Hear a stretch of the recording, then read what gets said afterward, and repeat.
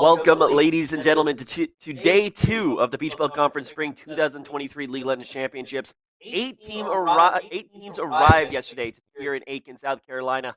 4 teams remain, and at the end of it all, only one will be remaining with the Peach Belt Championship in that coveted golden ticket to the national championships. I am Big Stevie, joined here by Alfarius, and we have got a beautiful game and a day of League of Legends here for you guys shortly. How are we feeling about it? I feel good. You feel good? Oh yeah, I feel good. I mean, I was a little sleepy today, but for this game, I am very excited to see a long-heated rivalry. Is about to show up. Hey, let me tell you this. I mean, everyone's got their own kind of wake-up routine. Some go for the shower, some go for an exercise. For me personally, nothing gets you out of the bed quicker than Kennesaw State University versus University of North Georgia. That's my personal secret. And I'd recommend it for all you guys back at home because this is a barn burner of a series.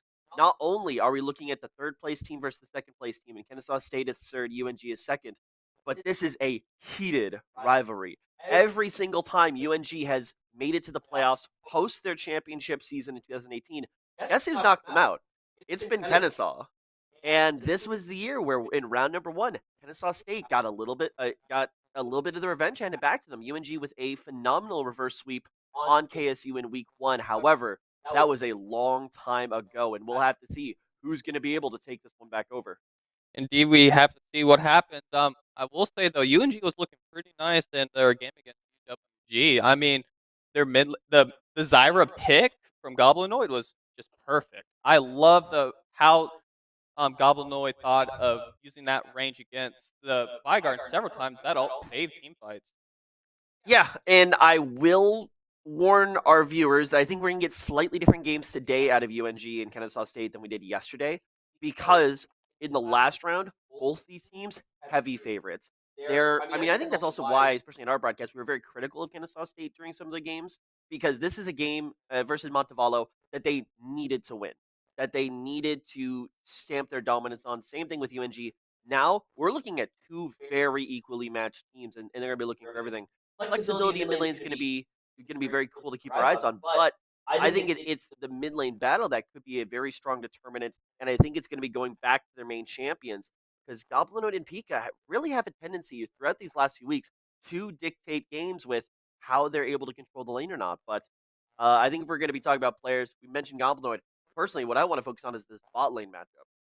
Oh, really? We need to look at the bot lane. Doc, Buncat, Hero, and Shanghai are going to be facing the bot lane. Shanghai has been known to be a very, very competent support, especially within this conference right now, or the championship. And I am really interested in what he is going to pick. We've seen the Senna a lot. He is well known for, and I'm trying to see how he is going to contend in the bot lane today.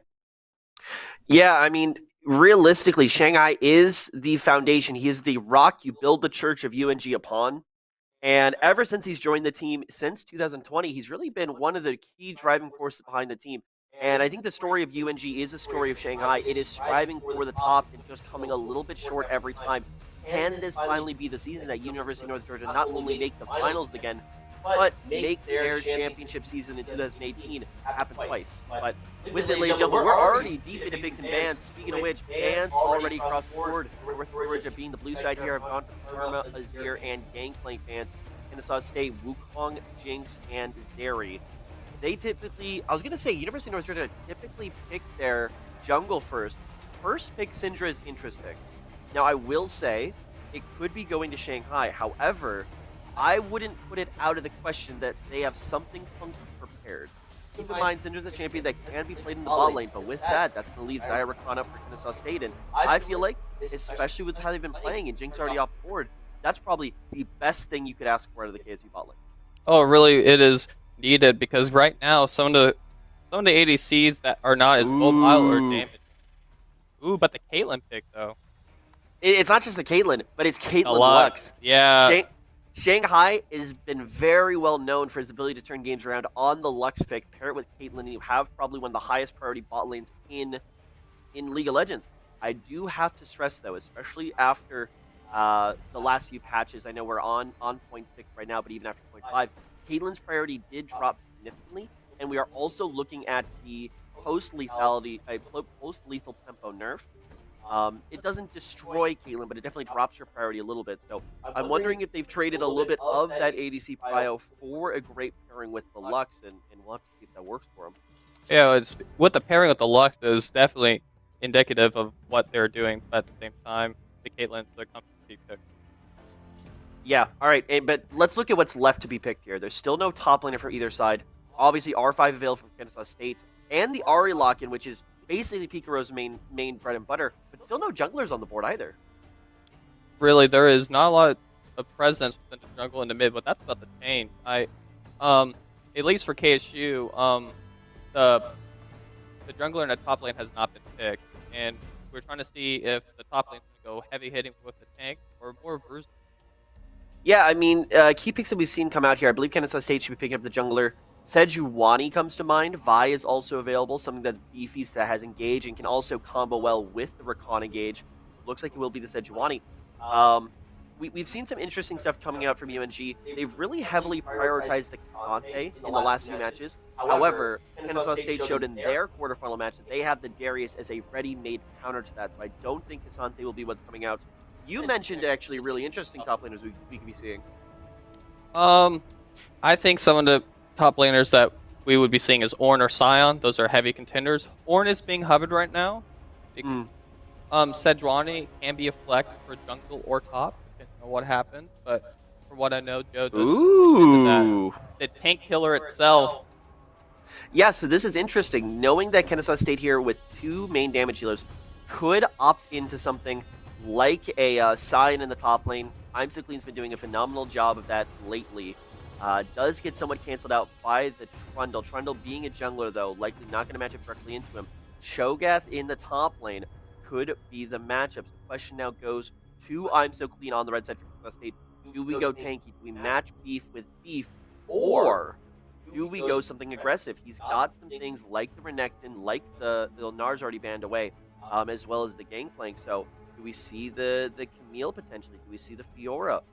Fiora actually would be kind of sick in this competition. Camille, though, the ultimate sticky top laner. That is what you want when you want your top lane to run away with the game. And it's also comboed here with the Sejuani. Yeah, Camille's also really good at making sure that Lux, Syndra, and Caitlyn cannot escape any champ, to be honest, because that Hextech ultimatum ult is going to make it really hard for them to do anything. And just being able to hop on anyone and deal a lot of true damage.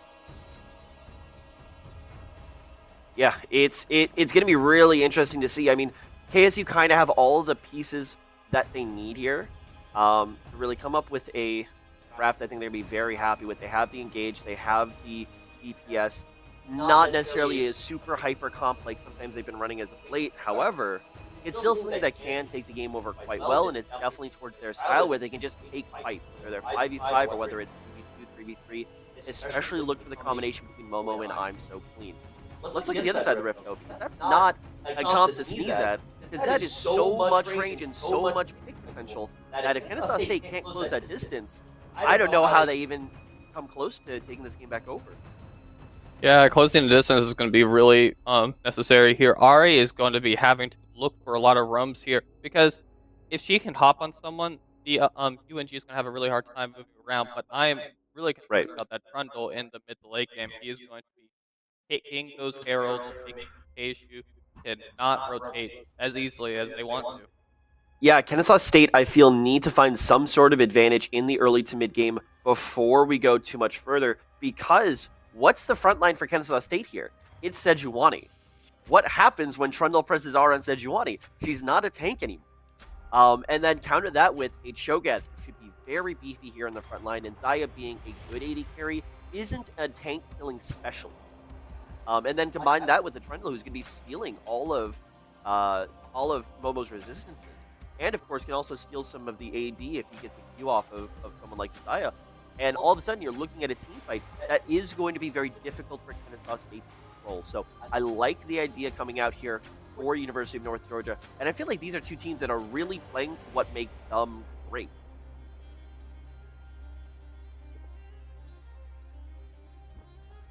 Alrighty. Well, ladies and gentlemen, we should be getting the exact lane assignments here very shortly. I don't expect anything crazy coming out. So just to reiterate what we're expecting currently, we expect for University of North Georgia, it's going to be a I would expect a Cho'Gath in the top lane. Well, we're going to see right here. Cho'Gath in the top lane, Trundle in the jungle, Syndra on mid lane, Caitlyn on ADC, and Lux on support. On the other side of the rift for Kansas State University, it's Camille in the top lane, Sejuani in the jungle, Ari in the mid, Gaia ADC, and Rakan support.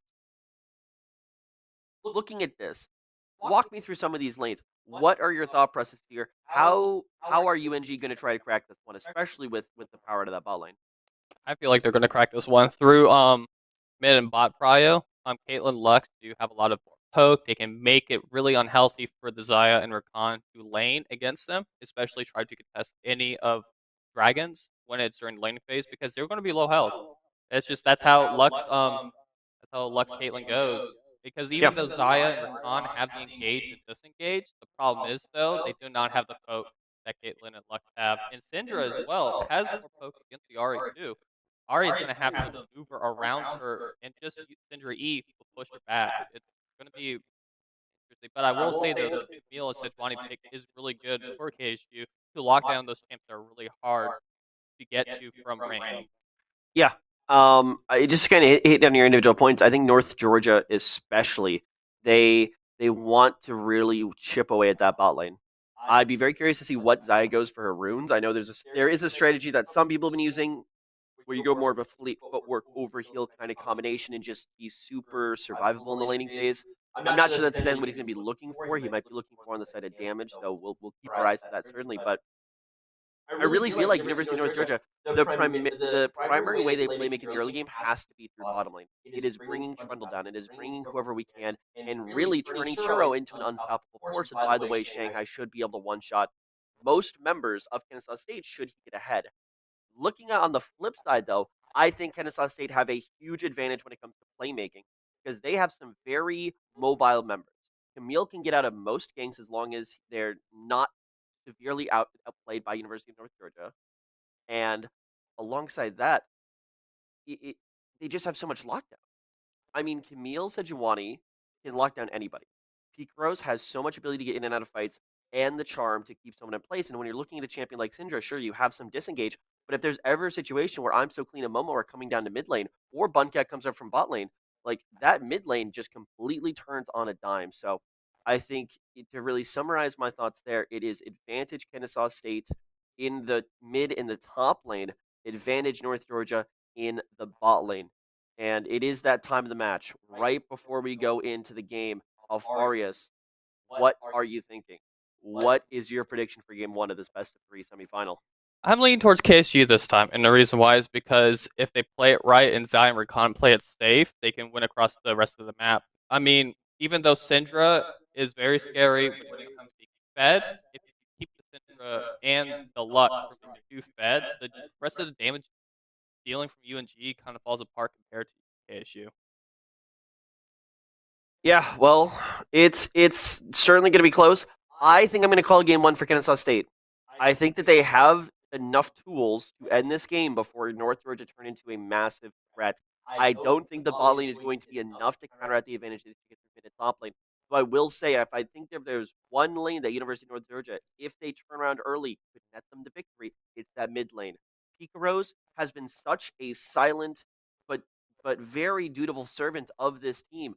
not necessarily getting the big flashy plays, not necessarily coming out of lane, with a massive advantage, but just quietly accumulating lead after lead. And then all of a sudden, when you need him most, he's there.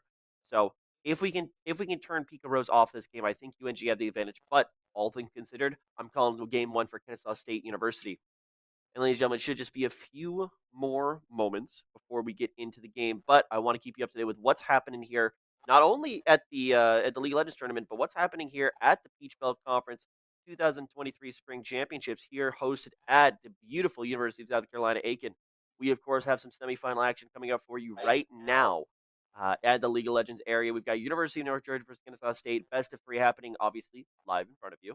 Following this will be Florida Southern College versus Columbia State University Cougars to see who will be joining the winner of this match in our grand finals. Following that will be the Champions Division, which is the lower league here at the Peach Belt Conference Finals. That'll be coming up with a very interesting matchup of Alma versus Florida Southern College B team. And then, of course, at the end of the day, predicted to be around 5:30 p.m. Eastern Standard Time, we're going to have our grand finals best of five, the two winners of the semifinals to see who will hoist this year's trophy and also be our sole representative at the national championship. It's all a bunch of March Madness beauty. Alongside this event, though, do keep up to date with what's happening on our Overwatch stream. You can go check that out at Peach Belt 2. So it's just the same title except with the 2 at the end. Be sure to open a new tab, though, because you don't want to miss out on what's happening here. Great setup they got over there, but I mean, with all that, I think it's time. I think we are ready. I think the players are ready. I know that all you guys at home are ready for this matchup. And like I said, I think I mentioned this yesterday, but this for me feels like it has the potential to be the match of the tournament. And there it is, ladies and gentlemen, as we load on a rift for game number one of our semifinals. In the top lane for University of North Georgia, it's Silver Weasel, JP Montgomery in the jungle, Goblinoid on mid, Kuro on ADC, and Shanghai on support. Red side, Kennesaw State University has I'm So Clean in top lane, Momo on the jungle, Pikaros in the mid lane, Doc on ADC, and Buncat on support. Looks like KSU and UNG are going to be going with a 5-point defense. They're not trying to do anything that would give anyone a lead. They're trying to play it safe. I agree that is the best strat for both sides because there's not really any champs that have hard engage like Blitzkrieg that we saw last night. Yeah, certainly so. And as the first wave of minions trundle on along, they are the first, but they will certainly not be the last here in this matchup to do their duty and do battle in the mid lane. Looks like both junglers should be starting in the top side here. Momo assisted by So Clean and JP Montgomery assisted by Silver Weasel. And this should be interesting. Hello. As they should be crashing down in the bot lane fairly early on, unless Momo goes for a very aggressive strategy.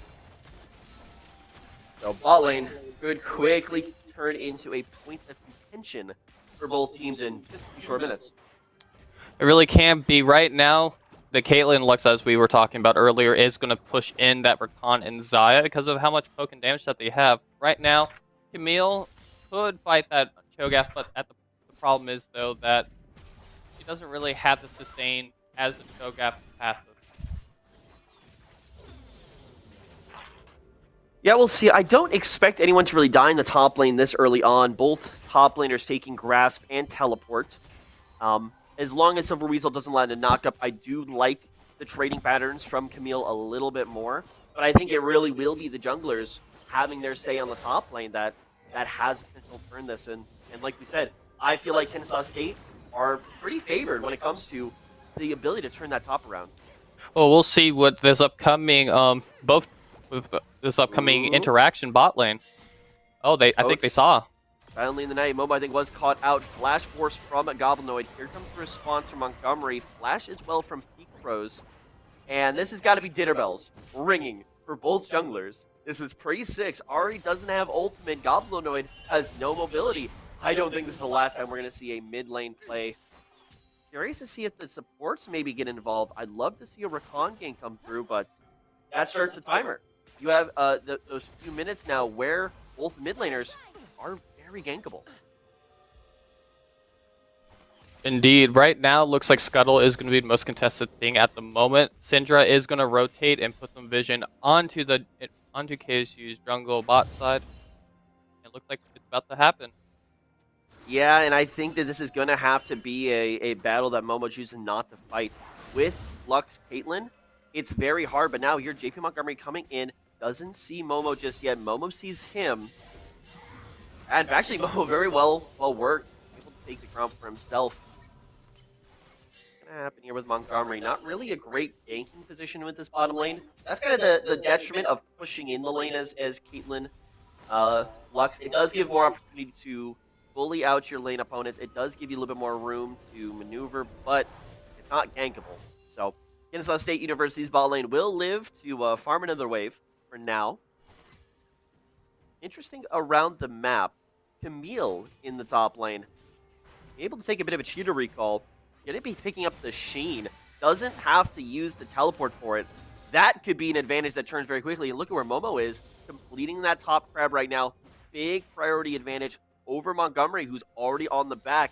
This top lane, keep your eyes up here on the directed camera. I'm pretty sure we're about to see something go off.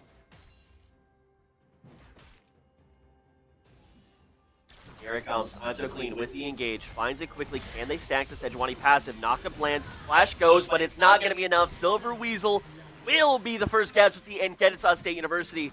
I'm so clean flashes for a little bit of damage, but it's going to be Momo picking up first blood here in a heated semifinals. Kennesaw State first on the board.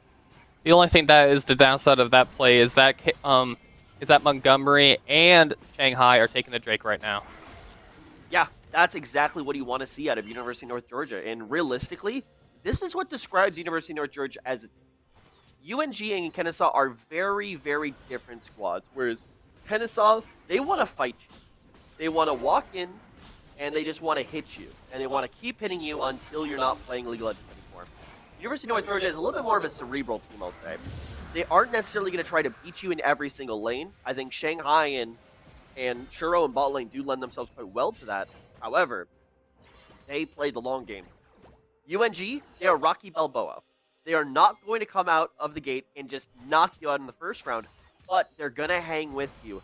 They're going to play the long game, and they're going to wait until you make a mistake, capitalize, and pounce. So, Kennesaw State, it's great to get on the board early like this, but they need to be very careful because one misstep in the mid game could be all it takes for UNG to get back to this one.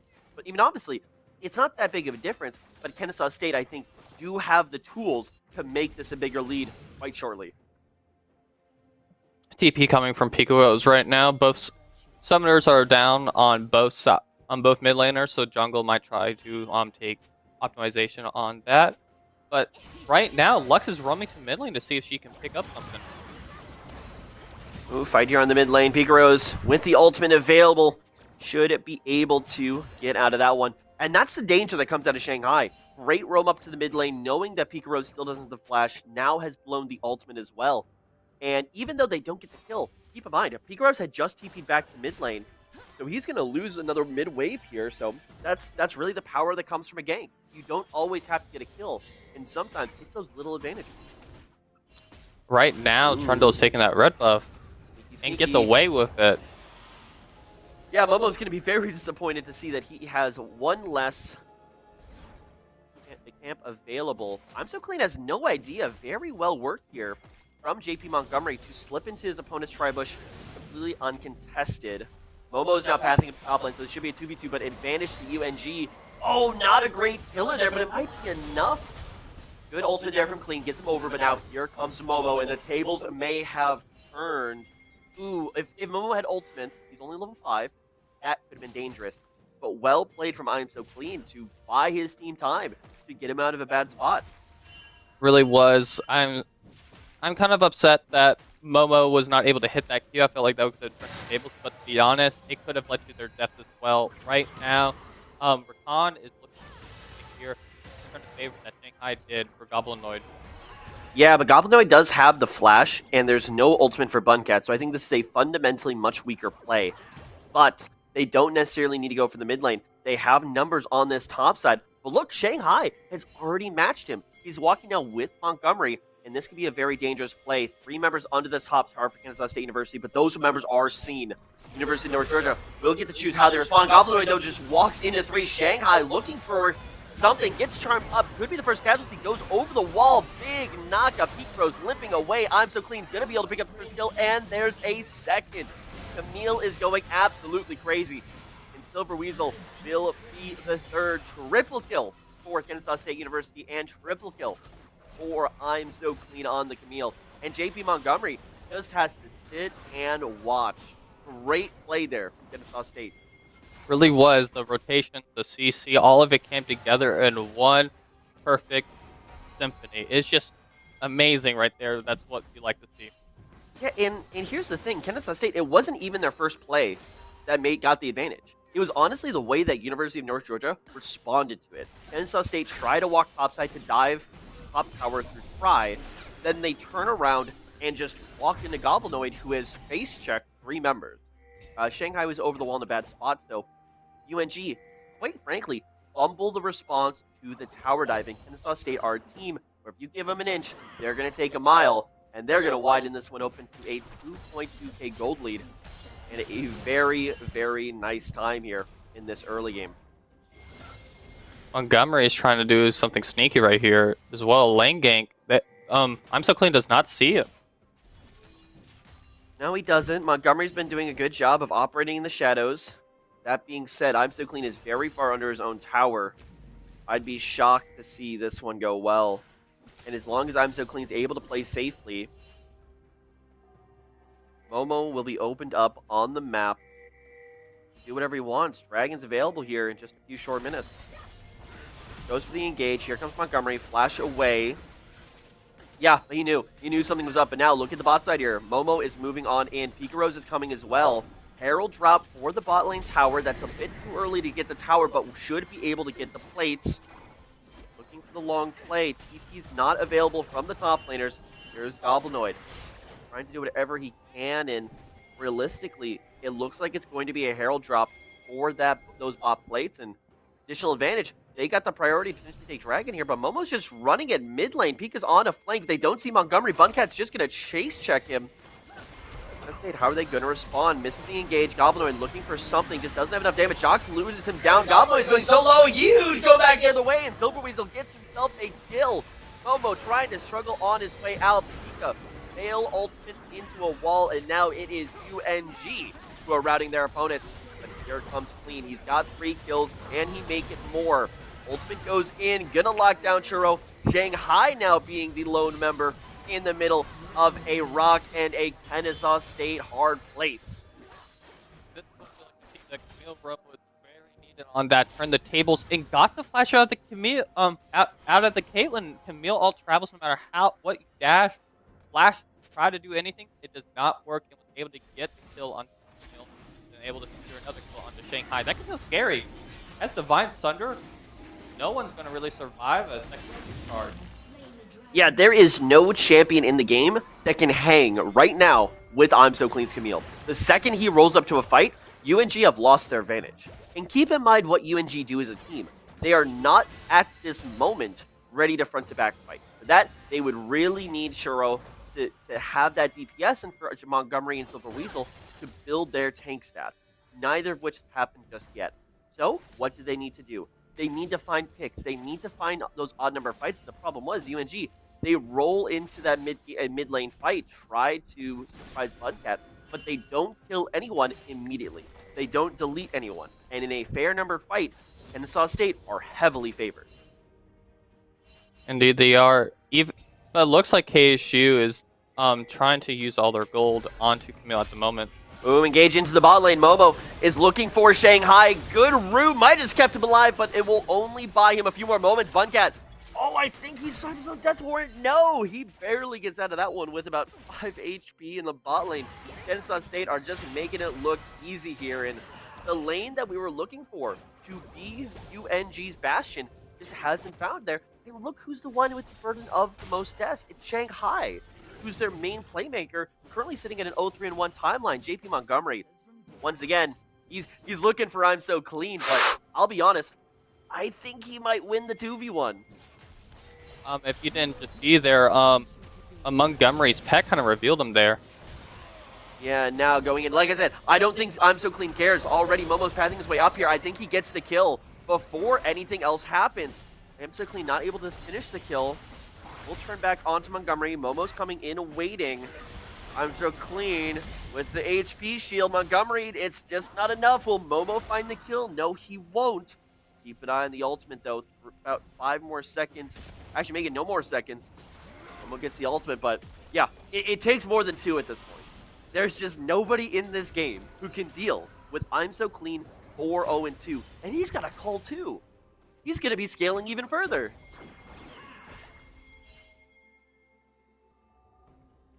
Momo with the exploration of the enemy jungle. I'd actually be looking here back in the top lane. And already, I'm So Clean's going in once again on Silver Weasel, who's solo HP. But look at here, Shanghai once again caught out. This ain't your jungle anymore. This is Kennesaw State territory. And just like that, KSU deletes the support from the map in top lane. It's just Kennesaw. It is just Kennesaw. It's just Kennesaw. Yeah, it's like you were saying earlier, Kennesaw loves to fight, and when they have the advantage, they want to even fight more. They are locking down the enemy's jungle so hard that they can't even roam and try to ward in their own jungle, which is kind of scary for everyone else on UNG because they're losing a lot of resources right now. Can they stem the bleeding? They need to try something, but I mean, at this point, we're getting into territory where it might be a little bit too little too late because Kennesaw State, they've completed their items. They've completed most of their mythics, Buncat being the only exception. I expect them to go for Shirelias there. Look at the gold differentials. Mid lane's the closest one here with just a few hundred. ADC, a few hundred as well. Top lane, 1.5k advantage. Same thing for jungle, about 1.3k in favor of Momo. And it's really hard to see where UNG are going to be coming back into this one because, once again, their style is pick. Pick relies on you having extra vision, and they just don't. Silver Weasel being engaged on by both Pika and Momo, but he's big. And as ahead as Pika Rose is, I don't really think he has the DPS to cut through that much beef, but it doesn't matter. Priority has been established, and Rift Herald, once again, going the way of Kennesaw. Rift Herald is going to go to Kennesaw here, most likely, but I want to say that we are going to look at Drake coming up. Everyone on UNG is trying to rotate onto Drake, get vision down, because they are going to try to take it as quickly as possible before the rest of KSU can contest it. Yeah, be curious to see how Kennesaw approach it. I don't see any timers, so we're going to have to kind of guess as to what the duration is going to be on this dragon spawning. I think about 30 seconds remaining. Was curious whether they go for a top dive and then swing that down. Thank you very much. We got 30 seconds on the dragon.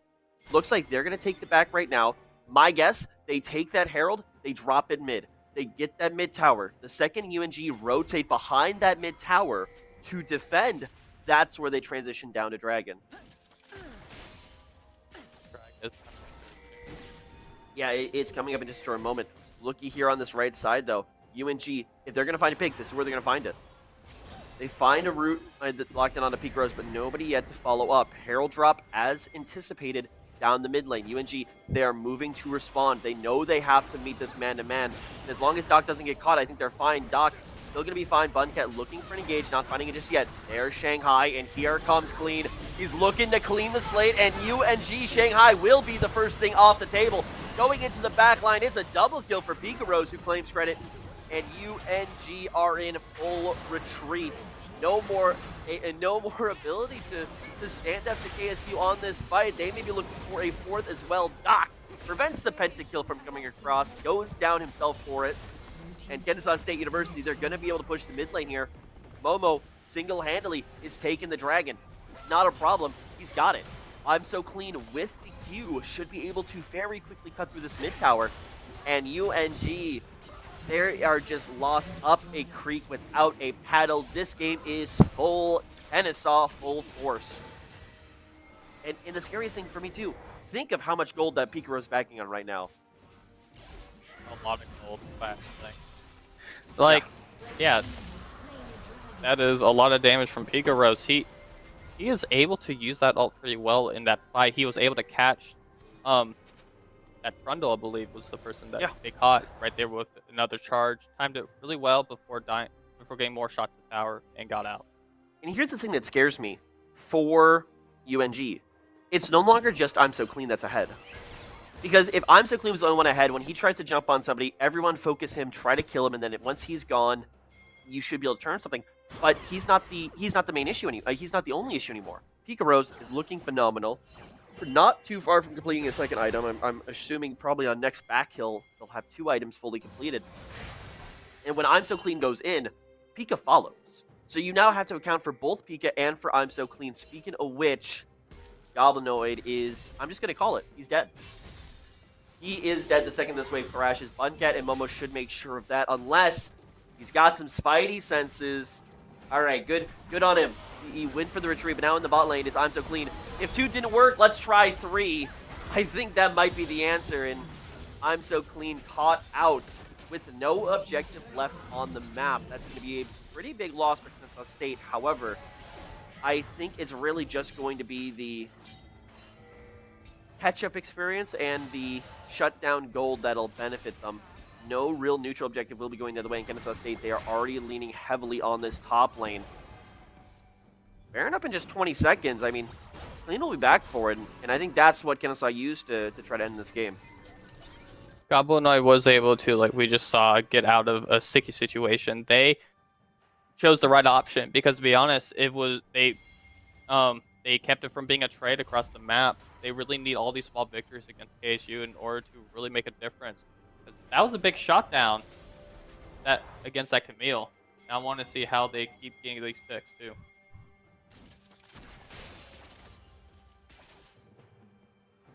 And as the game enters now, it's 21st minute. 2 minutes 50 left on Dragon, but Baron buff, the big purple worm, is on everybody's mind. Kansas State, they should be setting up for this. Forget setup, they're going.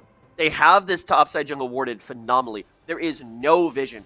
Anyone who tries to check into this from UNG will be doing so blindly. Already halfway down with the Baron. Buncat running a little bit of interference.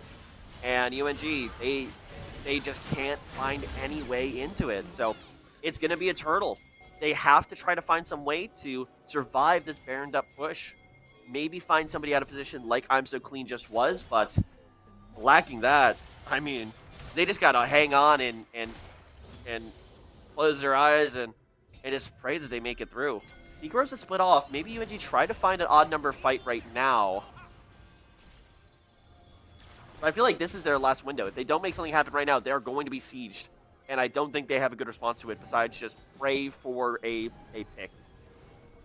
That's all that UNG can do right now. Second tier tower in the bot lane is being contested right now with Baron wave coming in. A lot of poke coming from UNG, but KSU is able to withhold or hold against that damage right now. Ooh. 2-man knockup, trying to engage. I'm So Clean is not in the fight just yet. Buncat buying time in the front line. Pika Rose and Doc DPSing out the back, but there's just not enough damage for UNG. They can't cut through the front line. They're trying to find Goblinoid, and they will find him. I'm So Clean is not required. Churro limping out of the fight, but a 4v5 fight in favor for UNG. It goes 2-0 for KSU. KSU right now is trying to end this game. While they have Baron buff, it's going to be really easy for them to go through these towers and Nexus towers coming in right now. Yeah, pushing in now. Bot inhibitor gone, mid inhibitor gone, and I don't know if there's really going to be enough in the tank. Knowing Kennesaw, I'd expect them to play it safe here. They know that they do not have to press for the end currently. They can be clean because they know that the one way UNG wins this game or finds a way back is if they overcommit. So I like this discipline coming out from Kennesaw. They're not giving UNG a chance. They shouldn't give UNG a chance if they can help it. Right now, KSU is pushing against that tier 2 top tower, and Momo and Pika Rose are not seen right now. Maybe we're gonna... Yeah, they're gonna disengage away from this one, and if we can flash the gold up on the screen with not only the 2 kills but those objectives, yeah, that's a healthy back for most of the members of Kennesaw State University. So this is the last back, I think. Kennesaw State, they should probably take this dragon off the board immediately when they spawn, and they should end the game. If we can switch to the items, we can see that gold has now been spent already. 2 items basically across the board, unless your name's Buncat, in which case it's about 1 in most components. But yeah, I think realistically, UNG, I would almost be wondering if they're thinking about game 2 at this point. Best of 3, they are the comeback kings, but I don't know what they're trying to find. I do not know either right now, but they're going to have to figure that out soon. Ocean Drake is coming up. So once again, I wonder if this is really going to be enough to catch him. Clean walks directly into multiple members. Ult avoids the final spark. Don't even know if he needed a flash there, but here comes reinforcements. Momo's looking for Shuro. On the backline, Buncat will dazzle Silver Weasel. Straight to the grave, it seems. Shuro going down as well, and that's 2 members gone for University of North Georgia, and the 3 who remain. I don't think it's going to be enough to hold the line. The final siege has commenced. I'm So Clean diving in on to the back line, but it's not going to be enough to find a kill this yet. First Nexus Tower falls. Second Nexus Tower falls. And it looks like the last fight is ensuing. They're trying to find a kill. Goes across. Kennesaw State University will put their stamp on this game and will claim the right to game number 1. Kennesaw State 1, UNG 0.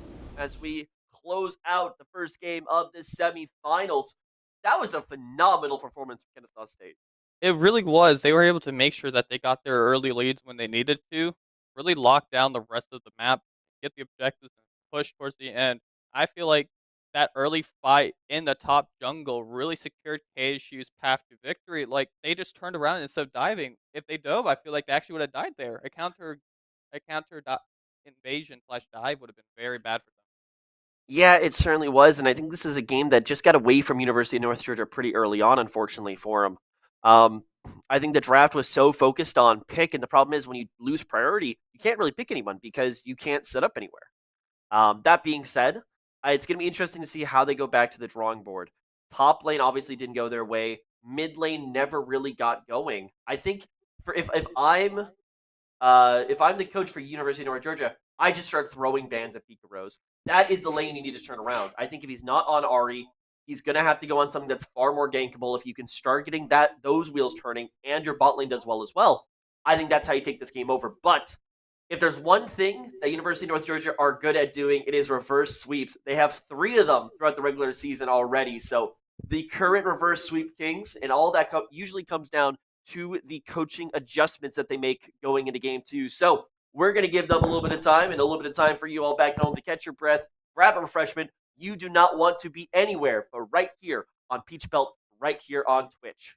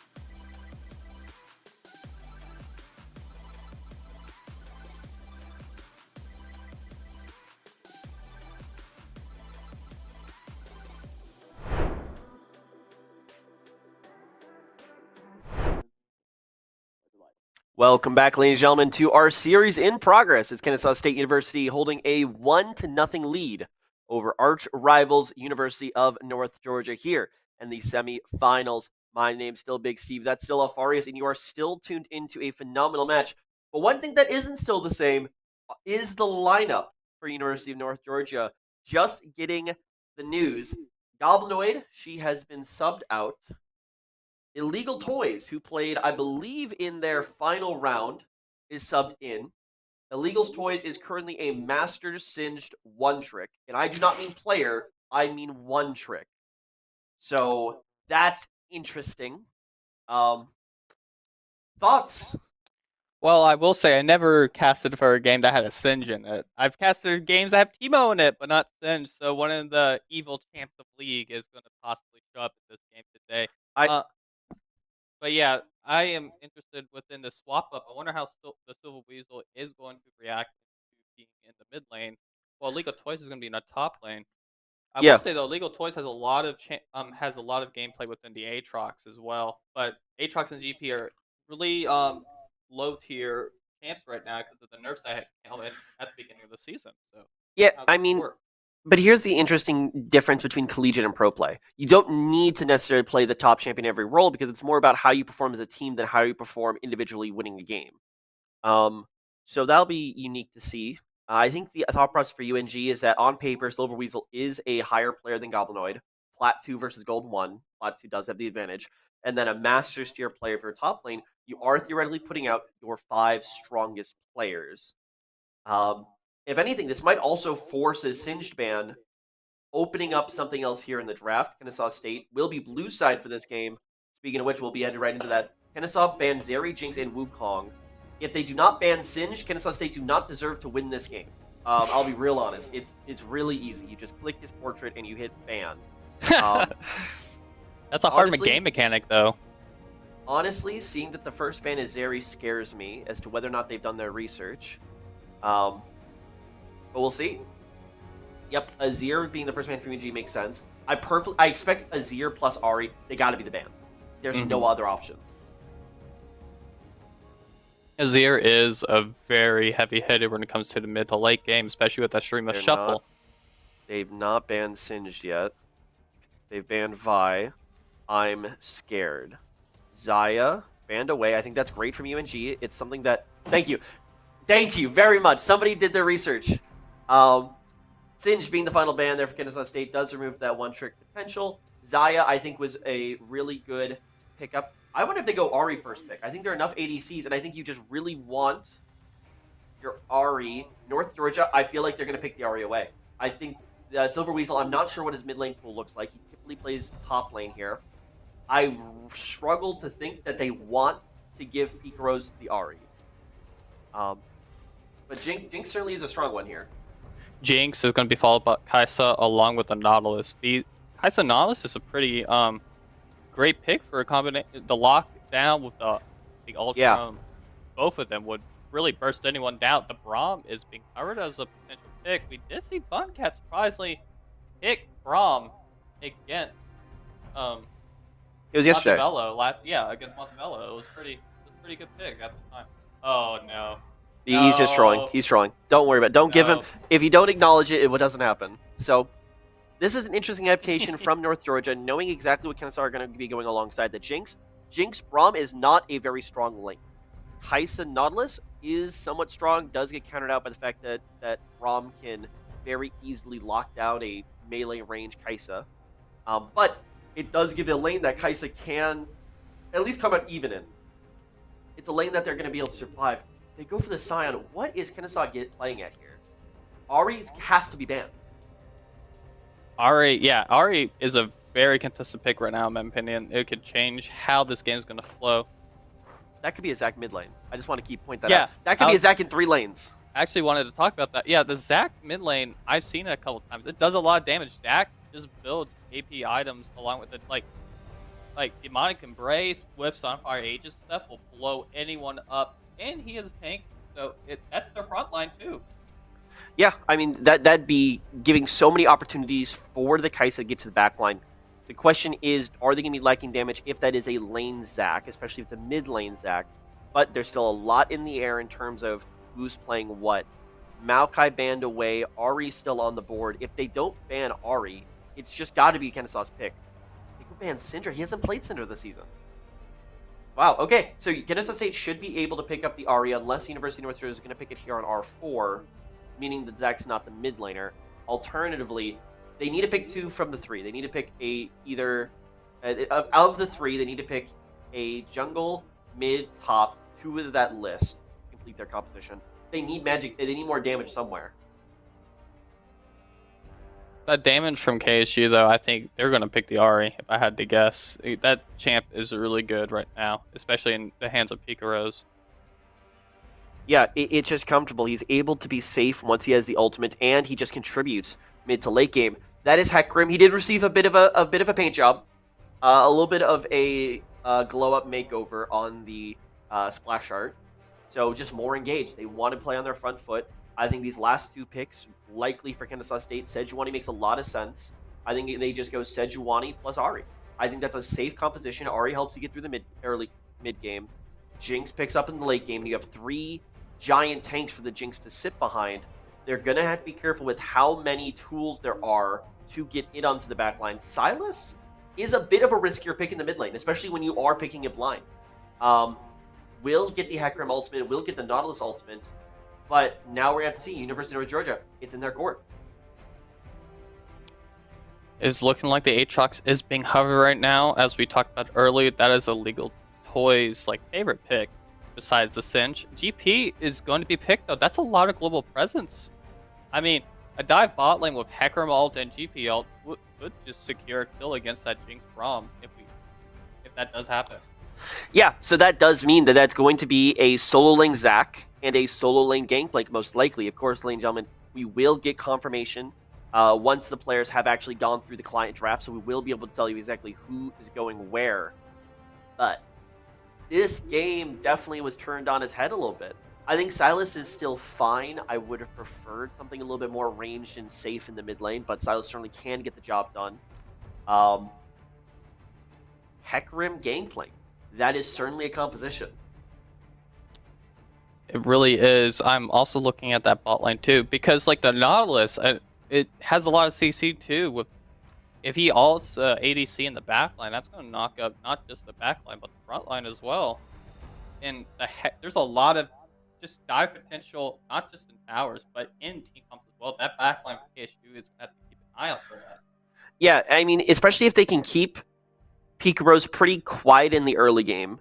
Sylas, of course, not really having a lot in terms of escape, does have a good coordination not only with the Sejuani, but with the Braum. I mean, keep in mind, this is super Giga CC. If you lock anyone down, they are beyond dead. They are very cold, and they're very dead. But there's really only one target that North Georgia have to go for here, and that's the Jinx. They have a bunch of tools. They can drop literally every single one of their ultimates on top of that Jinx. Zach wants to jump in on her. Nautilus presses R on her and it can't be canceled. Hecarim just ults onto the backline and then Gangplank. And I'll be honest, Doc's not a player that has always had perfect positioning. So I see the idea from North Georgia. Gangplank in the top lane brings a lot of damage. At least Kai'Sa does have some magic damage, so they're not completely locked into a physical damage profile, though I would wonder into a Braum, Sejuani, Sion if it's going to be enough to cut through them. But it's going to be interesting. I think for me, the game comes down to, can Kennesaw find a second carry? They know that they have Jinx in the mid lane. She is going to die every single fight if North Georgia knows what they're doing. If they are able to coordinate well, she's dead. It's not playable. So the question is here, can Kennesaw find a second threat? If they can, I think they win. If they don't, I think they lose. And yeah, what are your reads on it? I'm getting the same reads, to be honest. KSU has to find how to lock up that Kai'Sa and that GP, because those are going to be the main game dealers. But the disengage and the engage potential from Zach is going to be really important for that. And the Hecarim as well is going to be a threat too, not only for diving, but get out of a sticky situation or potentially steal objectives. He has a lot of objective stealing potential with his ult. Yeah. And keep in mind, this isn't a team in North Georgia that has to lead the game the entire time to be effective. With the pick composition, that was a little bit of the issue. When they fell behind, they weren't able to set up the pick, they weren't able to catch people out, and they weren't able to come back. This time, if Jinx is just ever out of position, they could almost always kill her. As long as they are not miles behind, they are always going to be able to find a pick on the Jinx if the Jinx mispositions. So that's going to be interesting. There is the lane assignments. I think that's what we expected, at least as our first guess. So that will, of course, for North Georgia be the Gangplank top, Hecarim jungle, and Zac in the mid lane. So I think right now it comes down to, is this upgrade for North Georgia going to be enough, and what potentially have they given up in terms of coordination? I mean, I don't think Goblinoid. I don't think she was the issue last game. I think it was a larger team issue. But if they think that they need more firepower to get over the line, is it worth losing the synergy of now moving Silver into mid lane and removing Goblinoid from the squad? Yeah, the synergy is very important. But at the same time, though, I guess this is their ace in the hole, so to speak. They have not really exchanged anyone out with illegal toys throughout this whole championship series. So we gotta take a look at that. He is pretty important right now in terms of that. And but he has sub for top in the past for other series as well. Yeah, so I mean, it's not like this is someone they just picked up off the streets and said, "Hey, you can play League of Legends." But it's you build synergy with your teammates over this entire season, and I think University of North Georgia, it's the coordination that's won them the games, not necessarily individual mechanics. So we'll see whether that is going to be the difference maker. I think the last thing I want to point out, especially for North Georgia, is the fact that Shanghai is on the engaged tank. Typically, Shanghai is tries to be a damage threat, especially with the Lux. Seen sometimes with the Senna, likes to be somebody who can try to make things happen themselves. Obviously, Nas is probably going to be the biggest part of the engage for North Georgia, so he's still got quite a bit of responsibility on his shoulders.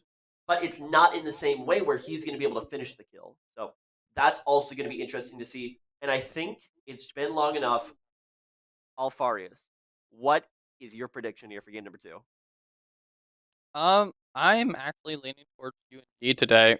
With the second game, I feel like they have all the ways to lock down the chance that they need onto the enemy team. Even though Jinx, because I know Doc usually likes to bring the ghost and really be hard to kill, but like if Jinx does not get a kill or a tower destruction or objective kill, Jinx is not going to get her passive off, and it's going to make her have to use the ghost in order to be immediately effective with an team fight, not get caught. But even that's not a guarantee because that fear from Hecarim could make her go into their team. Yeah, I agree with a lot of your points. I think for me, it comes down to one champion. If that is not a Silas, if that is like a Corki, if that's a Cassiopeia, if that is anything else that honestly, even at this point, I know we've memed on it. Like the Rise here wouldn't have been the worst thing in the world. You just need another consistent DPS threat that can be safe behind a three-man front line. If it was any other champion, I think I say Kennesaw State. But with that and with what University of North Georgia have rolled out here, I'm saying UNG. I think it's still going to be a close game, but I think that they are going to bring us to a game three.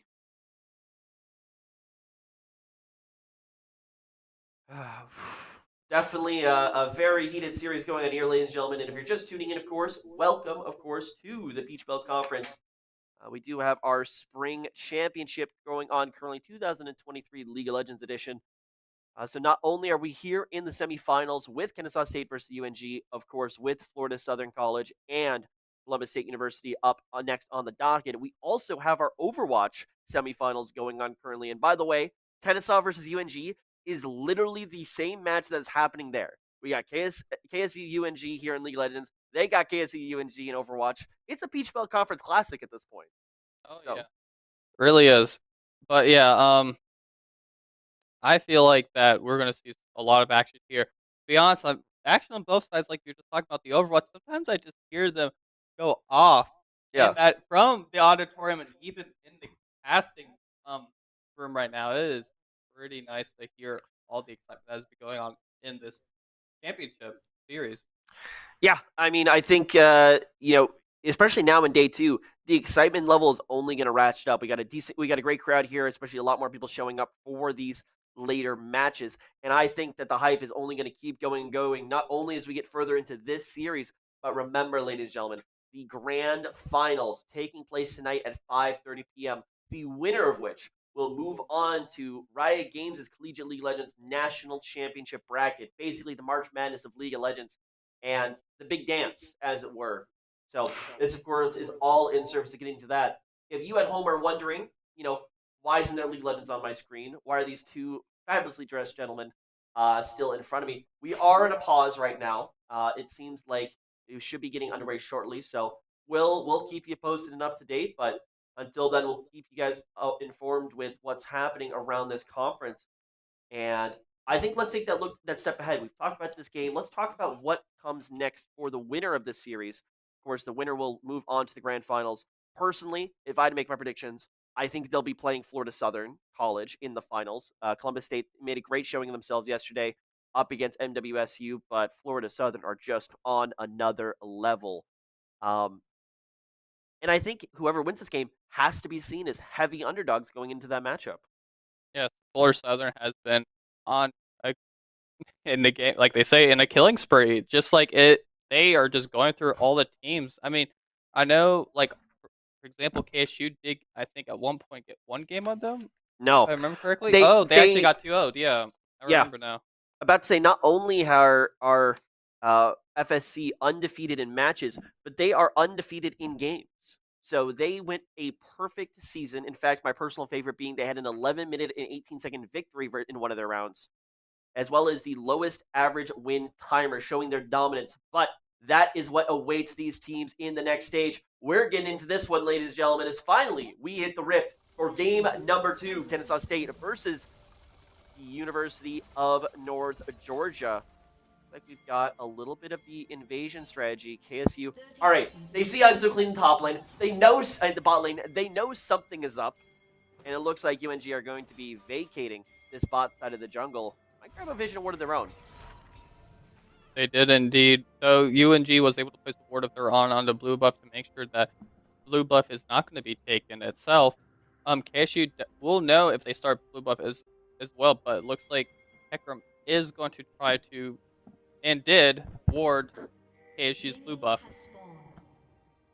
Yeah, so a little bit of knowledge going back and forth. Nobody wants to be the first death in this game, so I think that's why we saw a little bit of a tamer invasion strategy. Perhaps setting the stage for game 3 if we get it. But of course, to get there, University of North Georgia have to pull off this game 2 victory. Looking at our champions across the board, Silver Weasel, of course, piloting the Zac. They've actually elected to go for a lane swap. So this will be Zac in the top lane versus Sion, so a battle of the tanks. Gangplank here in the mid lane. So this is actually what I mentioned before.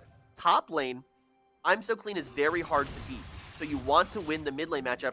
You are now putting your potential ringer, your strongest member, in that mid lane matchup. They're trying to take that one over. Yeah, gameplay into the Silas is going to be really nice, although that will give Silas a chance to steal the ult when he hits level 6 and use it a lot earlier than he would have compared to the other matchup. Yeah, but Vigoro's has got to be very careful because this matchup, especially early levels when Illegal Toys has his passive up, heavily favors Illegal Toys in the trading phase, especially up to level 3. And keep in mind, he's got Ignite. Yeah, that Ignite is going to be pretty dangerous. That Gangplank is going to be looking for a kill instead of like trying to get the lane as early as he can. They probably took that Ignite, understanding that, yeah, I'm not going to kill Sion, but if we do the lane swap properly, we're just going to take over the mid lane. But Momo right here is looking to gank, possibly in the mid lane.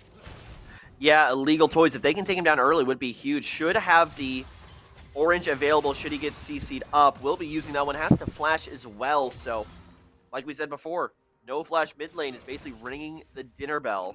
And with no teleport, any loss for Illegal Toys is going to hurt that much more.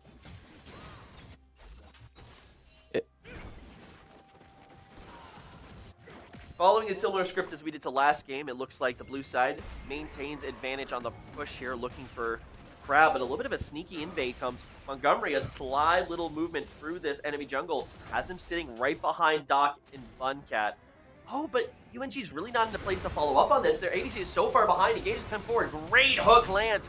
Shanghai. Doc is forced to flash on out. He really can't turn back around. Now it's Funcat's chance. Can he get out of that one? He will.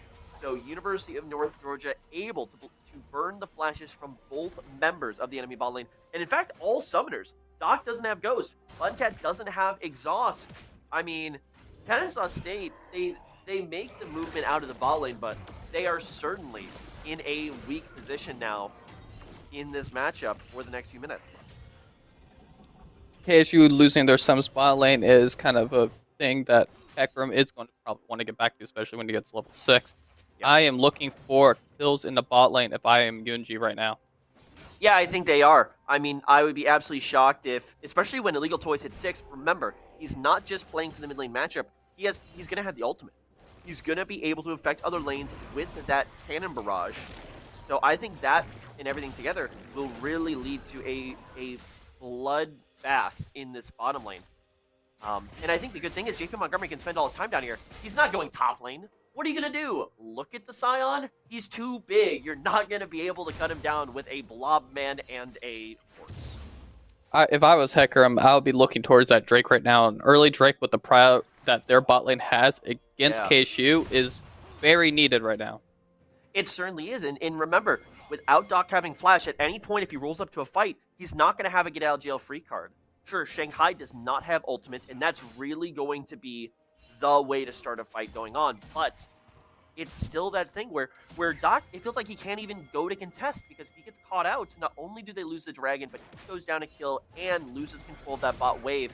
Momo, well, okay, I mean, I guess you could kind of say the same thing about the top matchup as you do for Kennesaw as you do for UNG.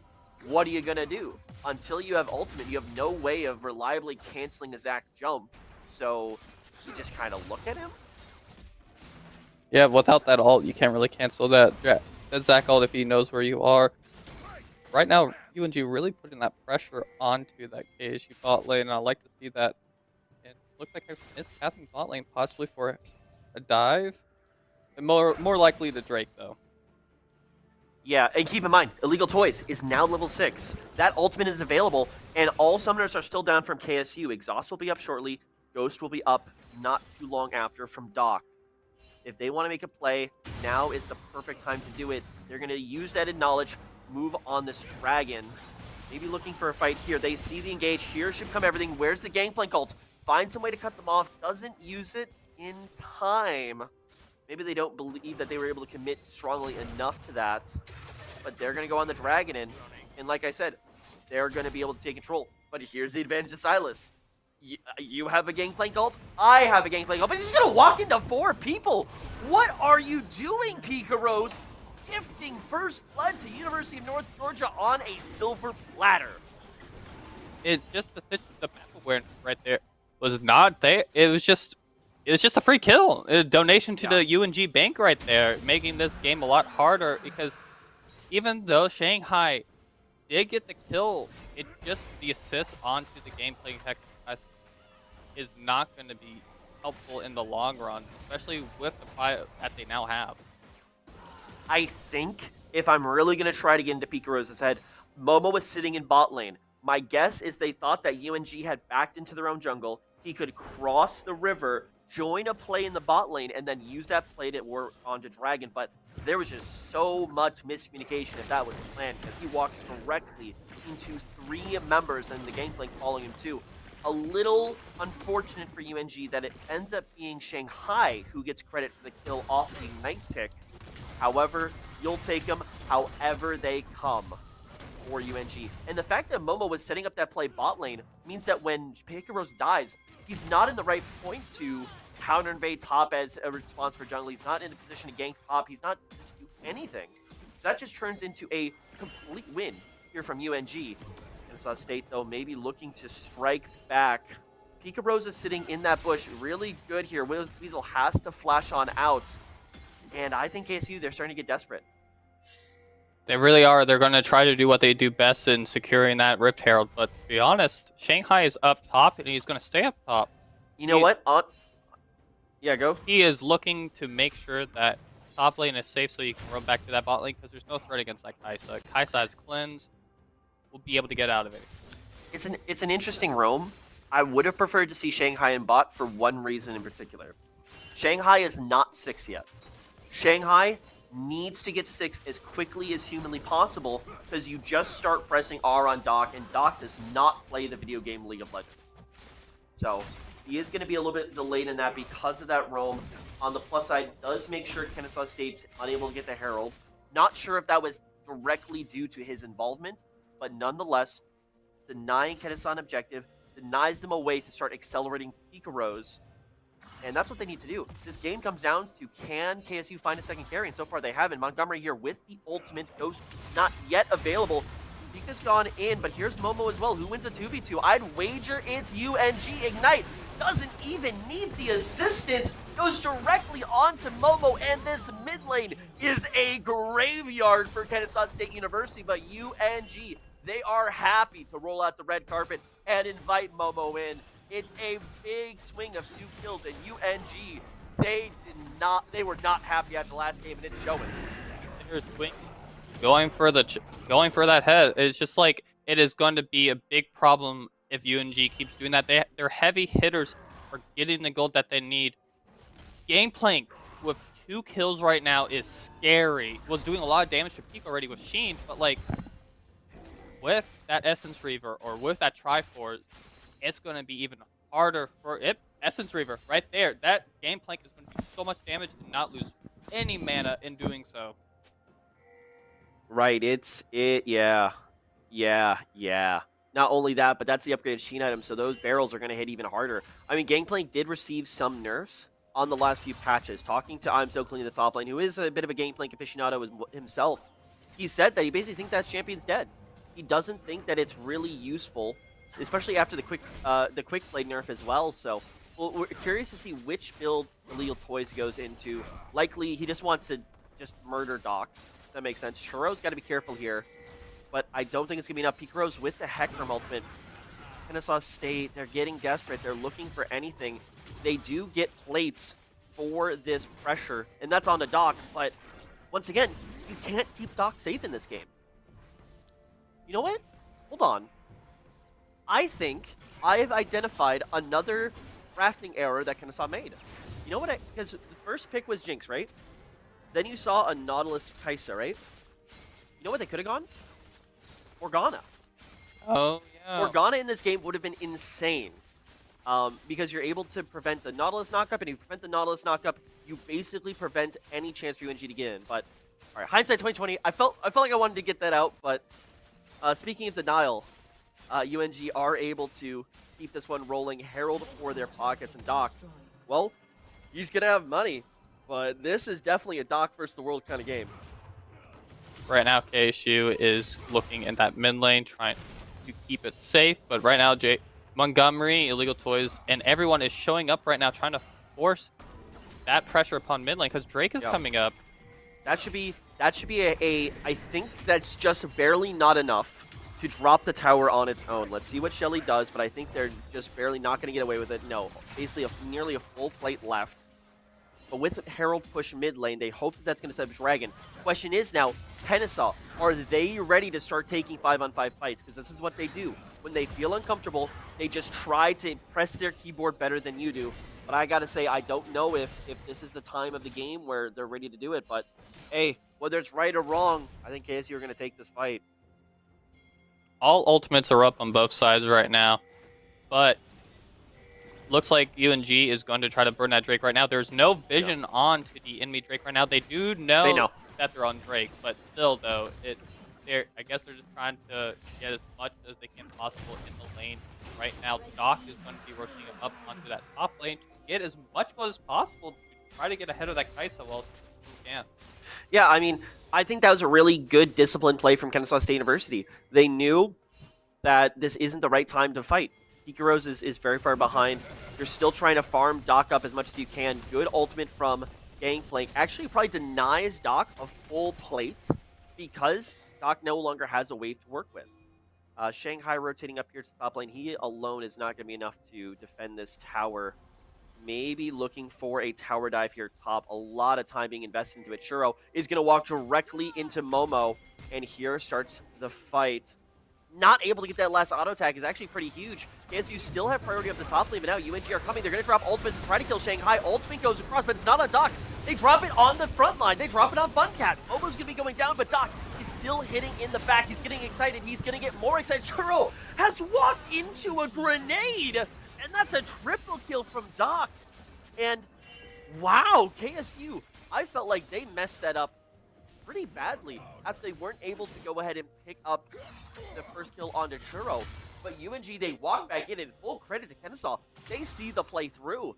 And Doc, with 3 kills, plus all the plates, look at the goal differential. It's already nearly 3K, and we're 14 minutes into the game. That's huge from Kennesaw. And UNG, Shanghai throws the ultimate at the wrong target. Obviously, I think he's going to be able to adjust and send those better. But I also got to say, if there is ever a time where University of North Georgia do not have the Nautilus ultimate there, available, and ready, they don't necessarily win the fights if Doc positions it correctly. Yeah, position is very key indeed because Doc, ahead of everything, has that Kraken Slayer and is building into IE already. That Jinx is going to hurt so much right now, way ahead of that Kaisa, way ahead of everyone. The only follow-up right now is Gameplank. That is an interesting decision for the following reasons. Kraken Slayer, yes, it gives you more damage, but at this point, Doc doesn't need to do more damage, he needs to stay alive. I don't know really if you go for Shield Bow on Jinx, that's definitely a bit of a strange choice. Gale Force is an option, because you can use that extra dash to get out of the way of the Zac, get out of the way of the Hecarim, get out of the way of the Nautilus Q, or even just buy distance from a Nautilus ultimate that you see coming. So, I don't know. It's a choice. I don't think it's absolutely the wrong choice. Looking for legal toys under top tower. He has the W available. W going to be dropped, and Momo will be going down to a 1-for-1 trade. Pika Rose should be able to get out of that one as well. So, keeping illegal toys from getting too much more, but a kill is certainly not what they wanted to see. Double Cloak of Agility here build also from illegal toys will immediately bring him to 60%. He's going to go to Vori Quick Blades. Here's a side ultimate. That's going to just barely go wide. Churro, great way to get across, and that will be the kill for Doc. Kill goes back the other way, but oh no, it's Nautilus who gets the kill. Shanghai will be going down, but oh no, this is absolutely disastrous for University of North Georgia. Because once again, Inspector, if you can show me that gold, Churro could have gotten. That's just not what they wanted. I mean, good, they shut down Doc, but in the worst way possible. I feel for him. That's got to feel terrible. Yeah, even though that Kaisa has Kraken Slayer already, she could have had a full tier boots completed right now and more. It's just, you just need the gold on the Kaisa, and I feel for being a support player sometimes that when you steal the shutdown, you're just like, ooh. Or you could be that support that just loves the kills and likes buying items quicker, but still at the same time, it is not good. Yeah, I mean, the problem is that every gold is much less efficient on Shanghai than it is Churro. Shanghai does not need gold to do his job. Sure, it'll help, but it's not going to be enough. Also interesting to see the Locket of the Iron Solari coming out from Shanghai. I would have actually expected the Evan Shroud for the additional damage on CC targets, especially that being Doc. So once again, we'll be curious to see if that plays a big role. Here comes the Herald. Kennesaw State are feeling confident. UNG are feeling confident as they have control here. Doc opting to go for the lanes.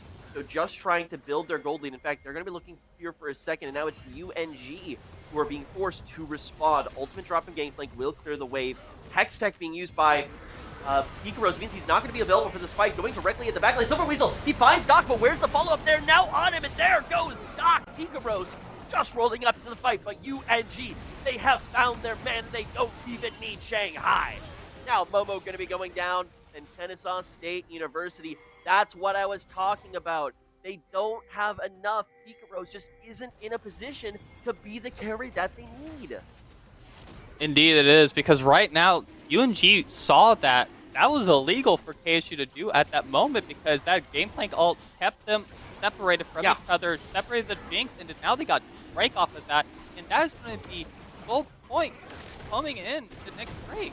UNG is actually a lot farther ahead than I really thought at the moment. Yeah, if UNG end up winning this game, that might be the play that we look back on and say, that's where Kennesaw State gave it up. Positioning was weird. They really didn't account for the Gameplank ultimate dropping the wave. I like the initial idea. And then Pika Rose, that was a baffling decision to use the Hex Gate, because it brings him further away from the team than closer. He's not even able to get in on the fight. And then, to really cement it, it's Silver Weasel who finds the engage onto Doc. Shanghai didn't even throw the ultimate at him. and Doc just gets hit by a pure Zac jump over the wall. And once again, you're wondering, if that's not a Kraken Slayer, if that's a Gale Force, he basically gets a free disengage. But he's gone for the Kraken Slayer, and they're not able to keep him alive.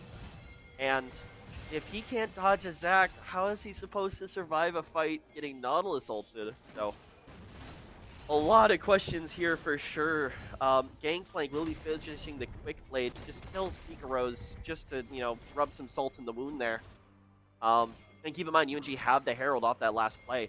They have every dragon of the game. They have Herald. This is UNG in the perfect position. Look here, Momo is going to be looking, but... Ow! I mean, it's so close. One missed fight from UNG could be enough, but I think this is definitely UNG's game to lose it now. Yeah, it could go either way right now, but though I feel like if UNG even loses a fight, it depends on where they lose, to be honest. Because if they lose closer to the KSU base, not necessarily meaning that they are going to lose it all there. But Baron is coming up, though. Hear me out. If Kennesaw wants to win the game, I think this is how they have to do it, and every Kennesaw fan in existence is going to hate me for it. Oh boy. I think we need to go to Elder Dragon. Because I think how Kennesaw wins the game Illegal. is that they force one fight where they can basically win the game off the back of it. And they need to force UNG to make a mistake. If UNG lose a fight for a major objective or for the game because Shanghai gets picked off beforehand, or because he ults the wrong target, or because Doc, if everything runs as expected, UNG wins fights, no questions asked. But Kennesaw need to introduce that chaos. They need to force UNG to make a mistake. And remember where we are. We're at a conference finals here on stage live. You can see in the bottom right corner of your screen.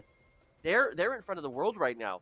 So if there's ever a point where if you apply pressure, you might get them to crack, it's right here, right now. KSU, they're looking to finish what they started in the mid lane, looking for Churro. Churro's able to cleanse out of the way, able to move on. Pikaros has to flash, and they are going to be able to pick up at least that mid tower. But now with Doc so low, I'm wondering if they're going to be looking, or rather, that's the other ADC. But Doc's still up and alive. They haven't found the way onto the backline, but here comes the horse, and he's going to Weasnaw all the way through. Silver Weasel separating off Doc from the fight, but he's still kicking. He's still pushing. There is no backline follow-up because there's no Churro. Illegal Toys, he's trying to find something, but he's not going to. Doc is going wild here for Kennesaw State University, and we literally just said it. You need to force UNG to make a mistake. I don't know why they're engaging. Churro is so low, there's no objective you're fighting for there. And Kennesaw University, they just pounce on the opportunity. What a game. I swear to God, if Doc... Oh my goodness, I saw that. I was like, he just auto there, fool. I say, if Doc just randomly dies off of Baron after that, he's mentally imploding and never coming back.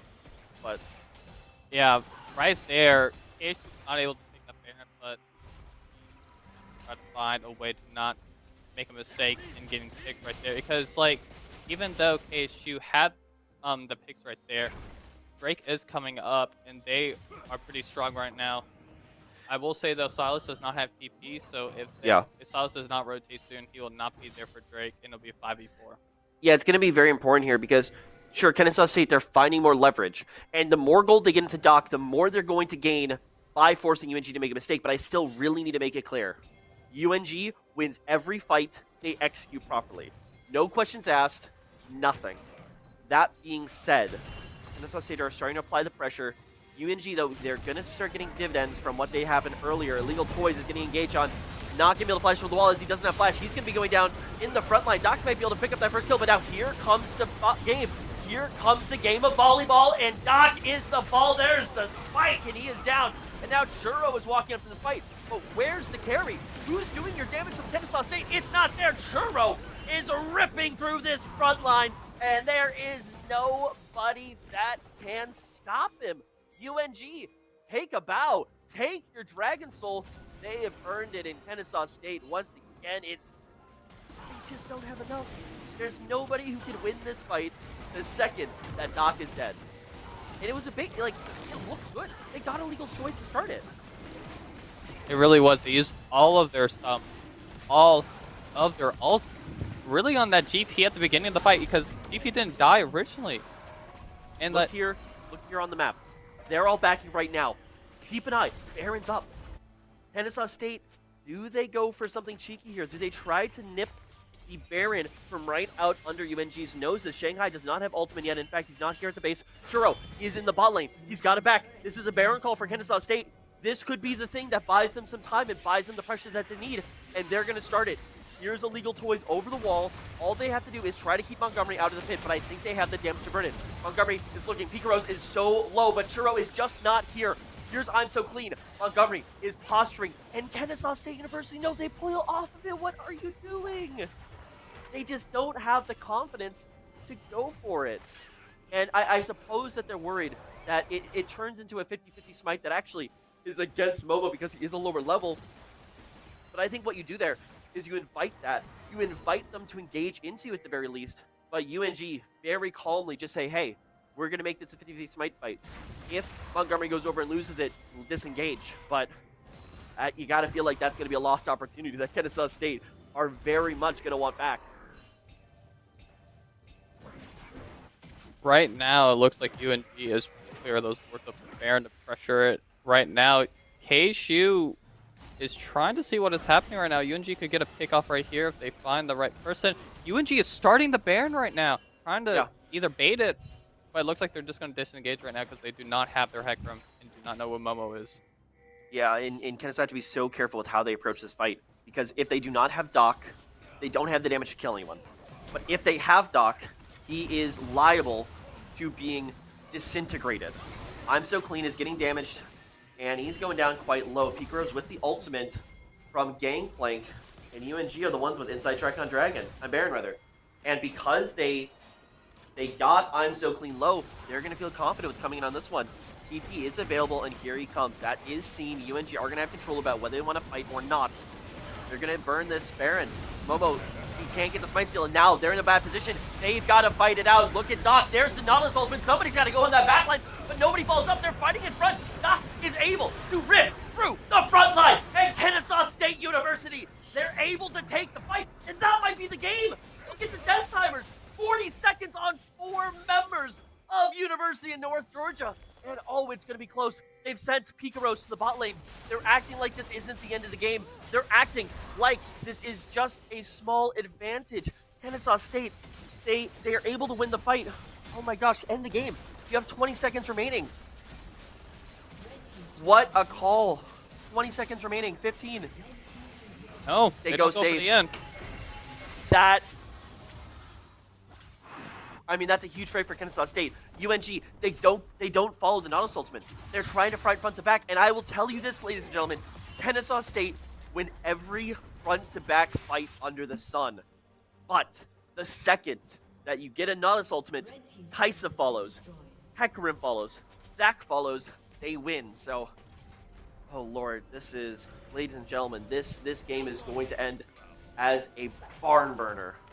It really is. Right now, I feel like I can't see the Jinx's items at this moment, but right Look now, at that.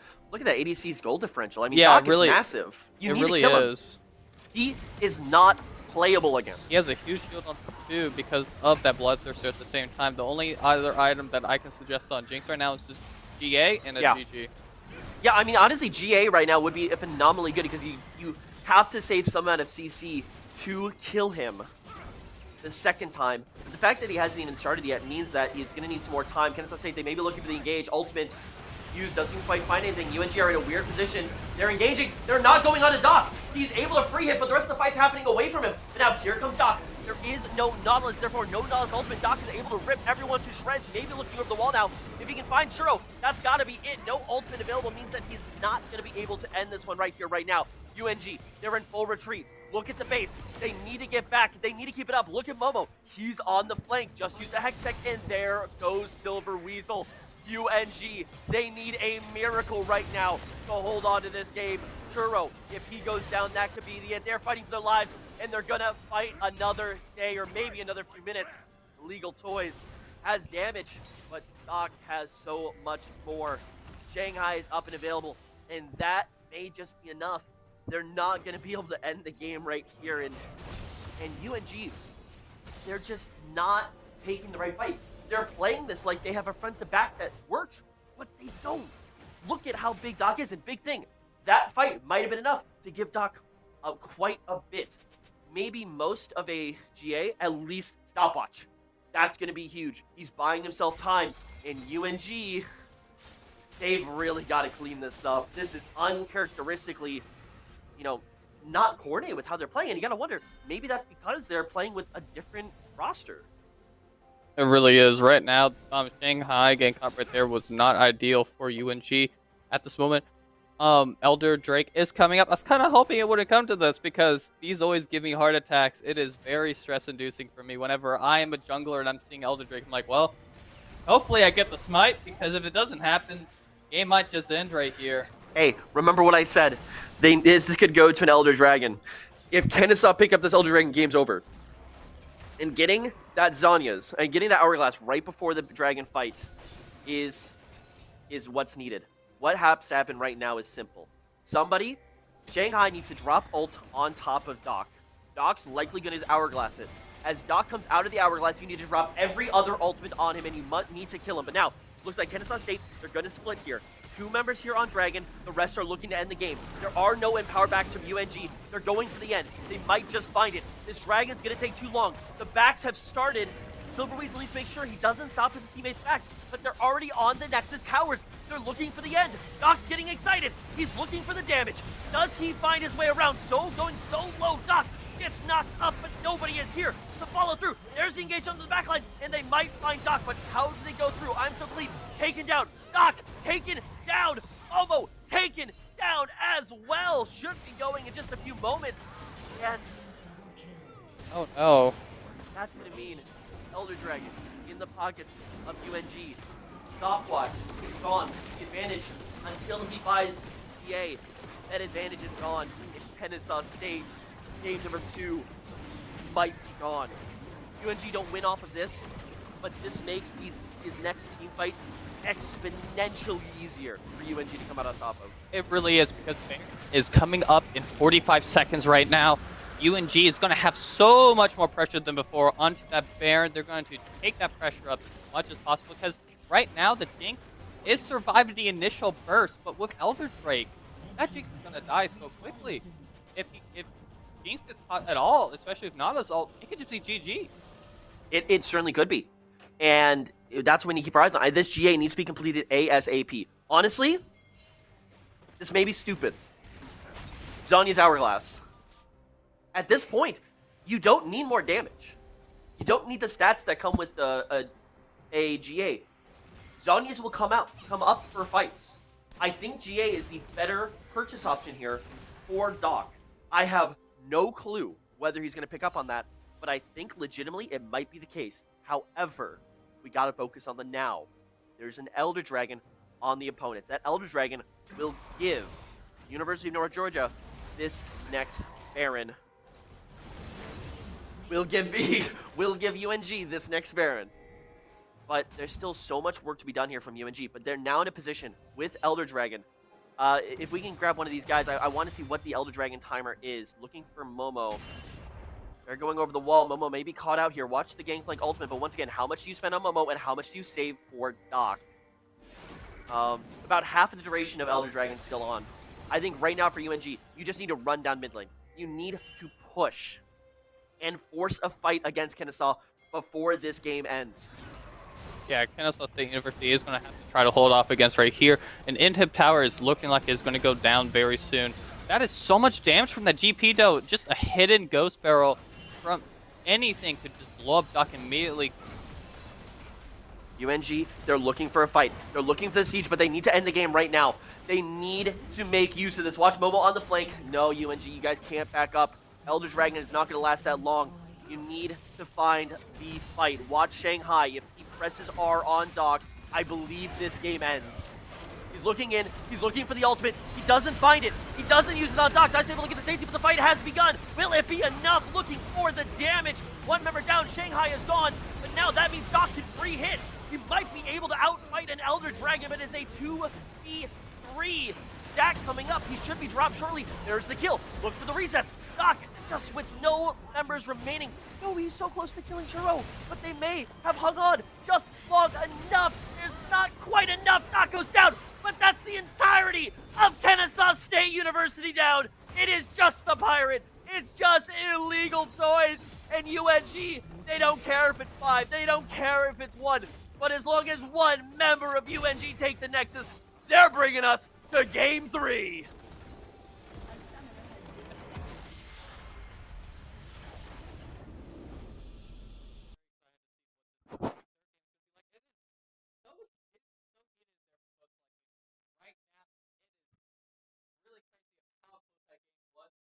He was able to hold out against some of those picks that KSU was getting onto them at the early game, but like they were really locking down that early game, and I think that set the pace up Yeah. towards that mid to late game, even though they were kind of getting caught out against Doc. Once Shanghai was able to press that ult onto Doc, and everyone's focusing Doc, like what damage does KSU have? Not really anything. This is what the game happened. This is how the game happened. Kennesaw State lost the draft because of their carry composition. UNG mis-execute on fights, and Kennesaw, to be fair, make a great situation, make great potential of a bad situation. They get so close. I think they could have ended if they all committed to that mid tower, and I think that's really what they're going to be looking at. But right now, forget it. Ladies and gentlemen, pretend the score is 0-0 because we're going to a one-game shootout to see which team will move on to the Peach Belt Conference Spring of 23 season League of Legends Grand Finals with a trip to the National Championships on the line. You guys take a break. I know we need to, but we'll be right back with the thrilling conclusion to this heated series.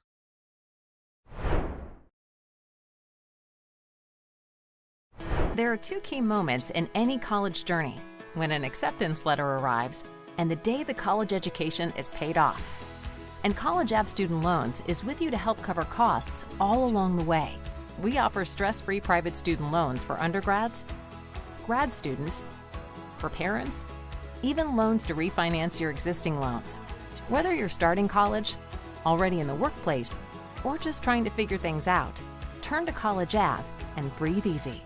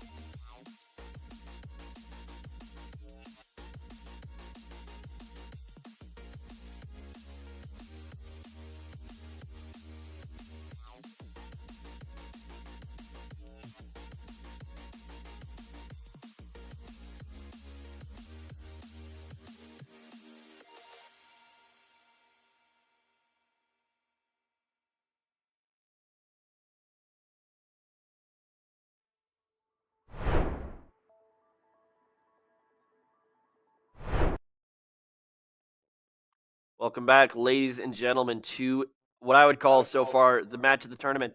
University of North Georgia just took a stunning Game 2 victory to bring us to Game 3 in the semifinals. Big stuff coming up. I'm still Big Stevie. That's still Alfarius. And, I mean, we got Game 3 right around the corner, but what a matchup we just witnessed. It really is a pretty strong matchup that we just saw. UNG was able to do a lot of damage into KSU, especially towards the end. They hesitated a little at first with the Elder Drake and the Baron buffs on them, but to be honest, that they followed through and had one illegal toy still alive at the end to make it count and hit the Nexus. Yeah, I mean, that game could have gone back and forth in so many positions. I still think that University of North Georgia decisively won the draft. I think Kennesaw had their opportunities, but now at this point, we're just looking to see who will win this game. The winner will be moving on, of course, to the grand finals up against the winner of CSU and FSC. And I think one thing, the thing that's the biggest for me about who has the momentum going to this Game 3, I think Kennesaw have just so many questions they have to answer now. What do we do about Illegal Toys, who is still in UNG running with the same roster now for Game 3? Yeah, it's going to be interesting. What do we do about the Gangplank? What do we do about the Zach? Do we drop some of our bands? University of North Georgia will be on the blue side again, so should be able to lead. Kennesaw like that R5. They like that R3 for solo lanes. But I think it's all on Kennesaw, not only to come up with answers to that, but keep in mind where we are. There's so much riding on this matchup. Getting to the finals, having a chance to qualify for the national championships, and all of a sudden Kennesaw have probably just taken their hardest loss since last year when they lost to Converse in a thrilling 3-game set in the semifinals. This feels like history repeating itself. The question is now, can Kennesaw rewrite history this time up against University of North Georgia? I hope they can for their sakes, because like right now we have to understand that this game will determine who goes to the finals and who gets knocked out. Like, we got to see KSU try to come up with heavy picks right just now in this draft. We're coming in. Daya is going to be the first ban for UNG, and I wonder how KSU is going to respond to that. Yeah, so far Kennesaw State have been pretty firm with their bans. The Zeri has always been their first ban. Jinx was on the red side, Vi on the blue side. I'd expect them to stay pretty similar. Wukong making his way up in the draft priority. Will be knocked off, hasn't been played from anyone this series so far. Azir once again being the ban from UNG. Should probably leave the Ahri up and available. UNG are probably of the mindset of, if it's not broke, don't fix it. But keep in mind, this is a best of 3. There's no responding to this next game. If you have something in the back pocket, you need to use it now. So we'll definitely follow that as it comes along. First pick priority for UNG in Game 1 was the Syndra. Earlier on in the series, they were first picking the jungler, and realistically, I feel like that's what we got to come back to. Ooh, an Amumu ban. That's very interesting and not what we've seen so far. I like that ban, actually, because Buncat does play that from time to time as a pocket pick. Hasn't been playing it too much in the series, but I have seen him in his solo and flex games from time to time pick that. It is a nice champ in general. AoE stun is very, and since we don't have that new champ Milo in the game, there's no AoE cleanse to take away something like that, right? Yeah, certainly so. I mean, it's interesting. That means that something in this draft is going to show up that they're wanting to switch. Lulu. So they're picking the Lulu. They're going to try to make a hyper carry, taking the Jinx away from Kennesaw State. Zeri has not been banned. This is going to be a Lulu Zeri versus a Jinx Braum, I think. I think that highly favors UNG, in my opinion. The Zeri, I mean, she has a different way of going around being fast, unlike Jinx, but like, Zeri does a lot of damage in general, especially when she gets hyped up with her ult itself. Yeah, she's going to be careful. I think Kennesaw State, they're looking for some sort of engaged tank. They need something to move that champion around, because Zeri is fairly short range. She wants to be right on top of people to do that giant AoE. There is the Zeri. Kennesaw State did drop that ban, so they have to be coming to this game knowing that that's something that could be coming out. Hecarim from Kennesaw State certainly shows that we have a pretty strong change. Interesting. Thresh for Buncat, and I'll tell you, Buncat's confident on the champion, but they just haven't played it this season. I don't think ever. He has not had a single Thresh game this entire season. Oh, I mean, you might be judging a little too harshly, Steven, because I know your champ is going to be I mean, high. I'm not even judging. He legitimately has never played Thresh this season. I know. More so, like, I know you're going to have some insight into that Thresh pick, though, right? Because you're going to understand how that champ works against the enemy team. And I feel like that is a good way of it has good engage, but really great disengage with that W, because you don't want that. Jinx gets caught out. Oh, let's just get back out. Yeah, I mean, that's true, but keep in mind now, with the Zeri Lulu, you're not necessarily trying to fight backwards, you're trying to fight forward. Jarvan being locked in, I'd be shocked if Galio wasn't the mid lane pick here for North Georgia, depending on who goes where. Orianna... I assume the idea is to put it on top of the Hecarim, and then Hecarim ult plus Ori ult, you're hoping to get through the Zeri. There's a lot of... And this locks, I'm so clean. Oh, I know what he's picking. Are you talking? I'm waiting until the picks come through from North Georgia. I know what he's picking. Oh, they don't ban Singed! Oh boy, we seeing it! Oh my goodness, I can't believe I'm casting a game with Singed in it. I have never seen this. Well, here's my question: have they prepared a Singed strategy? They did know that Illegal Toys had played. So do they have something up their sleeve that says, all right, give them the Singed, we have something we can play into it, or is this an oversight? But this is a hell of a game to introduce a completely new idea like Singed into a series like this. And I mean, for UNG, when your back's in the corner, when all the cards are on the table, play your best stuff, play what you are comfortable on. And that's why I'm a bit worried for the Kennesaw side. Orianna, Thresh, Hecarim are not something that they've played a lot of. I agree. Comfortable picks is what is needed in order to win the game sometimes. I will say Gnar is going to be picked for I Am So Clean. He is pretty good on Gnar. He does have that danger presence in a team fight when Gnar is enraged. But the problem is with Gnar sometimes, if he is not expecting a fight and is not ready to get enraged, that is a lot of AoE, CC, and damage out of the door. Singed, as we were just talking about, is a champ that's not played a lot because he has to be played a particular way, usually proxying waves, like tries to get under skin of the enemy team. Though he's super hard to kill, and as everyone knows in League of Legends, never change the Singed, ever. You'll just die. That's just how it is. I mean, I'm just gonna say it. I think University of North Georgia wins that face-off draft. My worries for Kennesaw State are thusly: they don't have a front line for the Jinx to fight behind. Hecarim and Gnar should be able to create some space, but I don't know if it's going to be quite enough. Singed, J4, and the Sejuani should be able to out-tank whatever Kennesaw State will be able to come up with.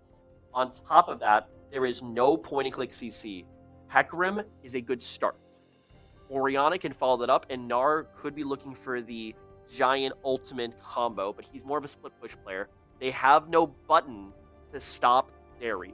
And I think in this situation, I think Zeri is better than Jinx. I think Zeri outdamages Jinx. I think the Orianna as well, you're focusing too much on engage that really isn't there. Once again, Aru is banned away in the second in the 2-3.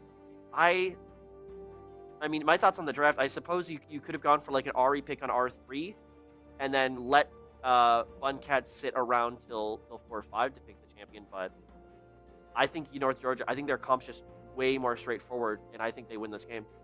What's scaring me most about the UNG picks right now is that, yes, Jarvan has ult for Jinx, Sejuani has ult for Jinx, and other champs, but the thing is, the Singed is also a Rylai's Crystal, and the ground W ability that Singed has too makes it impossible for Jinx to initially flash or use Gale Force of any of the sort that constitute as a dash. So Jinx is going to have to really hope that Thresh is going to be with her the whole time so she can pick up that Lantern. Though I will say, especially compared to last game, this is not as one-dimensional of composition as it was last time for Kennesaw. Jinx obviously is your primary damage dealer, but Picro, especially with a good shockwave, is definitely worth a shout in team fights. I'm So Clean on the Gnar can certainly shake things up, and don't even get started on Momo and the Hecarim. Do certainly have options. I just like University of North Georgia's options better. Looking at the individual lane matchups, it's curious to see which of these players is going to be going to which lane.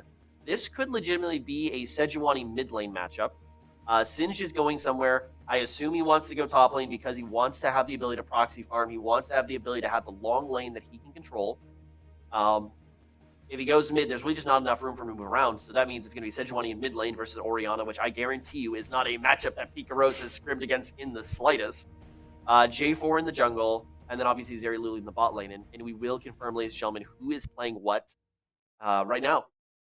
Keep in mind that players are able to move between the lanes, but this is what we're expecting, and it's exactly what we thought we saw coming. So I guess right now I've made it very clear why I think University of North Georgia are favored in this matchup. But let's take a quick step back and really look at it from the other angle. For Kennesaw State University, what's their prescription for victory? How do they find that success? They find it through just killing Zeri. There you have it, yeah, ladies. UNG doesn't have a lot more damage after the Zeri's deck compared to KSU. Like the Orianna ult with the Hecarim or the Gnar with the jump would be very nice, but like you would have to coordinate and time that really well because UNG is also looking for that. I am Zeri. I am taking cleanse.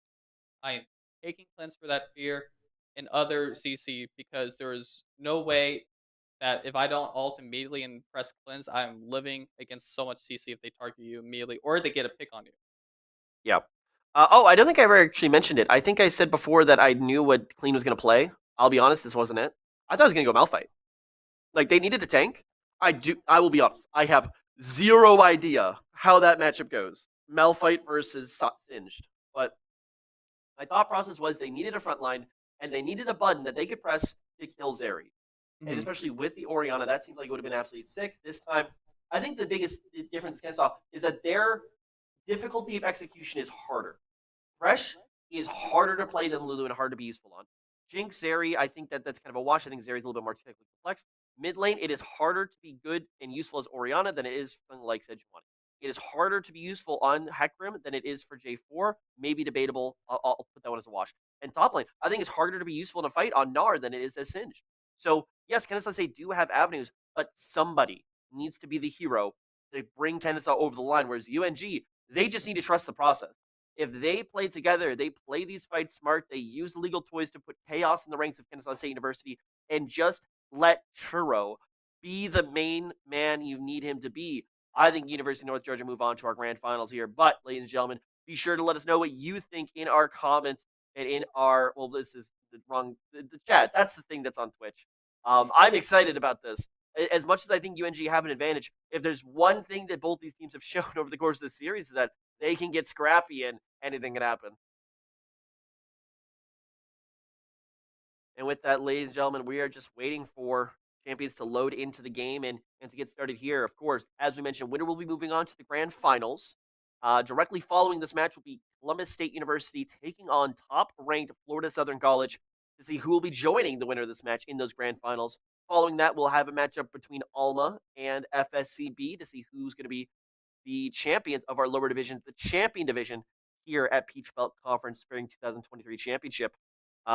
Additional update to give you guys, the Overwatch tournament, which is happening in parallel. Be sure to open up another tab and go to Peach Belt 2. Those semifinals have concluded in KSU with a clean 3-0 sweep. So we'll have to see whether or not Kennesaw State University can join their brothers from another game with a win over University of North Georgia, or whether University of North Georgia's revenge will finally be complete with not only beating Kennesaw State in the regular season by reverse sweep, but beating them in the semifinals with a reverse sweep. I got to say, that's probably got to be the sweetest revenge you can get. Really will be the sweetest revenge you can get right there. I mean, I don't know if UNG has really such a rivalry with our Overwatch team, but I know the Overwatch team themselves. I'm going to be asking questions of them later on. How hype it sounds every time I pass that room. Yeah, but I think where we need to be asking questions currently is the matchup, as we should be loaded onto the Rift here in just a few short moments. I think this level one's going to be really interesting. Kennesaw State, obviously, they are the ones that have more the weight of execution on their shoulders. Do they hit us with something funky? Every single game, I swear, without fail, they go for that bot lane second ward, and they just sit, or they try to find a little bit of invade after that push. Is this the game where they hit us with something different, where they hit us with something wild to try to get the early advantage over UNG, knowing that if they fail, they're giving their direct opponents an advantage in the match that matters the most. It'll be very interesting to see as we do get onto the Rift here shortly. Cat really is the only initial CC that they have, so it'll be that basically versus a Sejuani. Oh, and a Singed. He can flip level 1, though I'd expect him to start too early on. So maybe they look for something.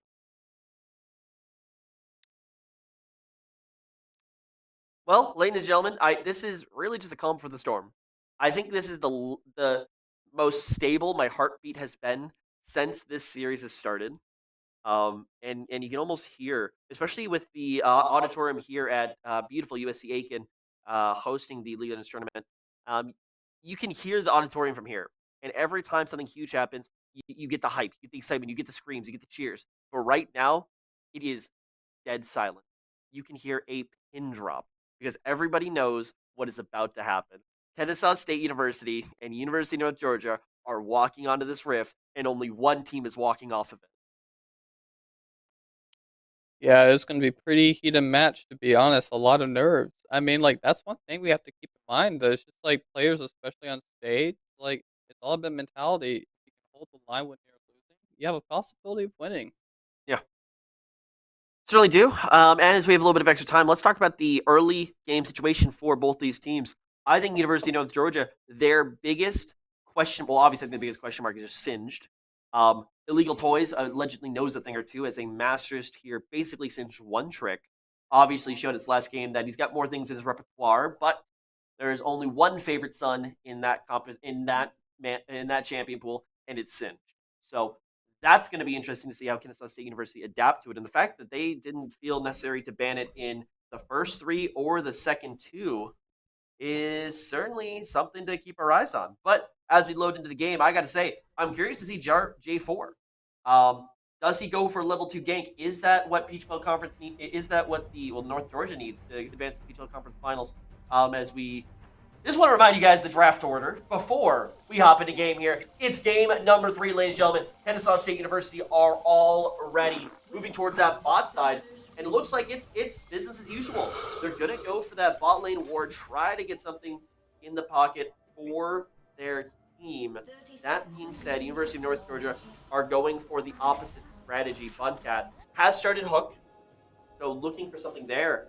University of North Georgia. This is what I warned Kennesaw the entire season about. If they become complacent and use the same strategy every single game, an opposing team will figure it out eventually.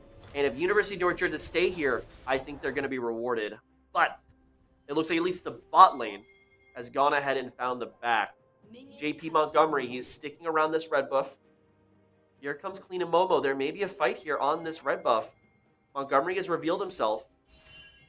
Yeah, they see everybody. They know that this is the fight coming, and KSU have the numbers advantage. It is 3 versus 2, but no CC really to keep them here. Here comes Silver Weasel, and they're just trying to push them out of the jungle. And with red buff spawning momentarily, could be an advantage for KSU as Momo now already has the priority. Oh, it's Illegal Toys. I saw a ping, and I saw him walk back towards chickens, and I got a little excited. Oh, I'm excited about that as well, but sadly we'll not be able to see any more fights right now. Oh, look what he's doing. He's going directly for the red buff. Momo's going to see this on a ward, but what does he do? Illegal Toys is just coming to mess with him. And it's going to be enough to push Momo off the red buff.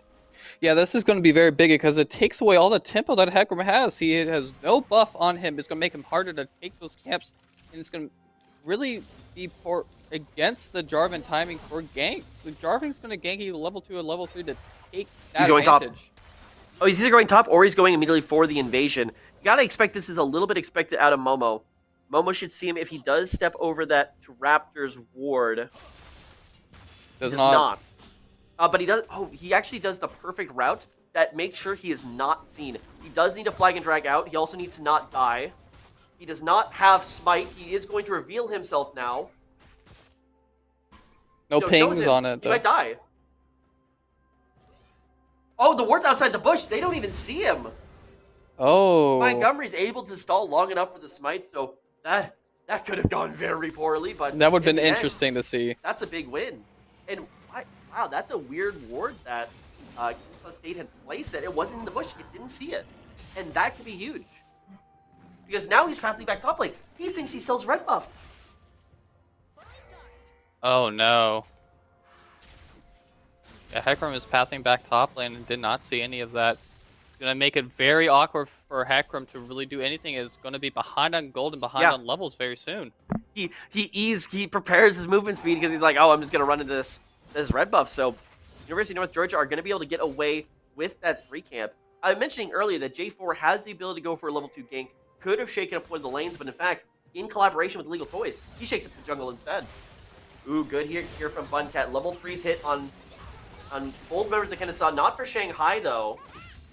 Unfortunately, it's not quite enough just yet. I'm so clean looking for the play onto Toys. Ward here for UNG will catch Momo out on the top side, so looks like it will be a crab for crab trade.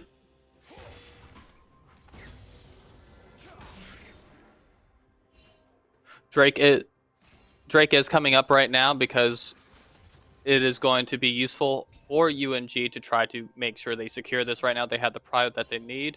So far, Hecarim is scrambling to find some grip onto his own jungle right now.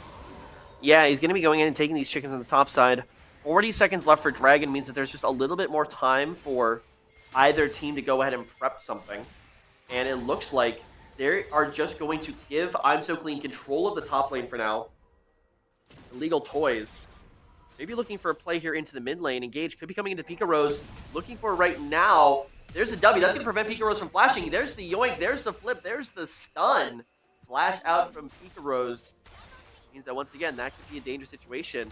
At the same time, Montgomery has been sitting in this bot lane bush. Okay, the fact that Shanghai is walking up through 2 waves worth of minions should very clearly tell Kennesaw State that something is up here. But no, they're walking forward. There's the Lantern that you mentioned before. Does keep Doc safe.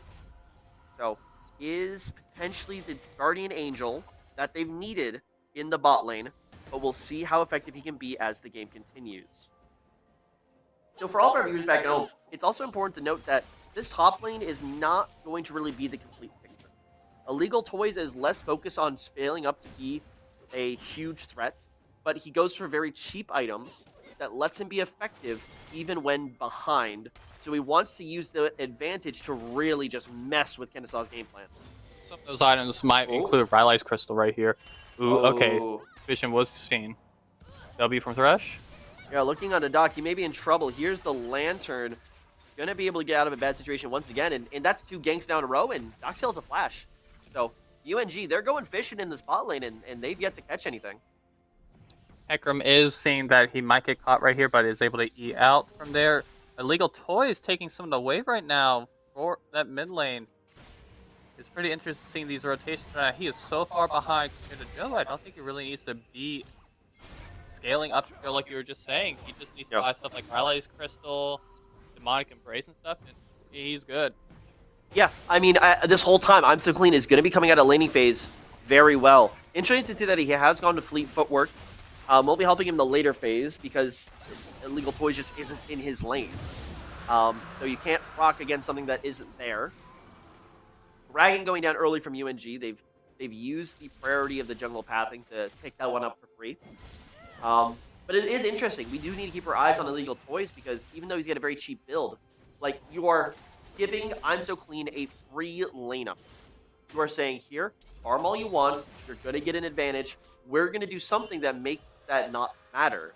But with that being said, that puts the burden of execution onto Illegal Toys to make something with that map priority. I completely agree with that. Illegal Toys understands that Gnar is just going to constantly bully him because he is ranged and has sustained, and the Singe and Proxy is not going to really do anything right now, so he's just trying to get the rest of his team fed as he should and just kind of play as a utility champ. That Singe really is in the end. Yeah, and because he hasn't gone for something like the Dark Seal, like, he hasn't gone for the increased regen on HP pod, I don't think he's trying to play, at least at this moment, just a sustained regeneration lane. So he's opting to go for map present. And you can see that very clearly with his Predator selection. As far as runes go, he's already got the boots, he's already going to be a threat, and he's just trying to catch members of Kennesaw State University out.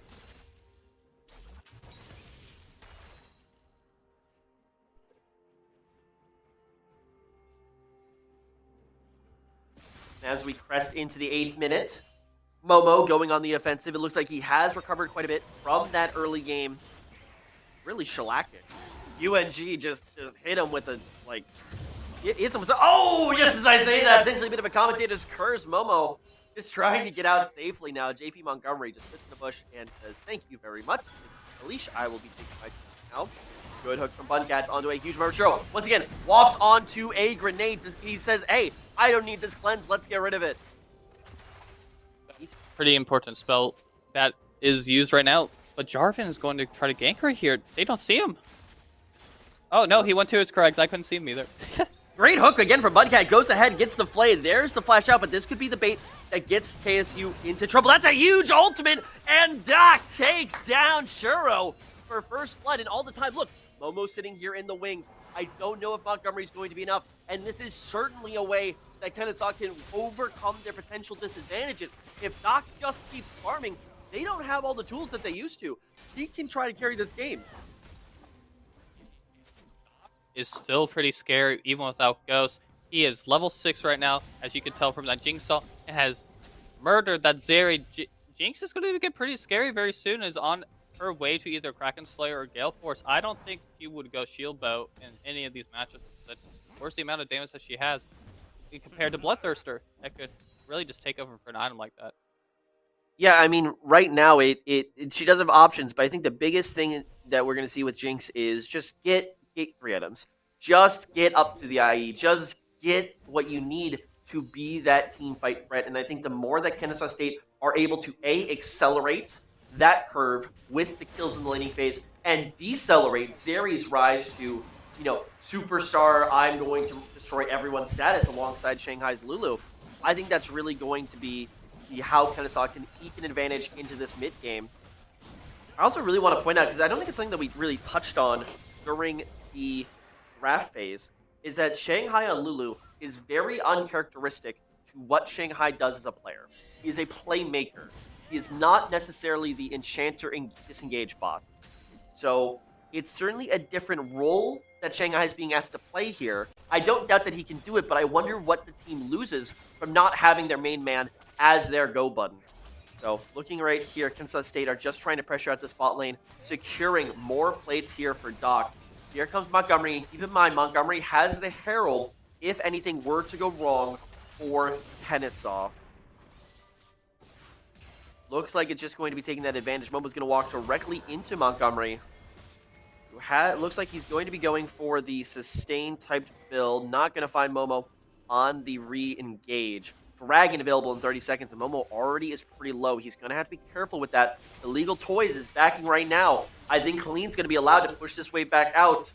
And I think Illegal Toys is just going to walk straight into this Dragon Pit. Yeah, because there's nothing really else for Illegal Toys to do right now besides just do that. He's not really going to defend that tower into that Gnar, as well as him just being more useful across the map, because to be honest, like a 5v4 is still pretty scary in the early game no matter how far your champ is up, because it can always turn around. Like, Jinx does have Kraken Slayer, but like one good W from Singe or Ground in general from Singe could change the tide. Yeah, it certainly could, and here we go. I'm So Clean is being allowed to just shove out top lane, and he's still level 10, so no unlocked TP. If he wants to join this fight, he's going to have to TP to a tower, but I think UNG realize it. They just have control of this Dragon Pit. And here's also, like you mentioned, what Singe provides. He is effective in a team fight at such a lower bar to entry than anything else in this game. I mean, maybe aside from Thresher or Lulu, because they're champions that are literally not designed to not have gold. Singe is like that, but he's in the solo lane. So I'm So Clean is going to have every piece of gold he has ever wanted in his existence. Brings it down, gets the 4th power plate. And yeah, you can see it's a 4.4 to 2.7. He's back with 1.5k in the pocket. So he is going to be a massive shout for these team fights. And we said before, Kennesaw need a hero. Kennesaw needs somebody to go above and beyond the Call of Duty and to really bring it home for them. And it could be that. TP to bot lane, I'm So Clean. Here's a 2-man flank coming from Silver Weasel and from Montgomery.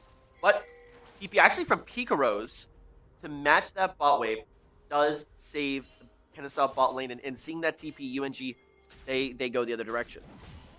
This tempo from this game has been playing a lot differently recently. Because like each team is trying to play a lot more safer right now. Oh, here's Momo looking for a flank on the mid lane. Serval Weasel is quite big, so I don't think it's going to work, but he's going to try anyway. Actually, maybe. Shockwave comes through, keeps Silver Weasel in place, and he's just got nowhere to run. Momo should be having enough damage and will be the one credited with this kill. Big pickup in the mid lane.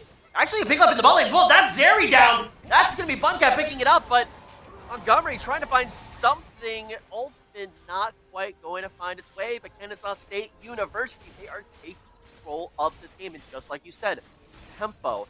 UNG are trying to force plays. Kennesaw are denying them. Illegal Toys looking to torment Pika Rose under the tower, but doesn't have a lot in terms of just pure sync one-on-one team fight. But here's the thing. Kennesaw State scale much better this game because they have every champion just focused on getting to that late game status. Singed, it's going to take a while for him to get there. Indeed, it will be, because like right now, that's going to be first tower really from I Am So Clean. Because right now, Silver Weasler is going to have to try to contest that in order to do something. Yeah, and I really want to point out as well, what has Illegal Toys' contributions to the game thus far been? It has, well, I'm So Clean, for the cost of giving I'm So Clean basically a free farming lane, he hasn't found anything yet. He potentially secured them at least one, if not two dragons, and he got UNG an early buff, which was great, but you have to start wondering, was it worth the cost? Because Kennesaw State are coming around to the time where they want to start team fighting. I think Doc needs to at least get an Infinity Edge before they really enter that team fighting stage, but we're not far from it. So, as this game goes on, and especially if Churro is not massively ahead of Doc, in which case, by the way, it's the other way around. I think Kennesaw firmly have control of this game right now. They really do. Mountain Drake is going to come up soon, within 2 minutes right now, and that's going to be an objective that you have to keep your eye on. Like, I Am So Clean is just going to push his bot wave till he breaks it and secure something. Oh. Not quite going to be able to find it. I mean, I'm So Clean already has the Triforce completed. If he lands that ultimate, I think Illegal Toys is in a world of hurt. But, oh, top lane fight just happens. Momo kills Silver Weasel. Silver Weasel tries to go into Pika Rose. Momo shows up in time, and once again, it's an attempted play by UNG. Kennesaw State, they cancel it out, get a tower on top of it, and look at that gold lead. Nearly 7K, actually more around the 6K mark, just over it actually, is a huge lead to have this early on in the game. And I think that the Dragon Soul advantage is really the only thing that UNG have left to hold on to. Okay, she's building that foundation for that mid to late game right now. With Drake coming up right now, UNG is going to try to secure that because that's what they've been doing best. But Case, you need to rotate on that because they have the damage. Oh, I'm So Clean finally is going to be able to lay his hands on Illegal Toys. A lot of damage coming around, and he might actually get the kill before Montgomery comes around. Good jump there from Clean. Is able to keep him out of danger. Just misses the W, and now Clean might be in a world of hurt because here comes Silver Weasel. Not able to get the kill onto Illegal Toys, and that's a heartbreaker. That was so unbelievably close, but finally KSU make a misstep. They are going to be able to pick up this mid tower, so I don't think it's the end of the world, but yeah. And I think this goes back to kind of like you were mentioning with you know how Kennesaw have been playing. I do still feel that out of this draft phase, UNG have the advantage. However, sometimes it goes beyond just what you're confident. It goes down to what your players are doing. And UNG has somewhat failed to deliver on the promise of the early game that they drafted with the Singed. And now, they're going to have to play a lot of catch-up to go toe-to-toe with the team-fighting monstrosity that is Kennesaw State. And I do use monstrosity in a positive way for Kennesaw. They look absolutely diabolical, but that's a big one. Okay, that's every time I see a Jinx ult, I kind of have to pause there, but that's a big one. Yeah. Sadly, we did not get to see a lot of steals right now from Jinx because they nerfed her R specifically for that during Worlds, if I remember correctly. A very interesting choice to drop Herald in top lane. There are no plates there, so you're not really getting anything besides that. Imagine if you saved this Herald from mid lane and just drop it with your team. You could potentially get an inhibitor here, but well, the pass Shockwave getting landed. I don't know if Illegal Toys really the target you want to be going on to, but they're going to find him nonetheless. Now looking at a Shanghai and Churro. Momo on the side, but here comes Silver Weasel around the corner. Doc not quite in super crit mode just yet, but with the kill, they may now be leaning on this inhibitor tower.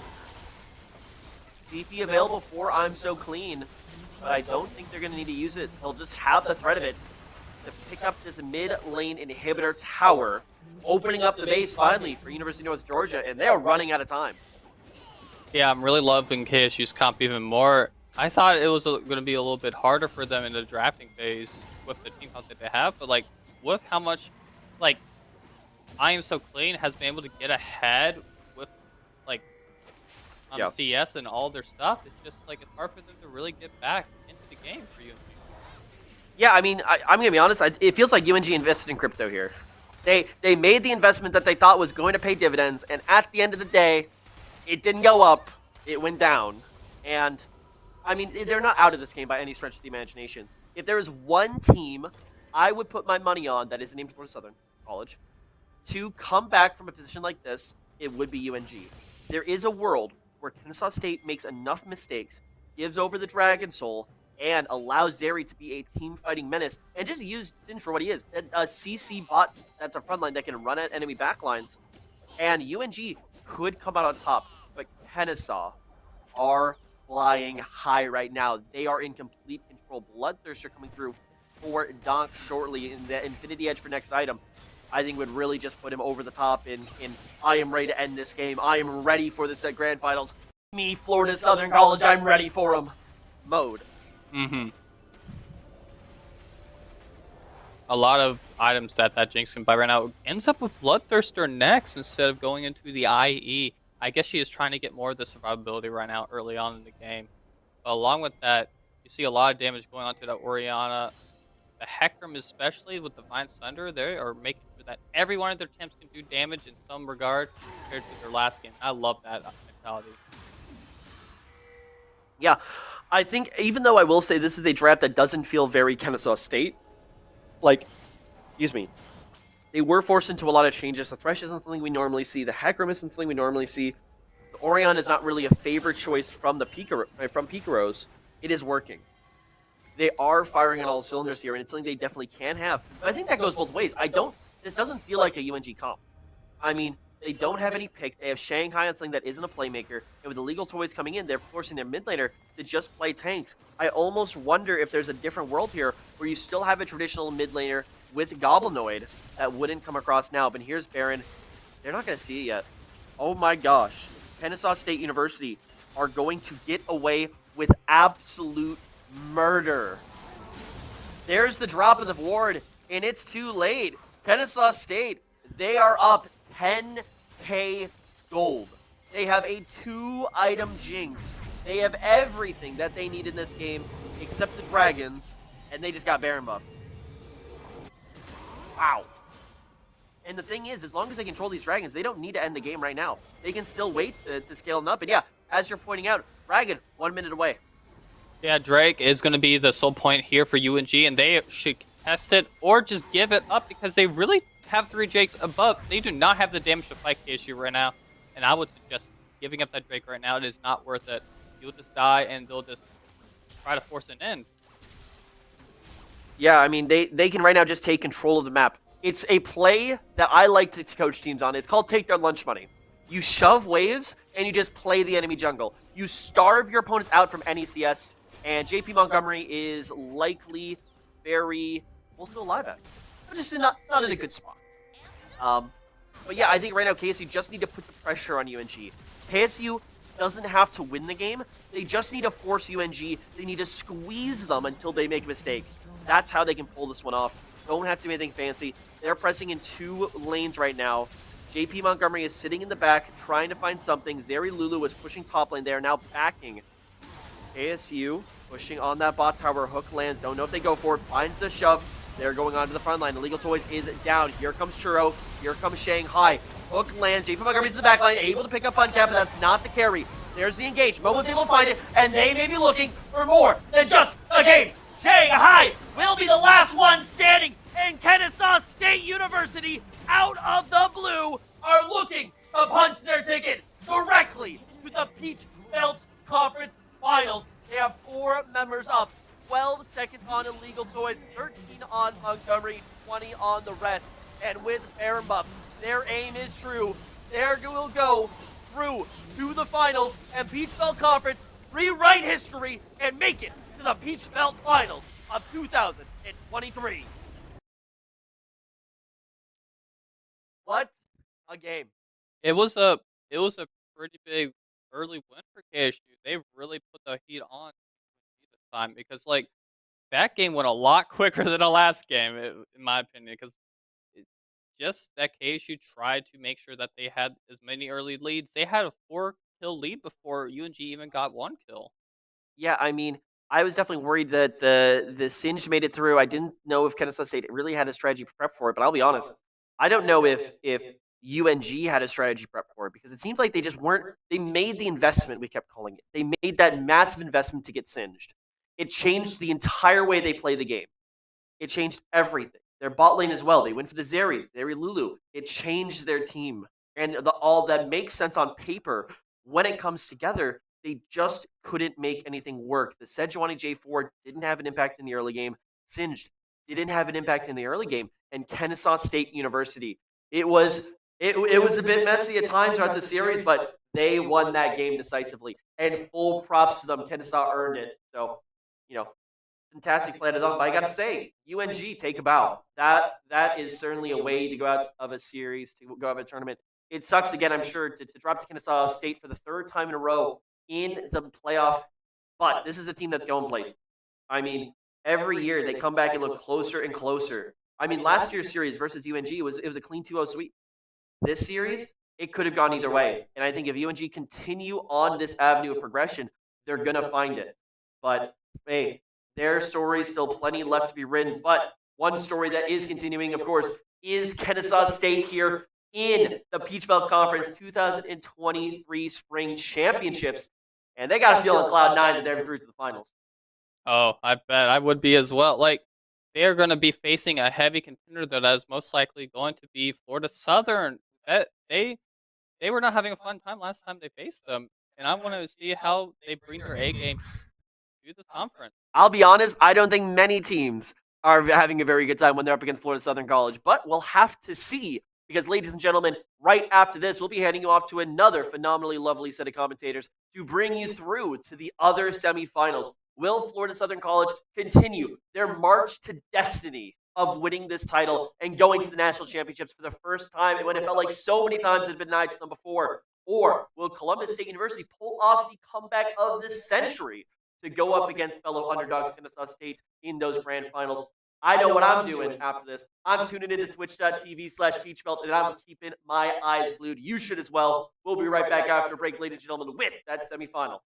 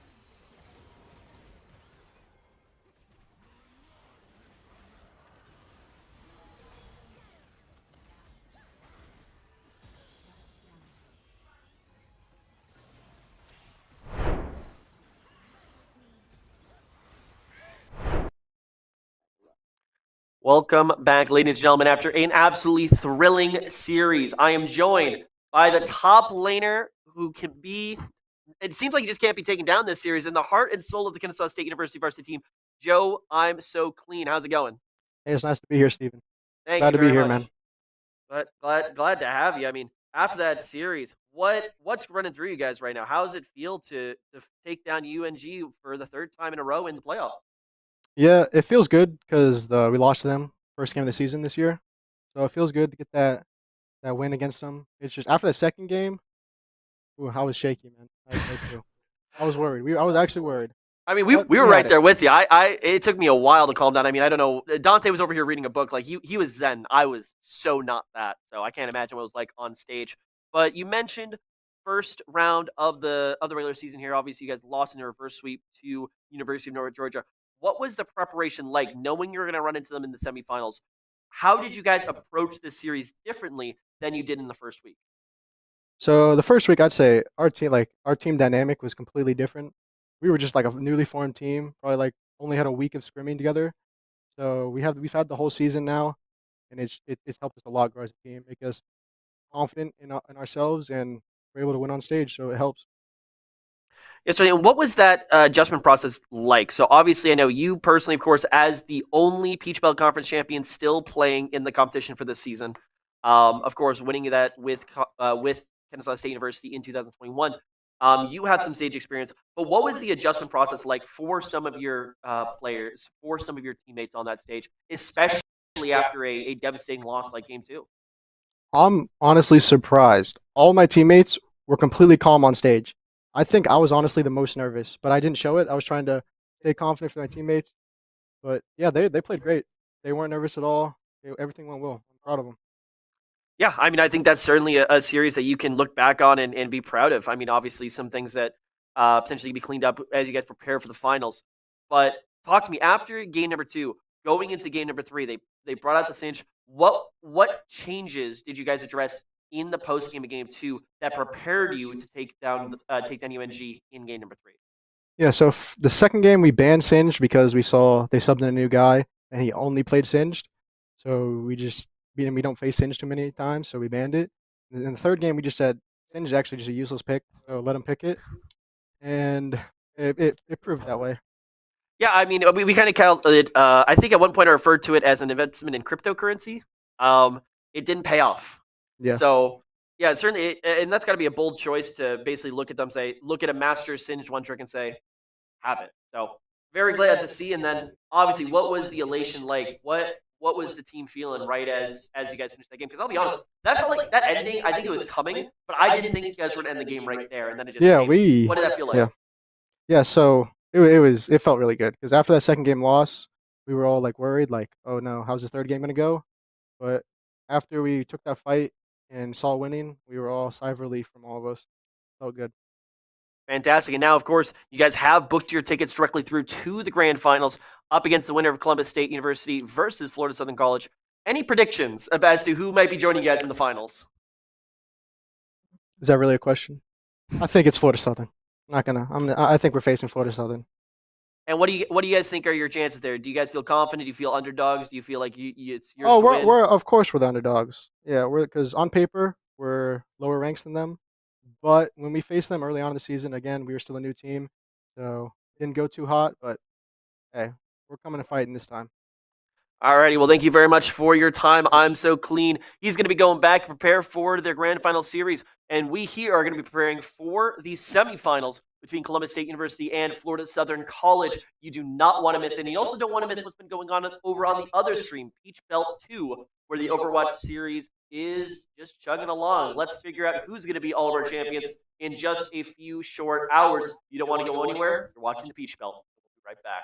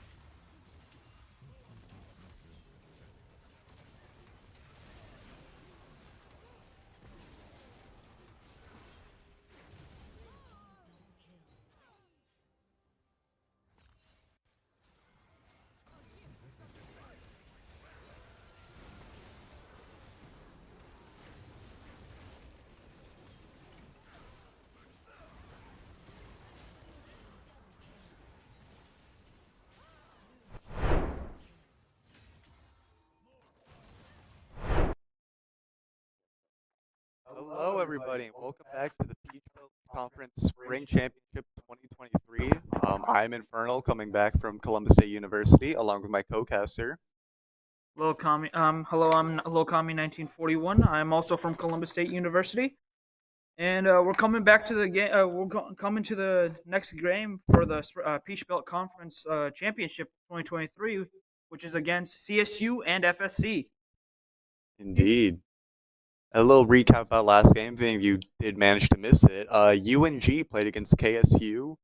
We did see UNG take away a win, or one round, but it did end in a KSU victory 2-1.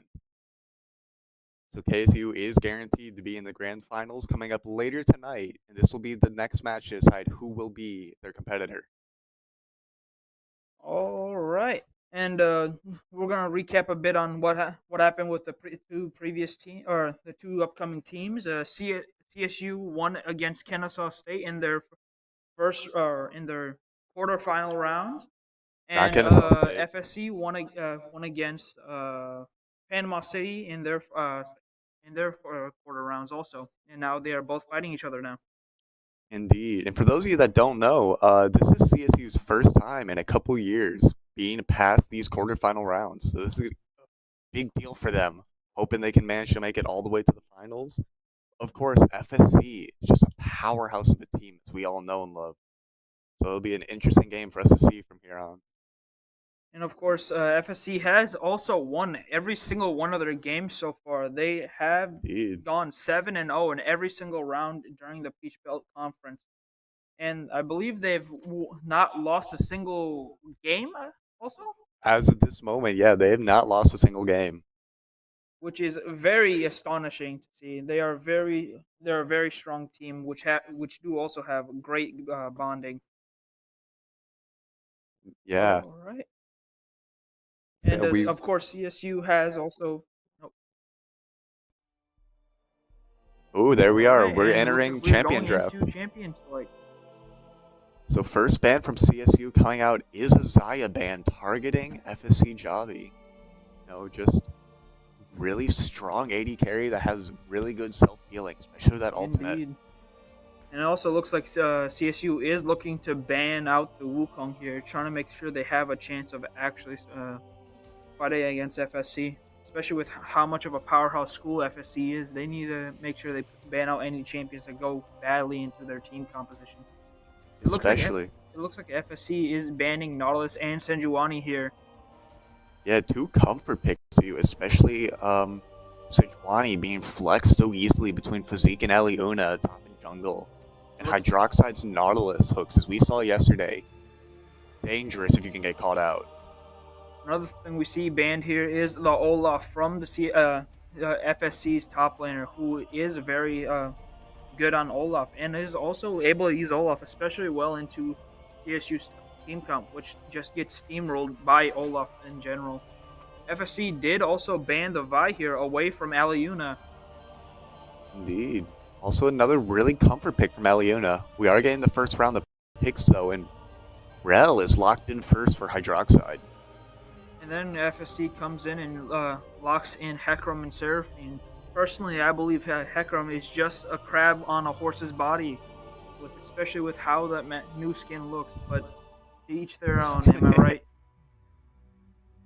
And then we also have Seraphine. Seraphine is also a very good pick, especially for supporting teams in team fights with that massive tier 2 AoE heal and shield. Aliuna does pick in for CSU the Viego, which is a very good very powerful jungler, especially getting to steal the enemy players and getting to use their abilities. So at a little bit of time, you grab that Seraphine, get those stuns. We'll look at the rest of the team, but Viego has really good potential coming into this game. CSU's coming in on the third pick, and it looks like they're picking Kaisa, a very strong ADC we have in the current meta, especially since she does have quite a bit of versatility and has a bit of disengaged. Indeed, and she's also one of Checkup's signature champions. We are finishing it off with a Senna pick.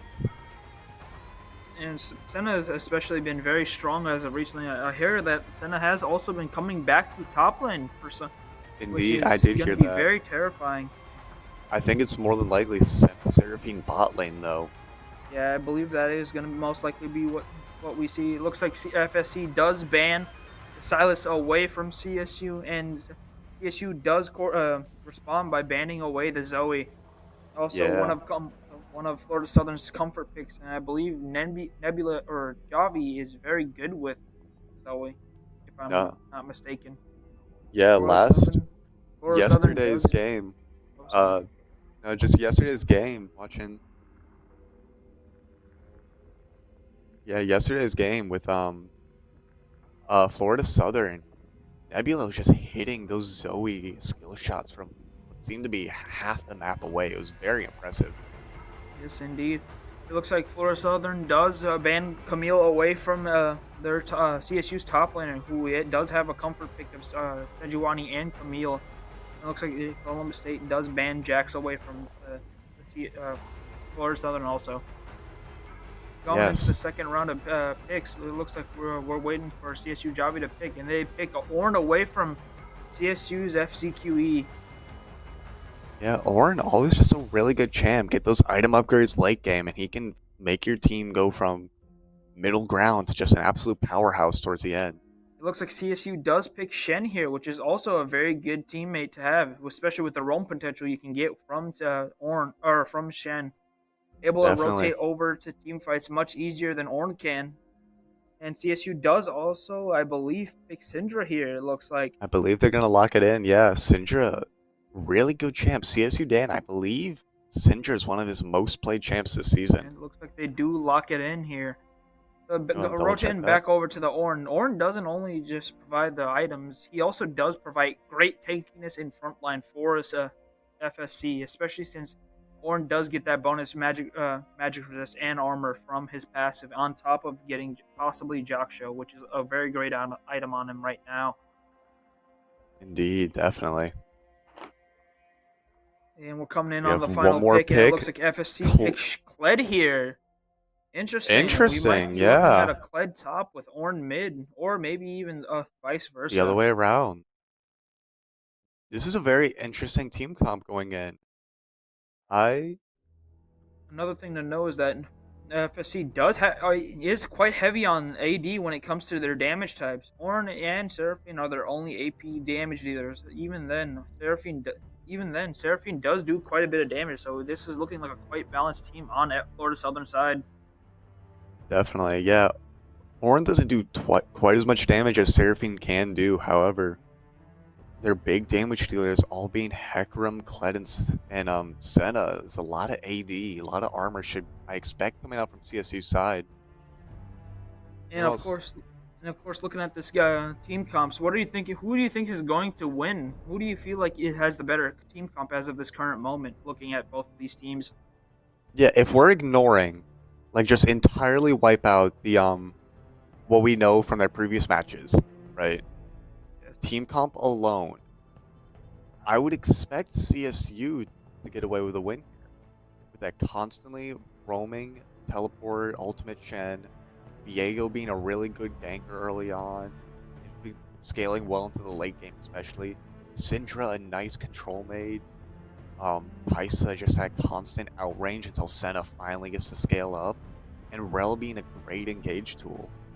Nuance, FSC, they don't have the control mage to really counter out that Syndra. They have great scaling, but if they can't get to the point where that scaling matters, then there's no point in having it. Another thing to look at is that CSU does have quite a heavy damage team. They especially have quite a few champions that can shred tanks quite easily. So it's looking like the bruises and tanks on FSC's side might have a hard time unless they are able to deal more damage than their CSU's team. I have my hearts on FSC winning possibly, especially with how heavy their team is into tankiness. Well, another thing is that Senna has also been quite well in the current patches. She has been doing quite well. Indeed, definitely. I'm very interested in how this game's gonna go out. It's it looks like a very, I can't think of the word to describe it, but it's like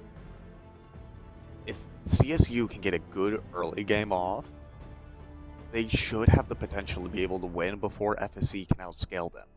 But if FSC can just hold their own for all the early, all the mid game, get into that late game where they're really at their fullest potential, it'll be an easy win for them.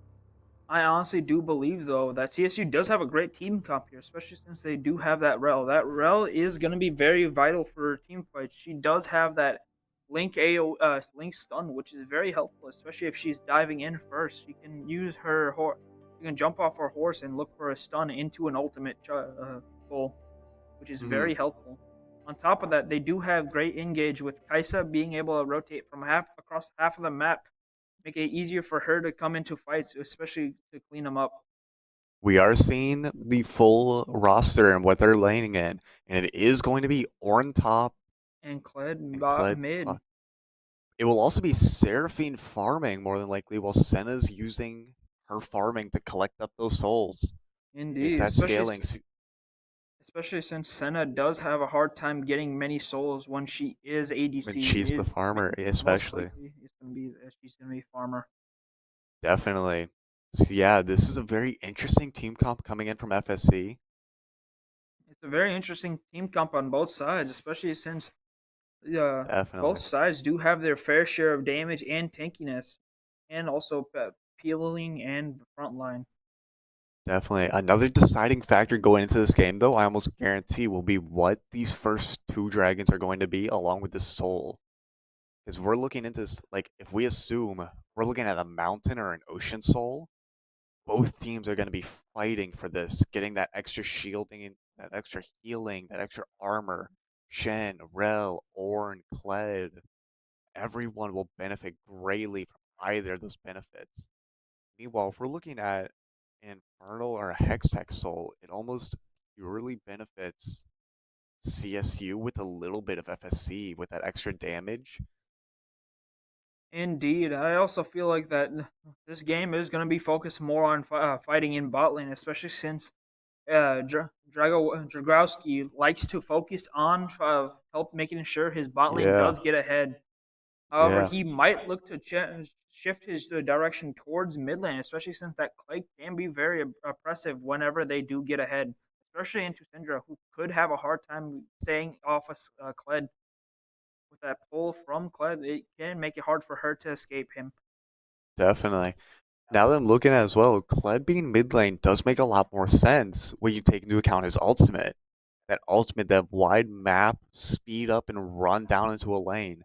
He can just run straight to bot, straight to top lane once he gets his ultimate and immediately gank, even if the jungler's not there to help. Indeed, Kled does have that ability, does have that ultimate, which gives him great roaming potential, especially if jungler does come up behind Kled after ganked onto bot lane or top. Another Definitely. thing to look at is the fact that Alunia might be focusing on staying bot side here, especially since Dragowski will be very heavy on the roams and bot side. He might look to stay bot and mid side.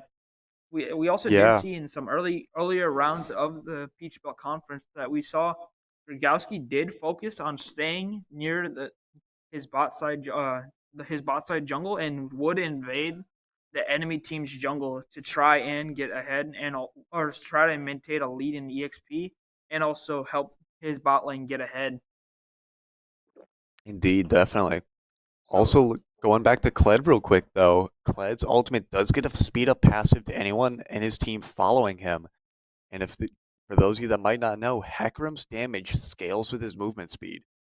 So that Hecarim following up behind him, get his ghost, get his E charging up, that's going to be massive damage with that first initial hit.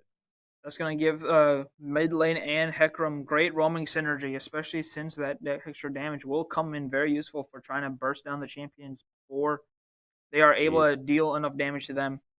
definitely. So my guess would be CSU, Kled hits level 6, watch out, because he's coming bot lane with that Hecarim. Indeed.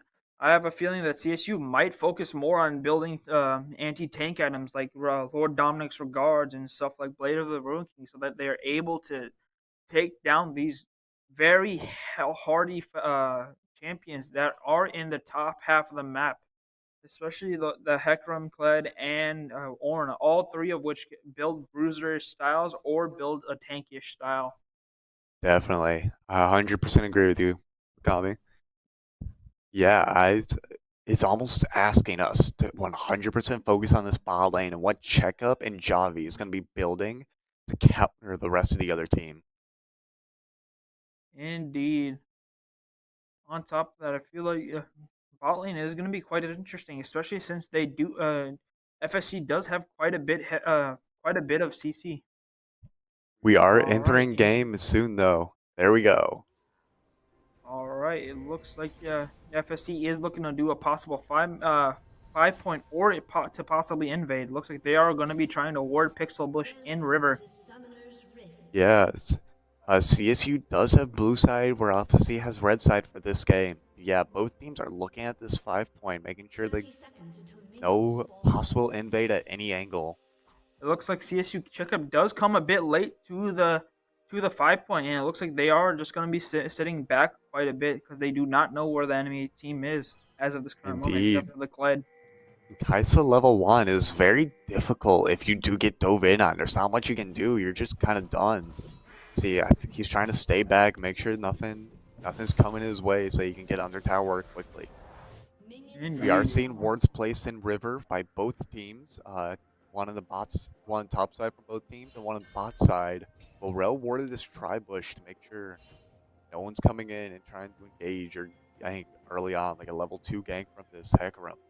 It looks like both junglers are starting top side, so they are looking to play for bot side here and look to possibly counter invade each other, or counter gank each other, or to possibly look for a kill before the other jungler does come up.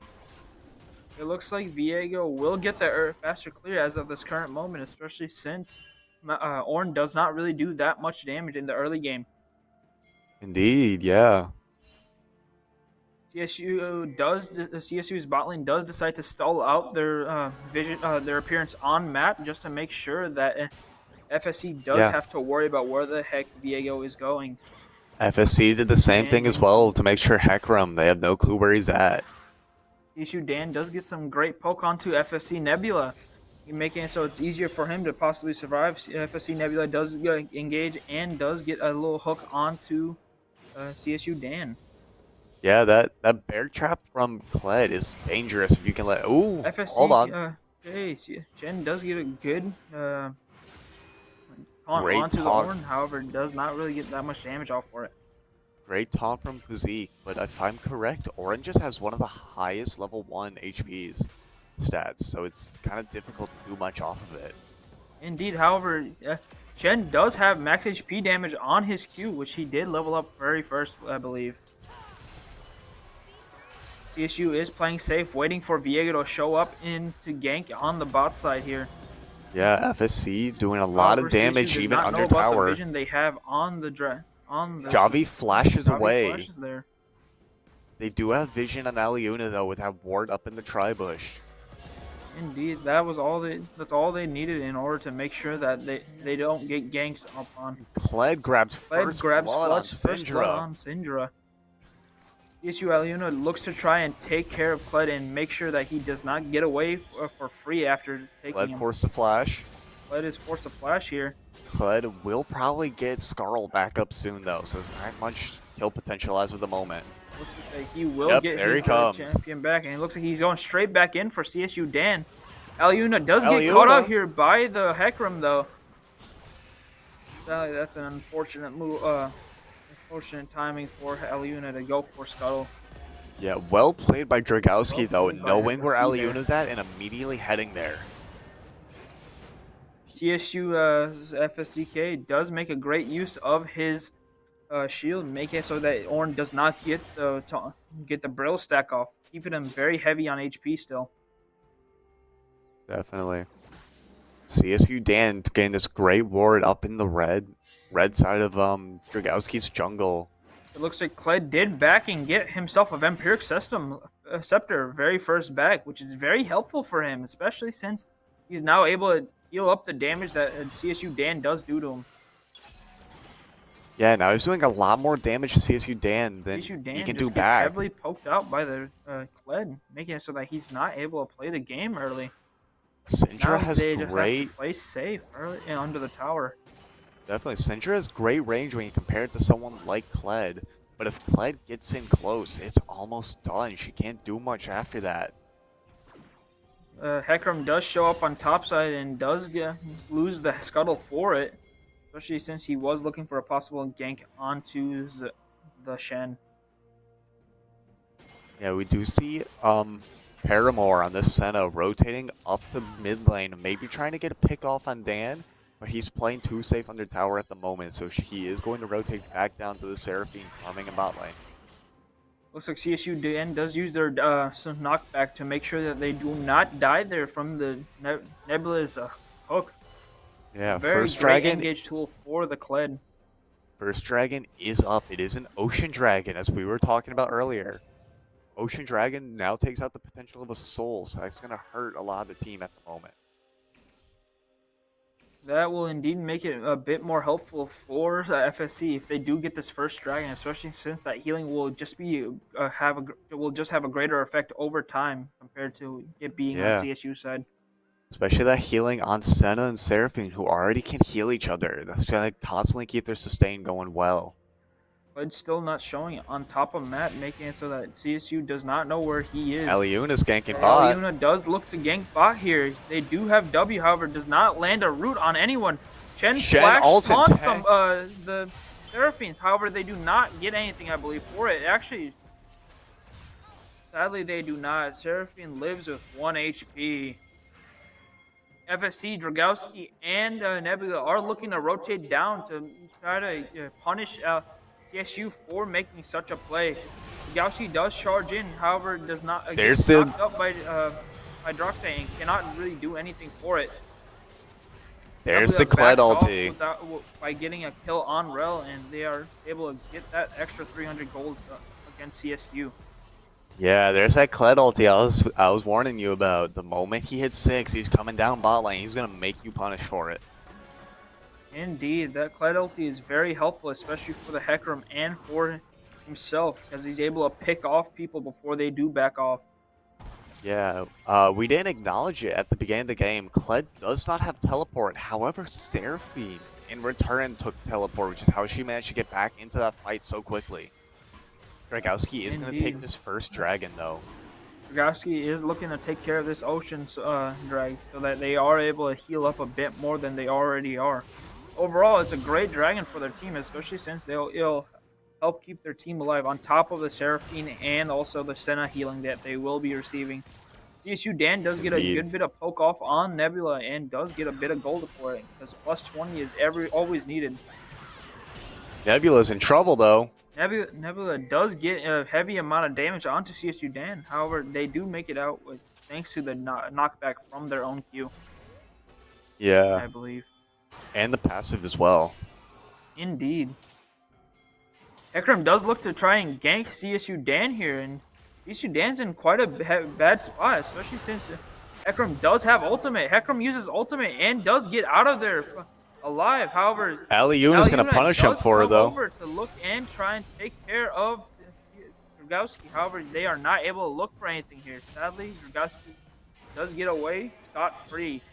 Yeah, Dragowski's ghost still keeps that speed up going a lot faster than Aliuna could even. Hydroxide does try to engage here, however, does not make anything, sadly. CSU checkup is getting poked out heavily in bot lane. Indeed. We did get a quick glimpse of it earlier, but we didn't talk about it in the moment. We did get a look at the gold chart earlier, and everyone was at. There we go, we're getting it again. Everyone on CSU side is under by a good Hydroxide bit. flash knock stuns and looks to go in on Javi here. It looks like they do get to pick off Javi here and make sure that they are able to secure at least 1 kill after making such a risky play. CSU checkup does also get out of that situation. Yeah, Javi did ult to try to help that. And blocks the brittle again from the Dorokayan, I believe. Looks like Hecarim is looking to make a play here in top lane and looking to possibly gank the Shen. However, they ultimately decide to back off and look for Rift Herald. Yeah, we are looking at, once again, looking at Gold Graft. I got it, though. We don't need to bring it up again, but right now, the only one on CSU side ahead is Kaisa by that 1 kill. Oh, CSU Dan does get Shen ultimate to help him out. However, they are sadly not able to do anything since Nebula does way too much damage as of this current moment. Yeah. Nebula gets their pet back and are able to Nebula. look for a possible fight here. Nebula does Back lose off, it again, Scarl. though. Hydroxide does rotate up to make sure to be in face to the fort. CSU Dan also teleports back in, but not much can be done here. Yeah, I don't know if you saw it earlier. Aliuna is down about 2,000 gold compared to this Hecarim. Look at that, just finished his first fully completed item and his components building to boots and the second. Meanwhile, Diego still struggling to finish off that first item. There will be a massive shutdown bonus for killing the Hecarim, though, 700 gold to whoever can do it. Looks like Viego is looking for another gank on bot lane here. However, they are not able to sadly look for anything, especially due to that ward in bot river. Yeah, the control ward there is very clutch coming out from, I believe it was Javi. CSU Dan. Nebula does try to get a hook onto Syndra. However, they do not make a hook. Syndra does get some extra gold for it. However, Syndra does escape from the hook from Nebula on the second time they do use it. Aliuna is here to look for a possible counter. Looks as a possible counter to the play diving the Syndra. Both junglers are playing towards bot side, looking to look for this next dragon that is up in a minute. They are trying to look for a play that could decide how this next dragon shall go. Yeah, no one. Physique sadly doesn't have his ulti back up, so we can't see a Shen ult come down, but Aliuna is going to back off after, I believe, seeing that Hecarim. Ornal comes through, though. Looks like CSU Nebula Dan does knocked up. die, or Nebula does get the kill here on CSU Dan under tower, and that Ornn and Kled do get out scot-free. Yeah, Diego does come over to keep pressure away from their tower. Nebula taking tower shots, though. Take the tower. Yeah, at this point, CSU Dan on the Syndra has pretty much been taken out of the game entirely. 0-4, still not even finished her first item yet. Right after that gank on mid lane, Hecarim is looking for a Shelly on bot side and is looking to possibly kill both Checkup and Hydroxide here. Checkup did get stunned, however they do get out of the stun thanks to Aliuna coming bot side, however Nebula does come down as well. Dragowski and Kled do rotate over bot side. Nebula's gonna die for it though. Checkup gets the shutdown. That's 600 gold in his pocket now. For Checkup. Shen did also ultimate into fight, making it so that they are able to look for a save. Then he does rotate back for top side, making sure that Ornn does not get power or anything for it. Yeah, Aliuna does rotate back over to try and get someone else off over here. Dragowski does come to counter gank. However, both teams are unsuccessful in trying to get another kill for their team. Indeed, Dragowski had started up this second dragon, this Hextech Drake. However, as he was starting it up, that counter gank, that immediate coming back from Aliuna, made him roam down and end up stopping halfway Dan through. does get a great stun onto FFC Paramore, and Paramore does have to back here. Kled does rotate back towards mid. Hecarim is looking to possibly get Shelly or even Dragon here. I believe he's probably just going to restart up this dragon. However, Kled now they does know get where he's this at. tower, I believe, especially since he is able to do quite a bit of damage.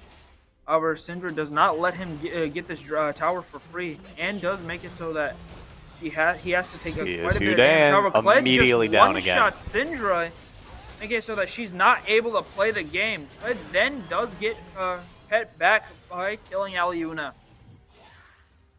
An insane amount of health he's able to take back just by having Pet back. Indeed, Scarl just immediately brings him back up. Rel is going to get a shutdown, though. The dragon here. I think he just kept trying to come back down to try to finish off the Rel, get that triple kill. But staying under turret, Rel's too tanky for you to just whittle down like that. That is 2 dragons to FSC, though. Indeed. What's we're looking at, I believe it's a Chemtech Soul, but I did not get a glimpse of what it said. it does not look like we have. It does indeed look like we have Chemtech Soul, especially since the map has changed. As you can see, there is green blobs on all across the map. It is indeed Chemtexel. I did just get a glimpse of that upgraded Skyers Blue.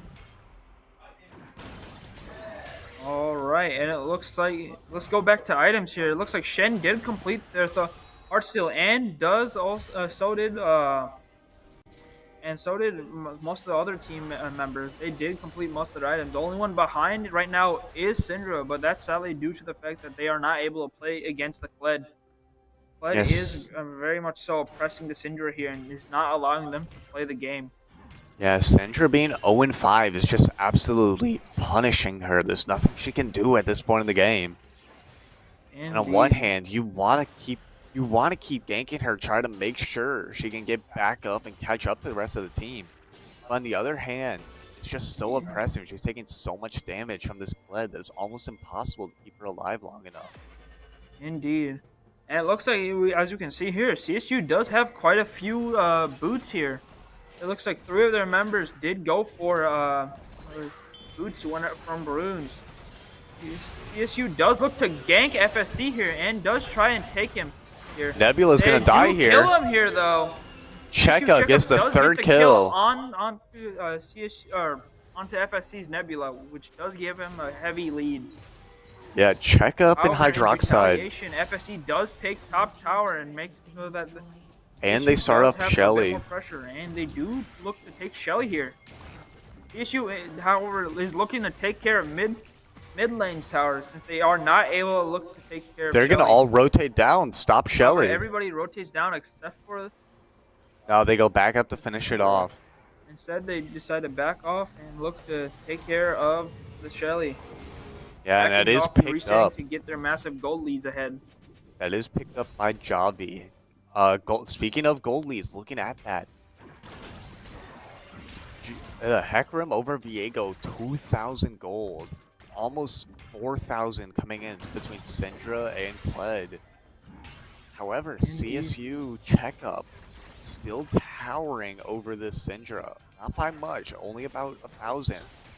But enough for Checkup to now once again stand a real threat. It looks like CSU is going to have a hard time trying to make a comeback here, especially since FSC is oppressing them on multiple fronts. Especially with this Hecarim and Kled rotating together quite frequently, making it so it's harder for them to do anything. Speaking of, Kled ulti's coming out. Kled ulti does come out, and however, he does not get anything for it. Instead, Shen ulti does come out on CSU side, making it hard for them to have another engage tool later on. Dragowski and Paramore are in a sticky situation here. Hydroxide is also getting hit quite heavily. Doricon does get taking picked out a here little by bit of damage. FSC Paramore, Dragowski, and also by the Kled here. Yeah, it turns into a 1-0 for FSC, and they're going to finish off this second-tier tower. Issue does have to play quite safe here, especially since they are not really able to do anything as of this current moment. They have to just look for a pick and try to get ahead in some way, shape, or form. However, Yeah. FSC is rotating like as a team as of this current moment. They have been rotating for a good bit too. FSC Nebula is just looking to push inside lanes, making it so that Issue does have to respond to him. Meanwhile, the rest of his team is in top lane, pushing it out completely, making sure that they have multiple fronts being pushed in and on the very opposite sides of the map, making it hard for any of the team members to coordinate and make an even play. Yeah, definitely. We're looking at about almost a 10k gold difference between the two teams as this third dragon's coming up. Syndra did finally finish her first item. Leandri's now in her pocket. But Kled's sitting on 2 items with this Eclipse and this Ravenous Hydra.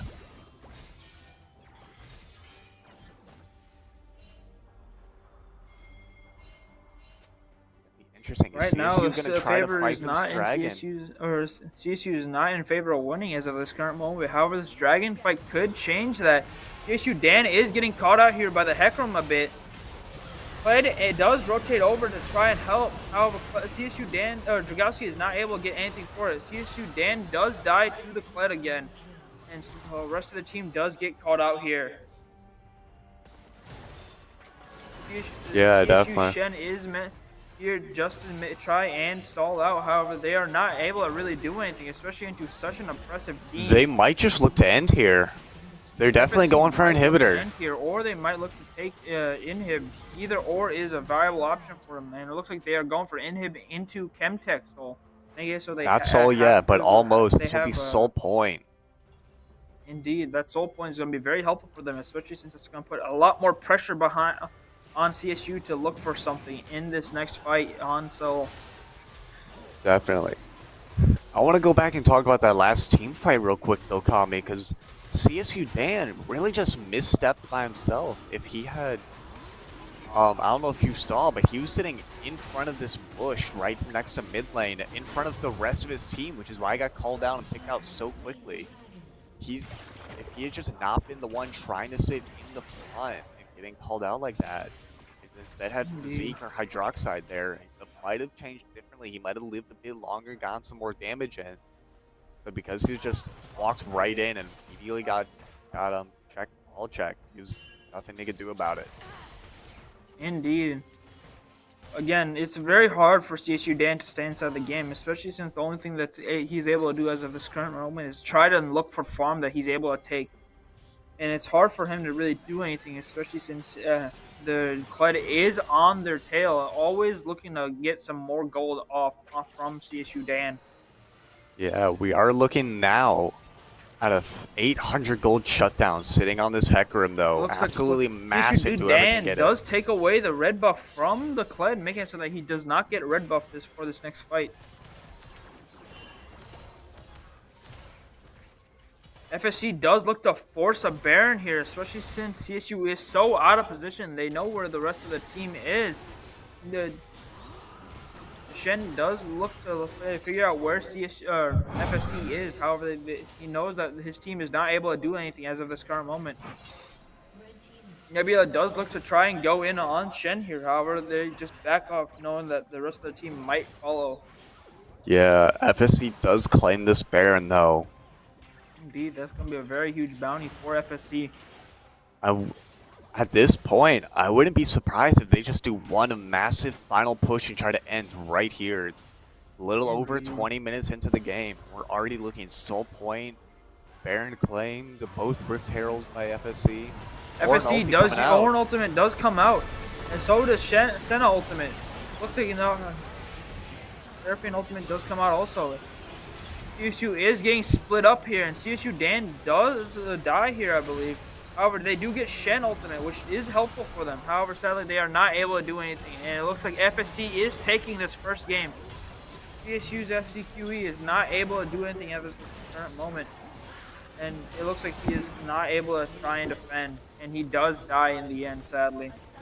Indeed, as an ace and the end of game 1 going to FSC, Kami. Indeed. Amazing game. Obviously coming out from FSC. A little bit coming out from CSU as well. Check up like normal. Obviously doing very well compared to how some of the rest of the team was playing. Once again, especially CSU Dan. He was 0-8 the end of that game. Indeed. But a lot of his Kled is just such an oppressive laner, no matter what lane you throw him in. Indeed, he's just able to do a lot of damage in a very quick amount, in a very short amount of time, while also being able to stick on top of you. And it doesn't help that he also does have that pull on his Q, on his grapple, that does make it so that he can pull you back into him, so that he can finish you off. Indeed. Once again, I do want to call out that team fight right before that third Drake was taken. CSU Dan just kind of went straight through that bush first, got called out immediately for it. If he had just stayed back a little bit, or let some Rel or Shen go through first instead, that might have changed how his ending could have looked. But once again, it's all semantics at this point. FSC is going to take the first win. We're going to go to a quick break, but we'll be back with Game 2 between Columbus State University and Florida Southern College, so don't go anywhere.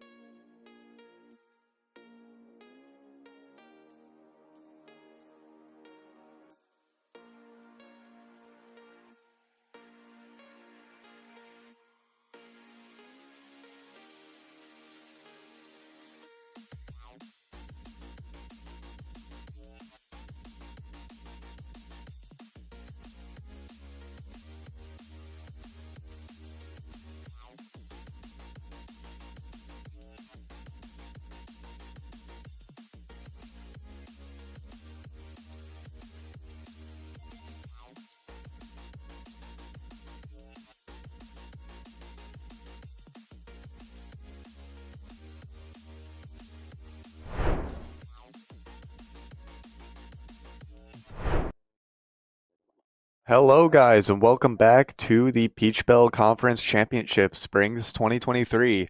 Last game we did see FSC take away the first win against Columbus State University. We're going into round 2. How are you feeling now, Kami?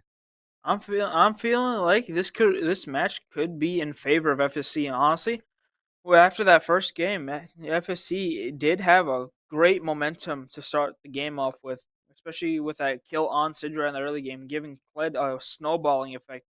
I guess so that they Definitely. are able to one shot the Syndra from CSU side. However, I feel Indeed. like this time to recuperate in the small break we had could be enough to make CSU think of their next steps to do, because this might be another three game round. Maybe. Do you expect to see any change in bans or picks based off of what we saw last game? I feel like they might ban. I feel like they most likely will ban the Kled, especially since the Kled did do a lot of damage to their team. I guess so they did get picked off, and there was a lot of roam potential. I don't quite agree. I think they'll more likely leave Kled up, but just kind of pick around the idea that he might be picked again. Indeed, that's also another possibility. I also feel like CSU Yeah. will also pick a few more tanky champions. They might I have a chance of getting do. Sejuani here instead of having it banned. I do entirely expect to see a Hecarim ban, though. I do We are also seeing indeed Nautilus expect to come see back that. through, though. FSC making sure Hydroxide can't get his signature champ. Indeed, Columbus State does retaliate with a Zaya ban, making sure that the Javi does not get to play Zaya. There's the Sejuani coming back out from FSC, though. They're not letting any of these games they saw yesterday happen again. Indeed, Columbus State does look to ban Wukong here, and they do go through with it. And Wukong is a very strong champion, especially since they are able to look to pick backline and also knock him up in CC while also maintaining heavy damage. Florida We did. Southern looks to repeat their bans from last game by banning Not, Vi, and Sejuani in first half. We are finishing off CSU with an Olaf ban. Once again, these are the first 3 from both sides from last game. So interesting to see nothing's really changed as of this moment. Indeed, the only thing that's changed so far is the fact that both teams just have switched sides. Definitely. Dorican does pick the Maokai as their first pick into CSU. Yeah, Maokai first picked, always a really powerful champion. You flex some support or jungle, but I almost expect to see a jungler here. However, Physique answers with this Diana, a very powerful champ. I believe we saw him played yesterday. Indeed. We also do see Aliuna pick their team Rel, which is also a very strong pick for their support if they do not get out Nautilus. Indeed, and whereas last time FSC had banned away Silas, they did hover it for a quick second, but ultimately they picked the Vayne, who I believe recently did get a good amount of buffs. Indeed. It looks like Vayne is going to be one of their main damage dealers for this game, especially since they are into a Diana and into a Rel, which both do have quite a bit of tanking stats. FSC does also look to lock in Lulu here. They do lock in Lulu, which is also another great champion, especially for their team. Definitely. They did hover the Teemo bit for a second, but thankfully, we're not seeing the little rat coming in anytime soon. CSU Dan's the last pick for this first half, more than likely picking the 80 carry to counter this Vayne. What are we expecting to see Checkup play? With 6 minutes on the clock, or 6 seconds on the clock, it looks like CSU is picking the Samira, which is also one of Checkup's very noticeable, one of his best champions. He did go Definitely. in his first game as Samira, quite heavy, or he did lead the team, right? Yeah, yesterday, first game is Samira against MWSU. Absolutely slaughtered with that Samira. We are going to finish off this last round of bans, though. We're looking at it once again. You were right. They are hovering, and they are going to ban away that Kled. Indeed. What was Florida Southern do? Alright, it looks like Florida Southern is banning here, and it looks like they are banning away the Camille from their top lane, especially since top lane has not been picked yet, at least that for what they have known. Yeah, they're really focusing on taking out Physique and limiting his champion pool. And Malphite they is go hovered again. here. Malphite is hovered here. Another strong champion, both for team fights and also for solo play, as they He are able has to look been for the banned. poke. One last ban coming through before we finish up this last round of picks. Don't mind the massive jug of water that was just there to make sure I can keep talking. Yeah, make sure you stay hydrated, folks. Indeed. One more pick. We still got 5 more seconds on the clock. Nothing's been hovered yet. And it looks like it might be. Oh no, they Syndra. banned the There we Syndra go. away. Interesting. They're afraid now that Colette is gone. I think they're afraid of the poke potential that Syndra does have, especially with that ulti. Indeed. Syndra wasn't also doing bad. They were also still keeping farm up. And it looks like CSU is hovering Kled here. And they do go No, through with they it. lock in Gnar. Gnar's Or coming I'm through. sorry, Gnar. Not Kled. Mid lane is still last to be picked. They really want to make sure CSU Dan gets this counter pick now that they've seen the troubles that can be caused if he doesn't. And it looks like Florida Southern does pick the Jax here, which is also a strong pick that is beyond the late game scaling. Indeed, Jax was banned last round instead of Malphite, but now that he's been allowed through, and they're going to make sure they can take advantage of it. One last pick coming in from FSC. It's more likely the It looks hovering like support they are champions. hovering support champions. We could be seeing Lulu mid of all things. Indeed. Looks like they Amir will Lux. most likely will be going Lux out of the two champions. Instead, they are going swapped to Talia. It Talia. was just a lie. Looks It like was it's a gonna lie. be We've been Talia mid. bamboozled, guys. Talia mid will be the final champion. Sorry for anyone Countered who was by CSU Dan. What's your pick here? Looks like they are hovering Ari here. They might be going most likely going Ari here, which is also not a bad pick. Lysandra is also Lysandra another is good also pick a here. good one. Lysandra's another champion CSU Dan has been known for playing a little bit on the side, not as much in the actual Indeed. games. And it looks It like will they be do locked in, lock though. in. Ice versus Rocks going in the mid lane. Indeed, and it looks like we're gonna have most likely the Maokai in jungle. Another possibility is also seeing Jax in jungle. We have seen it before. We have seen Maokai top lane before, however, that did not work as well last time we saw it. As you know, in WSU, first game had Maokai top. Just could not do much of anything, was not allowed to roam. Indeed. However, Zeke did get their Senjuani ban, so Maokai might have a chance of surviving here. Another think it's thing to know is that CSU did get their Samira through, so that means they will have a lot of presence in bot lane. Because Samira is a great champion as of this current moment. She has been doing quite well, especially since her release. Definitely. Samir is always just a powerful champion. Get that shield to block any incoming damage. Good amount of damage, especially with that ulti coming through.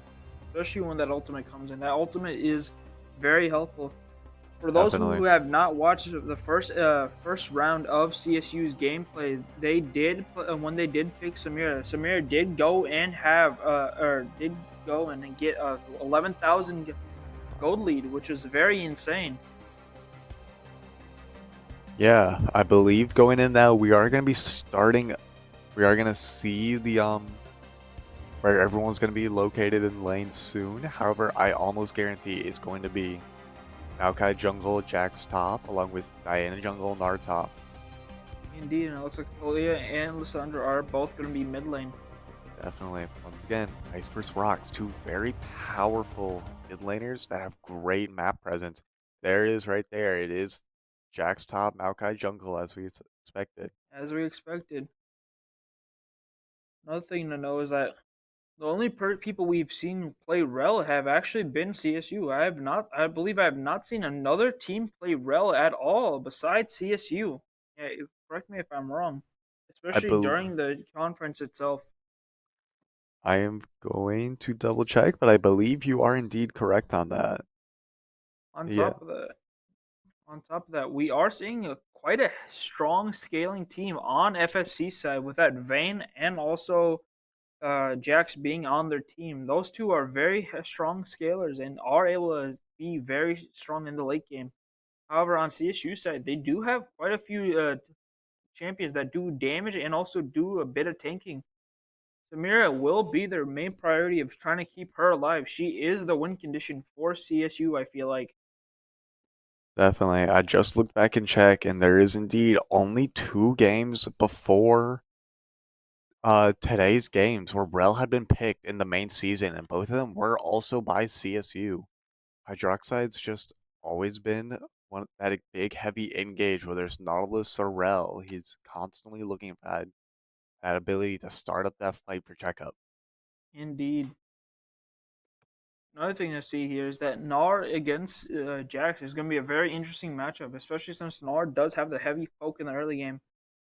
However, Jax does indeed have his block, which should be able to parry the auto attacks from Nar, making it so he will take quite a bit, will take a less damage, and while also possibly stunning the Nar when he does get in range.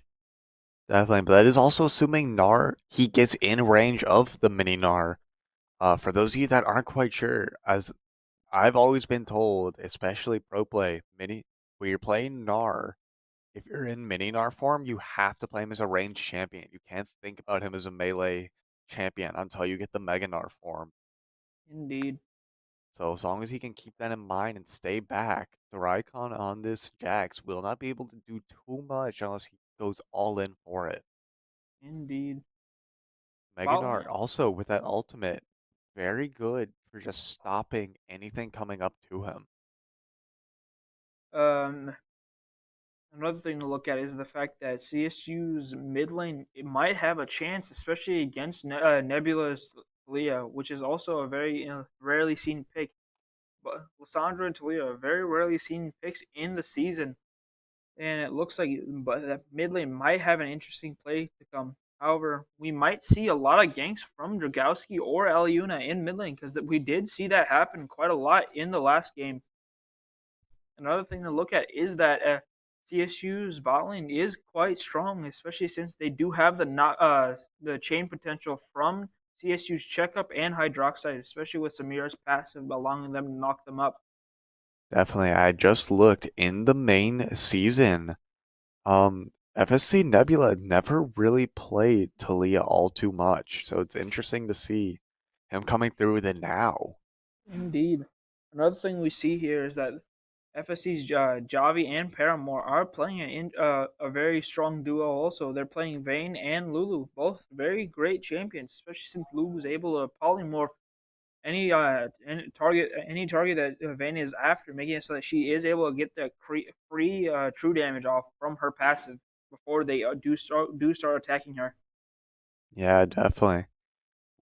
I also do want to take a quick moment to mention, for any of you not quite interested in continuing on with the league stream, there's always Overwatch going on in the other room on the Peach Belt 2 Twitch channel, if any of you are interested. Indeed. I believe recently CSU did also play over there, but I'm not totally certain. We are gonna we are gonna start up this game in a couple more minutes though. Got to get a little bit of a delay going on.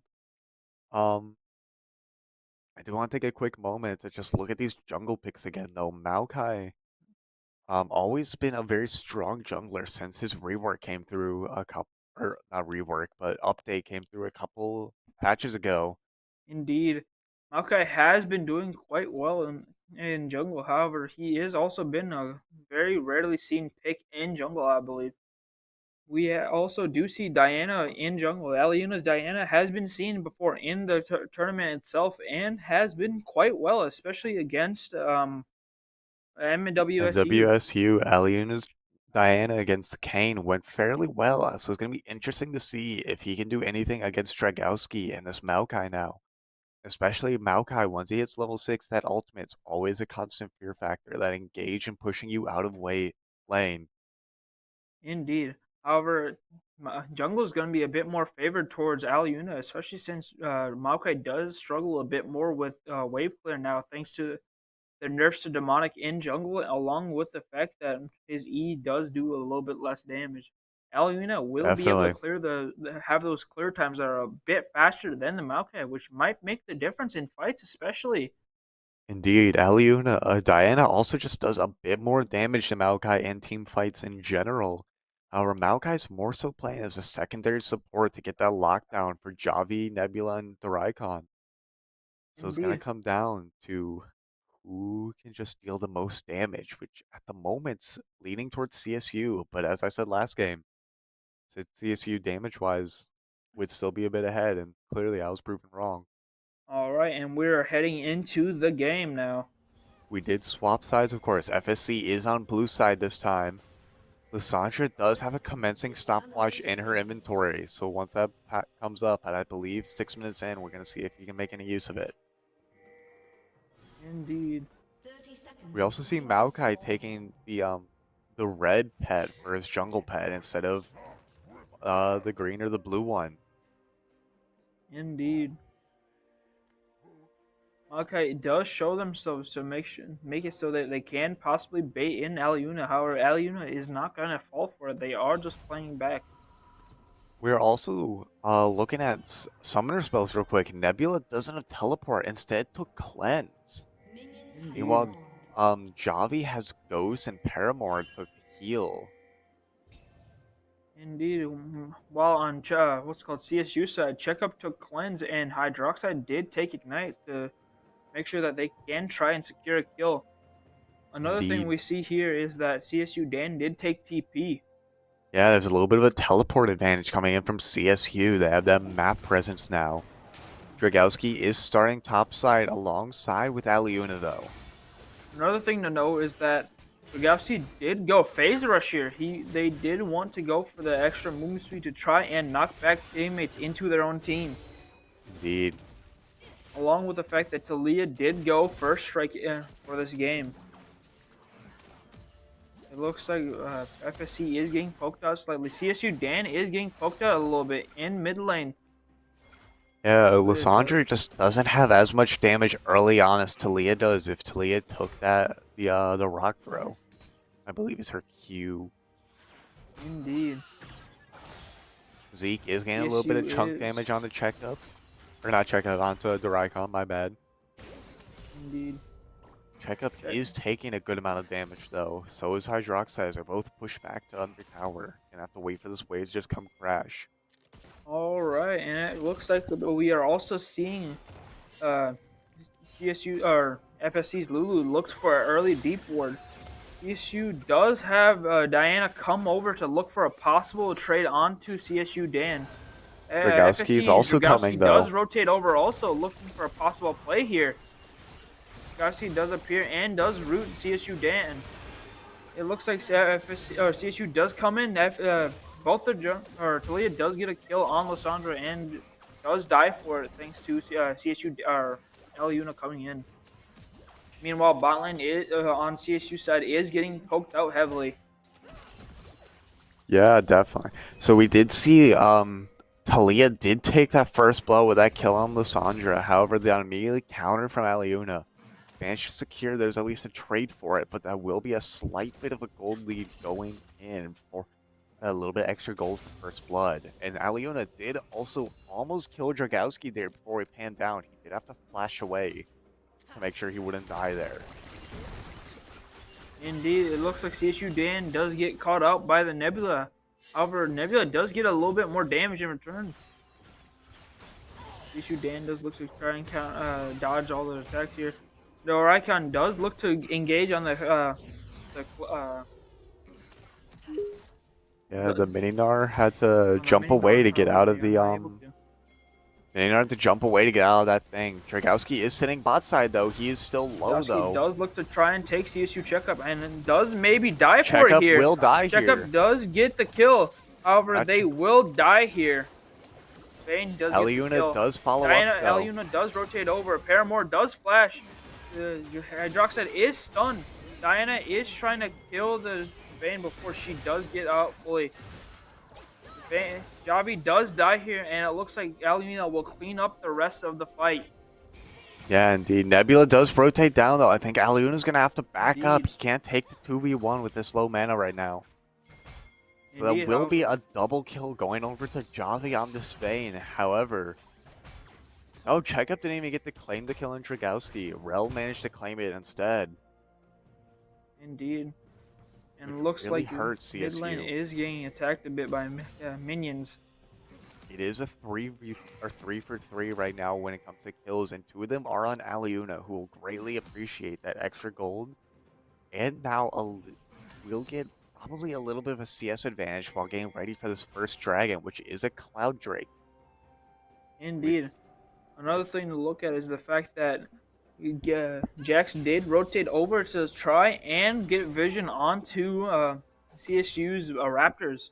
After pushing in the wave, he was trying to make sure that they can look for early kills and stuff ahead of time. Yeah, if we take a minute to look at this vision, there's at least one ward that might be 2 topside by Raptors for Dragowski, along with one of his saplings sitting just outside of the Baron pit, which will be spawning Rift Herald in a little bit over, I believe, a minute or 2. Indeed, and it looks like both junglers are looking to rotate towards bot side, looking for possible plays here. Yeah, everyone FPC does is not know where Aliuna is, and they're playing quite safe, thinking that he might be on on their side. Dragowski does have a big CS advantage at the moment though, as well as the level advantage. So Aliuna's gonna have to sit back and hope he can farm up. Talia's also coming down though. We're probably gonna see the wall coming through. There it is. And it looks like CSU's Checkup is getting stunned to death, and Nebula does get the kill here. Aliuna does rotate over, however, it's too late for them to sadly do anything. Weaver's wall is just an death sentence if you don't know what's coming behind you. And neither Hydroxide or Checkup had the flash to be able to get out of that fight. Indeed, it looks like Nebula is rotating back towards mid to try and push out the wave while maintaining a gold lead on this Lissandra. Yeah, Physique and And it looks Duraikon like, do have level Zeke 6 and now. Duraikon are having a small battle in top lane. Looks like Duraikon is poking out the Physique a good bit. Maokai Nice is sap bot lane side coming again, from the looking Maokai. for maybe a possible gank on bot side. Yeah, Staying maybe a in bot tower side dive. jungle. Talia is rotating back down. They're probably just going to start up this Cloud Drake, though. Indeed, they are. It looks like the first Cloud Drake will go over to FFC. So far, the score is 2,000. Or so far, FFC is 2,000 gold ahead of CSU, which is is a very huge amount of gold for an early game, especially. Indeed, only one tower plating has been claimed, though, but that has been by Nebula in the mid lane, who you never want to see someone. This Talia, 2 kills, all this gold in her pocket. Now is a shutdown bonus as well as Vayne, 150. Speaking of gold, Indeed. And it looks like Vayne is 2,000 gold ahead of, or no, 200 gold ahead of the Vayne, or of the Samira, which can make a small difference in fights, especially if they are able to get one more item compared to the Samira. Talia is a little over or under 2,000, or about 1,000 gold ahead of the Lissandra. And it looks like FSC's Dragowski is looking to take Rift Herald here. They are focusing it down. Diana is looking towards bot lane, looking for another possible gank, or for a possible pick while trying to starve out Dragowski. However, so far I don't think Aliuna has been spotted yet, but there is a ward in Tribush. Another thing to see is that Talia is rotating down. Talia is looking for a possible ultimate here onto bot lane to try and take care of this.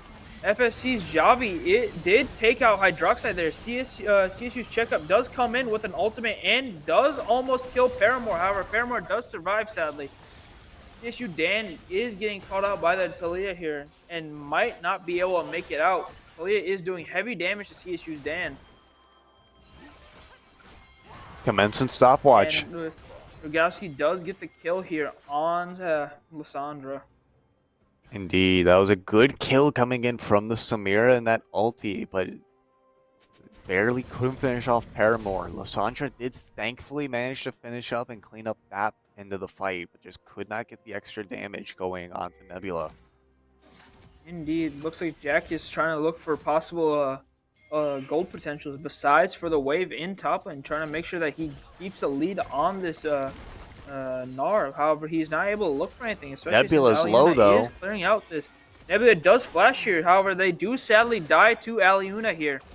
Issue Dan is getting Aliuna. pressured by Javi and Paramore, and they are looking. They might be looking to take care of it. It looks like Dragowski is also rotating over for a possible dive onto CSU Dan. However, CSU Dan just rotates off, not wanting to risk any deaths. Dropping the Rift Herald here, though. This first tower is going to be close to death. I'm not quite sure they'll be able to finish it off, though. Indeed, it looks like the FSC will take this first dragon, making sure that they will have a gold lead, especially with this first tower being gone. First tower's been gone. Yeah, Aliuna claiming that for kill. a possible gank onto this. However, they do back off after FSC Dragowski does ultimate in. CSU Javi is taking care of the backline by using Vayne. Hydroxide does die here, sadly, though. Yeah, Aliuna. Checkup is getting caught out here. Dragowski flash W's onto CSU Checkup, and they do get the kill on it. Talia does get another kill. Yeah, Aliuna tried to flash away to get away from that Maokai ult, but just got caught by the very end of it and died in the end. Aliuna did manage to get that kill onto Nebula earlier, though. I'm not quite sure what the shutdown was. I believe it was still only 150, but that's still enough to finish off her first item, being a Nashor's Tooth. Indeed, that Nashor's Tooth is going to be very helpful for her in wave clear and also making it so that she is able to do that little bit of extra damage with her AP in team fights. Dragowski is looking to clear out any sort of vision and also any sort of camps that Aliuna did leave behind whenever in bot lane. Raycon is getting poked out heavily by FCQE here, and it looks like they are having a very big scuttle. FSC is setting up for the next dragon with Aliuna, Hydroxide, and Checkup rotating together. Aliuna is looking to possibly find out what to do. Find out who is waiting for them in the ward. However, nobody did take the bait. Yeah, without knowing where the rest of the team is at, the three of them rotating together is a great idea, but we haven't seen anyone else. For all we know, it could be 5-man waiting in this dragon pit for them to come down. So they're just going to back off and probably give this second Drake over to FSC. Indeed.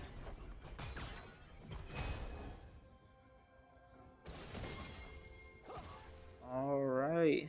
Looking at items real quick, though, Maokai did finish Demonic's Embrace as we expected, along with Talia getting that loot-ins and both bot lane playing their first item, yeah. Vayne get that Bork, and the Shirelli is coming through for Lulu. We mentioned it earlier, but Maokai's clear is going to be a little bit slower, especially since Demonic Embrace did get nerfed in jungle. I believe it does less damage to jungle camps, and it does not do as much damage to them. Issue Dan and Aliuna do get caught out here by FSC.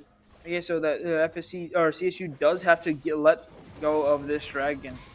Yeah, two good ults coming through from CSU, but they didn't see the rest of the team rotating up from bot lane. Javi just does too much damage on this Vayne, that bonus true damage. FSC is up by 7,000 gold here. They're keeping their lead strong by making sure that CSU is not able to look for any plays, making it hard for them to try and look for a possible comeback potential. Yeah, indeed.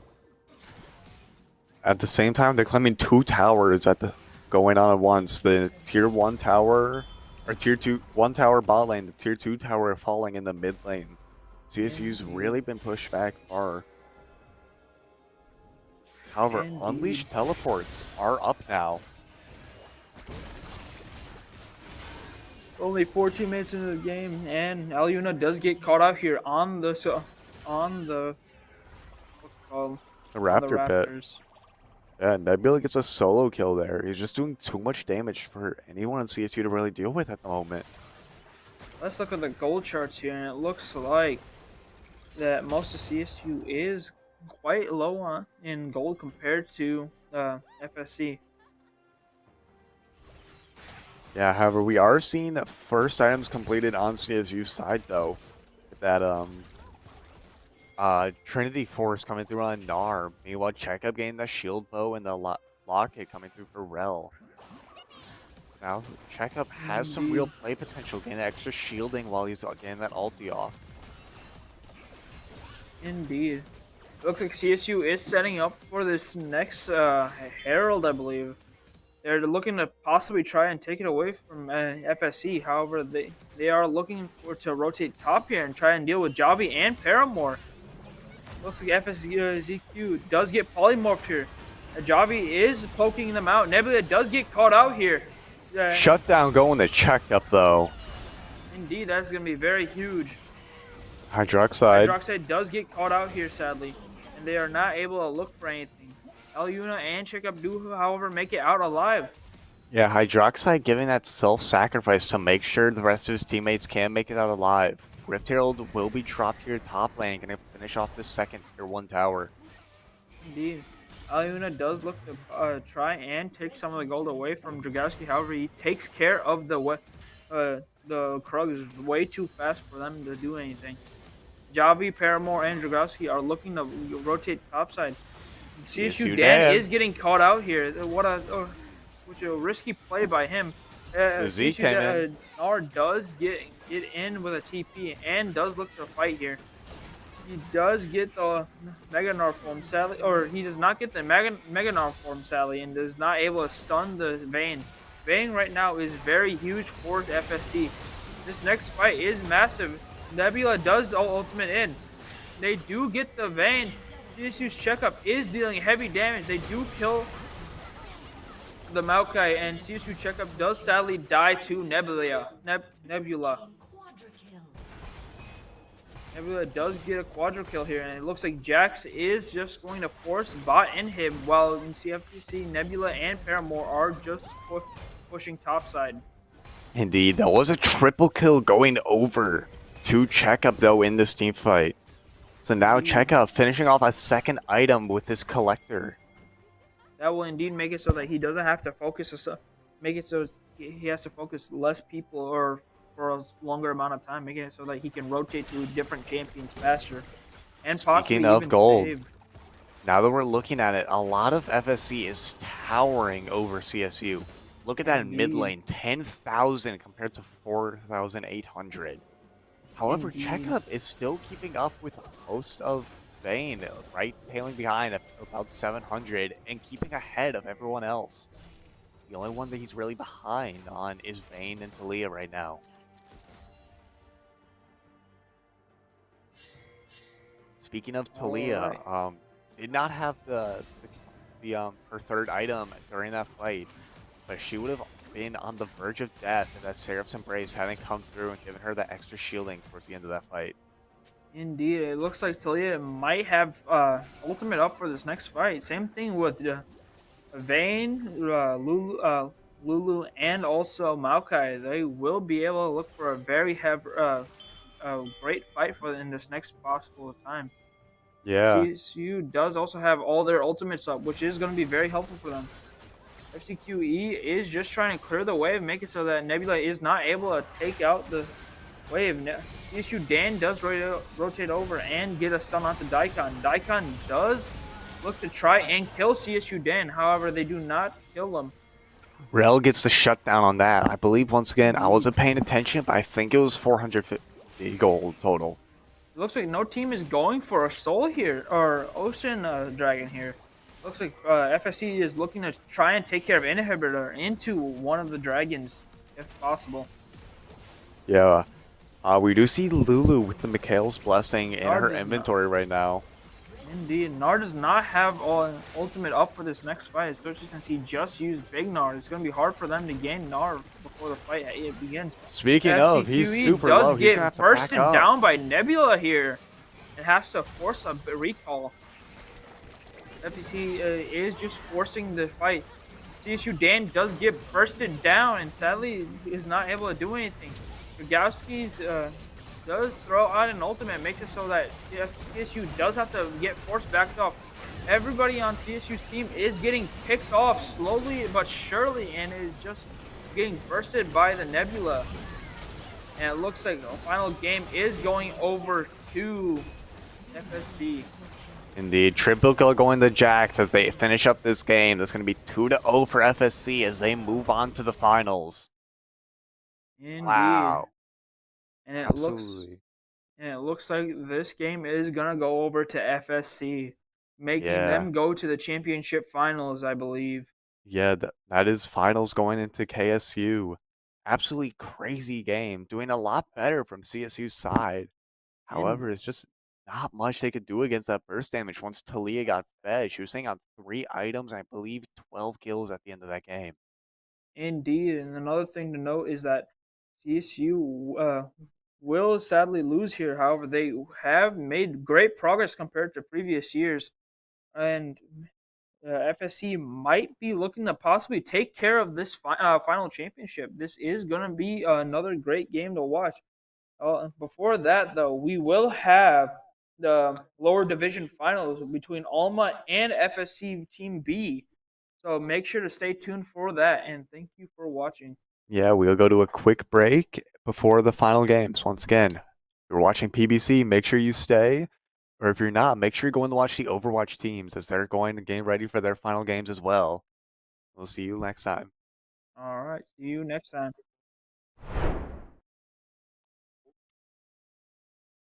There are two key moments in any college journey: when an acceptance letter arrives and the day the college education is paid off. And College Ave Student Loans is with you to help cover costs all along the way. We offer stress-free private student loans for undergrads, grad students, for parents, even loans to refinance your existing loans.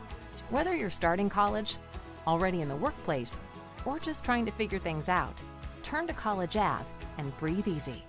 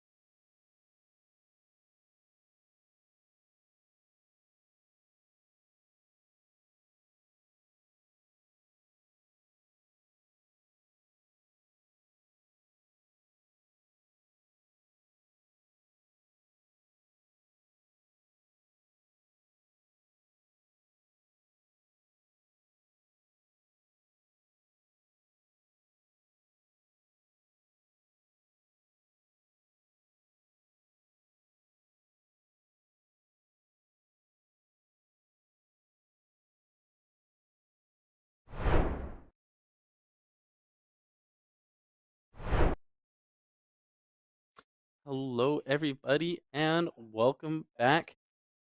Definitely a very interesting set of semifinals that we just had.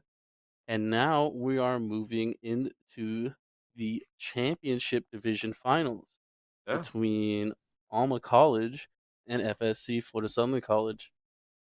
And it's definitely going to be a very interesting championship because we see that they're both seeded, they're seeded 1 and 2. Alma undefeated during the championship season, and FSC's only loss being to Alma College. Wow. So right now, they met each other at the beginning of the season, and now they're back facing each other again, all the way in the finals. And we'll have to see if Alma holds themselves and wins the championship division finals, or if FSC can bring it back and get their vengeance match. Yeah, you always want to see that one loss on their mark. Yeah, I know. You see You the can't let 'em 6-0, go you see the undefeated. 5-1, and now FSC is here. So he's trying to either avenge what happened at the beginning of the season, or if Alma can hold their ground. For sure. For sure. We're going to see just what will happen right now once we start getting into draft. Yeah, no, both teams are setting up on the stage right now. We should be hopping into draft fairly soon. And it looks like we're hopping in now. Already have the Yasuo ban. Nobody likes to mess with wind walls, you Yeah, know? right now we're getting in fast. Yasuo ban, Urgot ban. We'll have to see where the team's priorities, see if there's any lane they're trying to kind of focus out, or if there's any particular kind of playstyles they're trying to just kind of avoid having to play against. Yeah. Belveth taken out as well. I've always been a big Belveth fan, but I don't see enough of it usually. Velvet is definitely, I think, one of the more, like, I feel she's a very interesting champ that Riot has dropped lately, who is one of a jungler that makes trading dragons for heralds early a lot better, because she could just capitalize off of heralds so much more. Oh, And yeah. it's a shame that we just don't see more Belveth. Yeah. They're again taking Zac and Mordekaiser off the board, the beefy boys and the Urgot. They don't want to mess with any of the beef. A lot of beefy champs out, and then also Yasuo Belveth. Both teams locking in real quick. We have Seraphine on Alma College, and we see Florida Southern rocking in the Sejuani. Yeah, and we've seen some places for Seraphine and Sejuani today, previous matches where they were going in mid lane. We've had the ADC Seraphine, so very flex heavy. ADC Seraphine, mid lane Sejuani. Who knows? I will say what could be coming out from these champions. Seraphine is a bit better, maybe in the bot lane as pseudo ADC, AP carry, you could say, than probably Sejuani. For certain matchups, it seemed like it could work pretty okay. It could be a sleeper pick. There could be something we're missing. They could be developing the new meta right now. We're seeing it right here, right now. Right here, right now, new meta being developed, running tanks in the mid lane, other than Galio. Yeah. Viego also locked in Morgana and the Braum. So we can already see the Seraphine and Braum. Possibly. Or maybe a mid Seraphine. You never know. If you throw it in the jungle, I'm very worried. Another pick that we don't see really often. Seraphine saw a decent bit of mid play on her release, but has been kind of tuned down enough where she kind of got shifted more into the support role. But now we're kind of seeing that variance again come up. We can see the Sivir kind of just to nullify any of the stuns and or roots that could be coming out of it. It is a Seraphine Braum lane. Very good spell shield as well, like just very anti-stun, anti-root, everything. Just kind of get away from me, let me farm. I'm gonna sit here and you're gonna watch. I know Morgana and Sivir double spell shield, very kind of defensive, but also kind of not easy, but it helps them get that engage pressure because there's a lot of CC that can be avoided by Sivir and just get in on the engage, especially against the Seraphine. She doesn't really have much, especially if you can get that ult blocked early. Yeah. As we go and see the Jinx, Camille, and Vlad are also banned out. As they're hovering, the Yone will also take a big fat ban, as that will beat the bans for both sides. I would say a very good Jinx ban. Jinx has been I feel like I said this last year. Jinx has been running, kind of wild a little bit. Whenever you see the Jinx pick up, it's always been doing well. It's funny Yeah, that it's it's literally the same thing definitely I said it's just last year.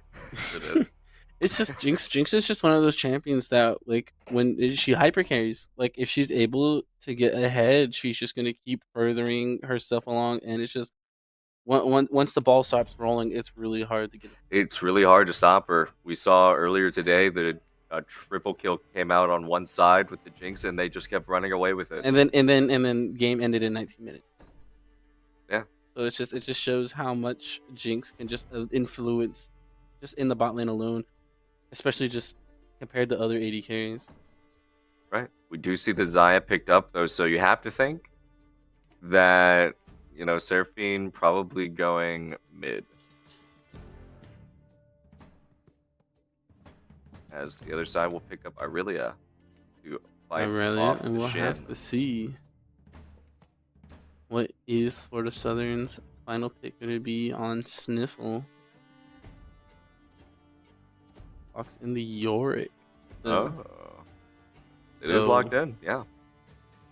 Very So what you're interesting. telling me is it's Sejuani mid. So what you're telling me is You're it's the telling new me meta. Is it's Sejuani mid, right?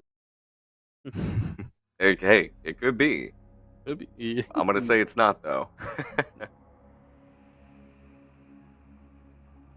be very interesting to see, though. We could see it go in a multitude of different lanes for sure. Irelia mid is definitely a thing. Yorick more than likely is going. Yeah, I was gonna say, yeah, Yorick is more so others. I doubt we're gonna be seeing Yorick kind of flexed around, but who knows what these players are thinking as they kind of get into these matches, because like we said earlier, we see Finch top with a Sedge mid, so who knows what people are gonna be trying to Oh rerun boy. these days. It was very interesting, and I really am interested to see where they do decide to pick all these, as these all can be flexed around a bit. My best guess it would be that yes, Seraphine will be the mid lane, so the other team as well. I'm just I don't think we're waiting. going to be seeing Braum mid. No, when are we? Well, no, I want the Braum top. I want the Cho'Gath Senna bot lane. It's like, I want it singed mid. I'm trying to see some of these. I'm trying to see some of these. Trying to see crazy some plays. stuff, huh? I'm trying to This see ain't some of these enough? crazy This ain't enough for you? positions. No, it's not. But yeah, right now we aren't going to be sitting for a little bit of a delay, just to help keep some of the integrity, trying to make sure that no players pick up a little bit of the stream. For sure. I'm very interested to see how they play the bot lane, though, with Xayah, Braum, most likely, against Sivir, Morgana. It's so hard to get anything of value down there. A gank as well. No, we already talked about this. It's gonna be the Seraphine Shen bot lane bronze top. We're making the meta here. We're doing the switch around that just ain't seen. Yeah. But I am very interested to see how it's going to go, because it's, like I said, it's very hard to gank. So why not take the pressure somewhere else? But would the other team kind of anticipate that? And then. But yeah, for sure. Realistically, though, yes, ganking a Shiver Morgana bot lane is going to be incredibly difficult. So we're probably going to be seeing a lot more pressure, either on the mid lane, on the top lane, and just trying to get one of these. Probably on the Seraphine, we'll probably be seeing Seraphine try to just get scaled up as fast as possible, and then see if they can spill that pressure over into the side And lanes. there you have it. Your dream is dying as you see the lanes. Yeah, I know. It was a fleeting dream. It wasn't meant to happen. But so now we get to see how Seraphine will match up with this Irelia. That is going to be kind of an interesting matchup, because Seraphine has a little bit of CC in her kit, but especially early, she doesn't have as much self peel as she'd probably like against someone like Irelia, who can hard engage very early and do a lot of these big early trades. Yeah, I definitely think Seraphine needs to stay on her toes a little bit, as Irelia is going to be very light on hers. So we'll have to see if that's just going to be inviting Viego to come mid more, especially with the Shen top. Once Shen hits 6, that turns around a lot more. That just turns around because a lot of the times Aurelia could be going in. We see the Shen ult, and that could lead to a possible pick on the Aurelia. Yeah. And we have to see in the top lane as well. 6 for Yorick. Yorick just pushes the lane with the big Phantom guy. His best friend, best buddy, pal. Yeah, no. Yorick's Maiden is also just going to be what provides a lot of the split push potential. So it's really just going to be which team can utilize their top lane the best. Yeah.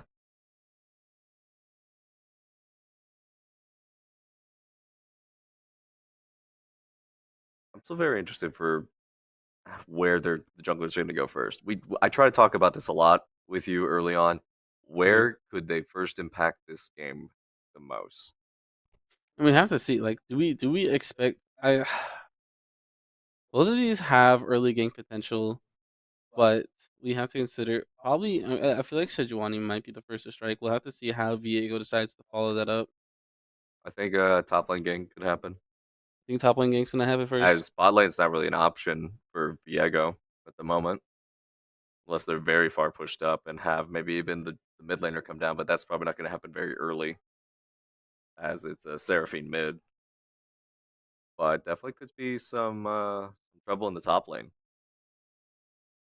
That seems to be where a lot of junglers try to put their attention to first, if the bot lane is not as gankable. Well, it's just super popular too, especially because a lot of times it has the whole idea of top is an island, top is a lot of isolation. So then if teams kind of play against that and they're like, hey, we're going to go for very early clear, very early gank top that can catch some laners by surprise, and especially those who like to push forward and be aggressive early. Yeah. Which we might see York doing against the Shen possibly. Yeah. I think that is fair to say. Still waiting to get into game 1 of this best of 3.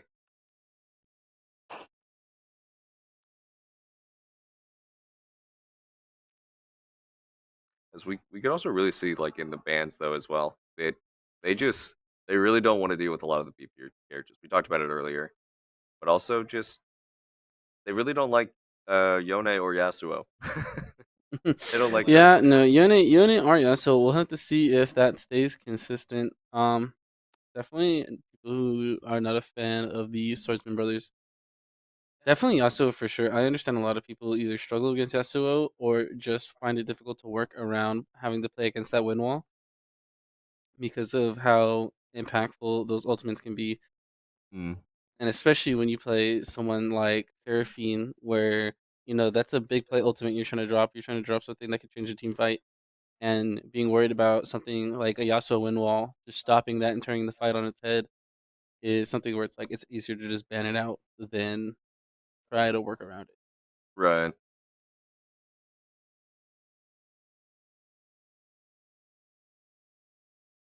We still see a very well-made protect the carry comp over for Alma's side as well. Shen always being a very great support to just TP down and kind of help out with the Xayah just living. Could even go on to Viego if the time is right.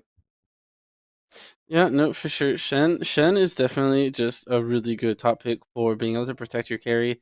And if jungle gets ahead, if AD gets ahead, if even Seraphine gets ahead, it's easy to be selective on who gets the shield, who's the one that's getting dived, who needs the most protection in these team fights, and it's really easy to kind of focus it onto that person. And then Braum will have that time to reposition, get there, and help peel off if he needs to. Yeah. We've seen a lot of protect the carry comps here at the Peach Belt. We've seen amazing front lines just making sure the back lines cannot get to anything. We've seen a lot of the Wukongs. We've seen a lot of some Jaxes here and there. Yeah, we've seen a lot of, especially from North Georgia, we've seen um a lot of those, and they trying to work around that, trying to get those diving in, like those super dive comps, especially like Wukong, ones that just get to the back line and shred your ADC, your carries before you can even react, Yep. and the whole team just gets disrupted. So now we are in game 1 here. And it looks like both teams spreading out pretty evenly. Both trying to set up vision for themselves. We're going to see Alma's Kira far off into the river a little bit, trying to look for some hits as they see Sejuani path out. They fall back into their own respective jungles. Both teams just trying to get little bits of information, maybe where the jungler could be going, but I don't think they're going to get much of that here.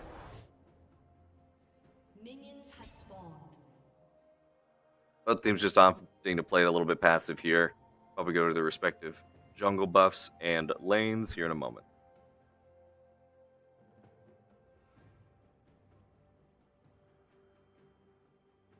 Oh, See Alma with we do see Toji pushing in for a late deep ward.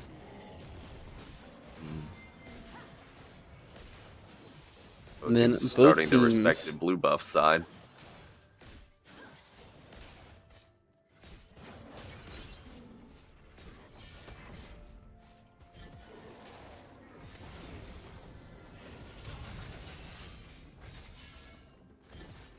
Theo just going through his full clear on blue side, it seems, as bot lane's just gonna poke around a little bit for here and now. Level 1s, looking for first level 2s, perhaps. Because early on, definitely Xayah and Braum can punish a little bit. Might be just what they're looking for. They're laying up a little bit faster than FSC. Level 2 is hit, 2 lands, and they're going for the stun. They've stunned up Waffle under 100 HP. They will back off with exhaust blown from Nipple. That's what I was talking about. They were looking for the level 2 first. They got it. They immediately went in. Yeah, no, that was incredibly big. Level 2 engage. Getting Waffles down all the way almost to about quarter health. See, very early they can be punished severely, but as time goes on, they're going to be less and less punishable. Especially It's great for as them they only to start getting have those to have fed blown shields. The exhaust there and not flash. And in the mid lane, we can actually see the Seraphines actually bullying quite well. Once again, a bit early on, as this can turn very quickly into the other way around. And here we do see You Synthetic. see the Sejuani here at top, looking for a gank, but I'm not quite sure they're going to get it as they were spotted on a ward. But you actually see Viego in the bot lane, just making his round clear around a scuttle, though. Probably not going to be looking for too much. As Waffle still sits around closest to half. Oh, coming for the gank from Synthetic onto J Money in the top lane. Lands the Q. Will not land much more than that, though. We do see, meanwhile, Viego is sitting in bot side River Brush. Kind of peeking around. The FSC does not have vision, and he decides to go in. There he goes, going for this gank down here early. Can't quite get rid of the spell shield. First blood over to Alma and the ADC Gunner. Gamer. Yeah, no, Gamer able to sneak in just there. Viego baiting out the Black Shield, and that allows Braum and Xayah to just push in and get that extra little bit of burst damage in the needed, though, and snipe Divert for the first blood. And I talked about it even before. I was like, maybe a bot lane gank's not going to be that good to go for, but they found a way. They just used all the physical damage on the magic dealer, the magic shield. And I feel like what helped lead to a bit of action in the top lane.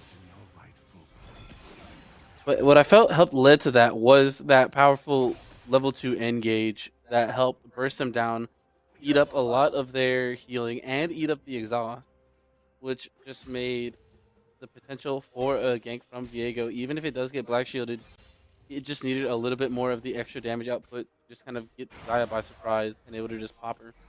Yeah. York just farming away up top as he Does not win a lot of trades at the moment. Also, no mana to speak of. Sejuani is just going to be keep clearing as well, hoping to maybe get a return gank top lane soon.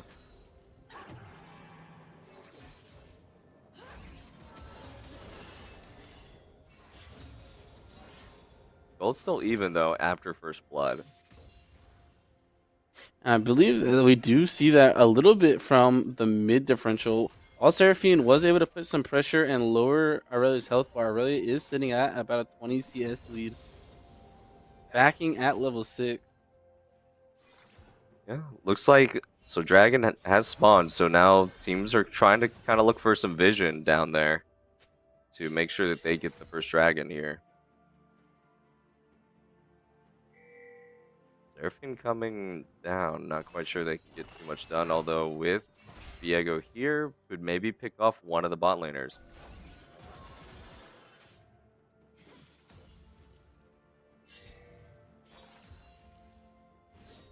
There is a ward there, so there's not much more that they can do here, as they'll just have to kind of back off for now. Both teams still wanting vision over at Dragon, though.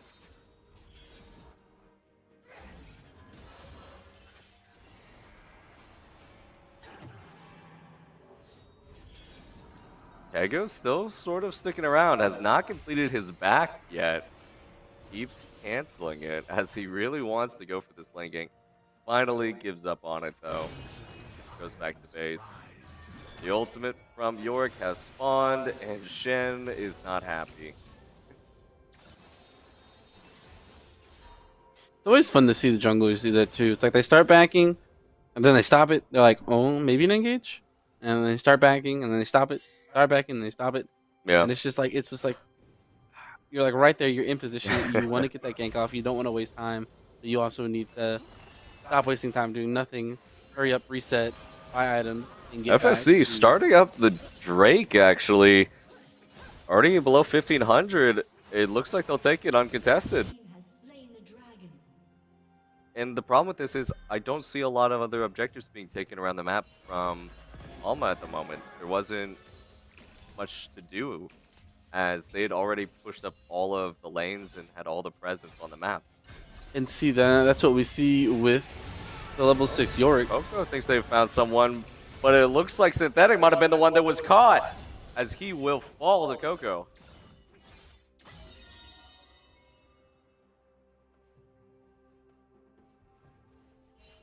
And it looks like with Synthetic down, Coco is going to go ahead and help himself to Sejuani's red side. Taking at least red buff for now. We'll have to see if he sticks around to try to catch Synthetic out again. He will want to make his way out.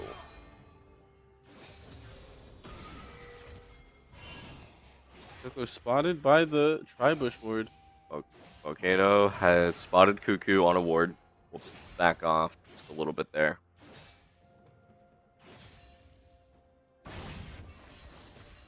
Not much vision, though, to tell that Synthetic is already back up on that side, though.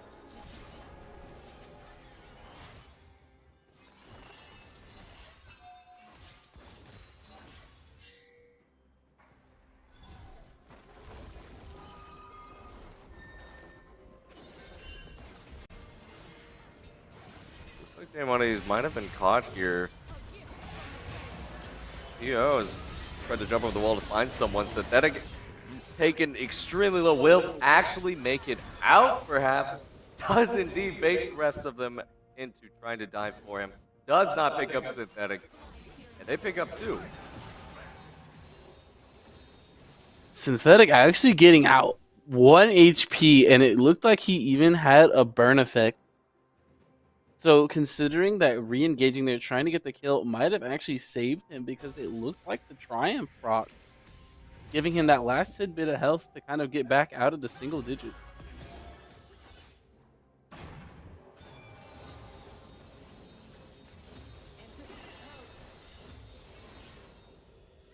Starting just to throw off the ricochet rounds. Q lands from Nevid. Not too much more is going to come of it, though, of course. Just walk off.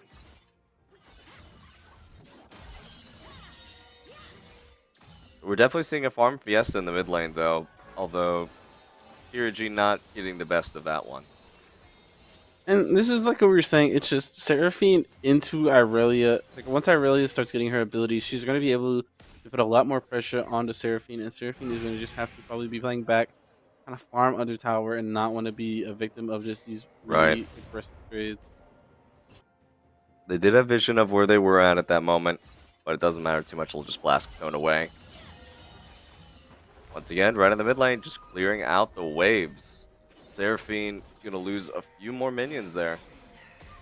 Little by little. Ultimate also popped once again for the top lane for Yorick. He's having a blast up there. I'm sure Shin's very happy. Rift Herald is spawn, and that could be an objective to go for very soon here. As Yorick has it pushed up, Sejuani kind of near the top side could go over and help take it. And see, with Yorick's Maiden, it's going to be difficult for Shen to really get the top pressure. Seraphine against Irelia is going to be difficult to get pressure back from her. So FSC is really going to be in a position where they just hold control over top side, both with mid and top pressure, and it's just going to let Sejuani kind of move in and take that Herald whenever she's ready. Yeah, all three come to help as well. Even the ultimate, of course. Yep, Yorick, Maiden, Yorick, the Maiden, and Irelia all rotate to help Edge. Yep. And we don't really see much Alma can really do to kind of pressure and try to really take that. And we could definitely see this drop mid, though, as the lane can just be cleared so simply by Aurelia, but perhaps they'll take it bot lane.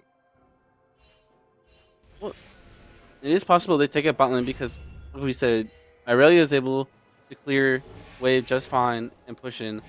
Yorick with Maiden can push wave and just push in. Both of them are going to siege the tower fairly easily. But Xayah Braum and the Silver Morgue, both of them are going to be able to hold the lanes themselves pretty fairly. We do have Dragon in 10 lane, seconds. So just relieve some pressure even. Pressure bot lane is probably going to be the move.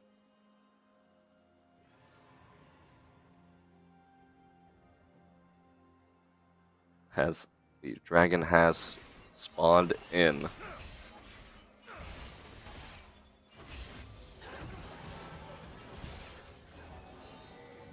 Looks like it will be started up, though, by Alma. And once again, we see a flip-flop.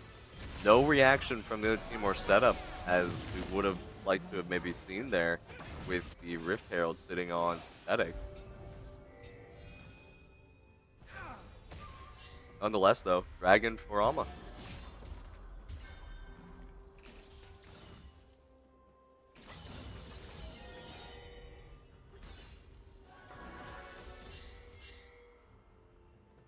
But yeah, no, we saw Alma clear Florida Southern's vision out of the drag pit. Florida Southern still holding on to the Herald. You'd think that, some pressure would come out from that to try to kind of secure that dragon. But right now we see Sejuani just kind of clearing the jungle instead. Yeah, ultimate out of Fox, right onto Sniffle. Sniffle trying to get away. Will actually get stunned up, but the ADC was rooted too far away to follow up with much. Very interesting there. Both flashes burned, by the way, on the side of FSC, though, for the bot lane. Yeah, and it looked like a little bit of a bamboozle from Neve on Alma. We see the Braum ult come out, and we see Black Shield get put onto Sivir, but Morgana's actually the target for the ult. Still see Kirigi in the mid lane on Seraphine, just trying to keep up with the CS of Toji, but not quite sure they're going to find it. Although they do find him trying to get a little bit extra CS in their jungle, and they're going to kick him out and say, hey, no, you can't take the chicken.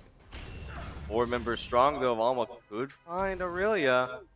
Flash from Fox trying to land another punch, cannot find it. As Aurelia will walk away. We're kind of seeing Alma kind of recognizing Aurelia is pretty much a threat. Really wanting to try to get some of the kill gold on one of their characters. We see 3 people rotate up to try and help and get that kill on Toji. Braum even burning Flash, trying to get the catch on the engage, and Toji is just able to slip out.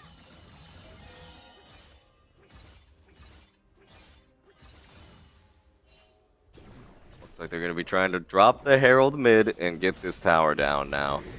Although there are no more plates to get, unfortunately, they will start to get some chunking down on this tower.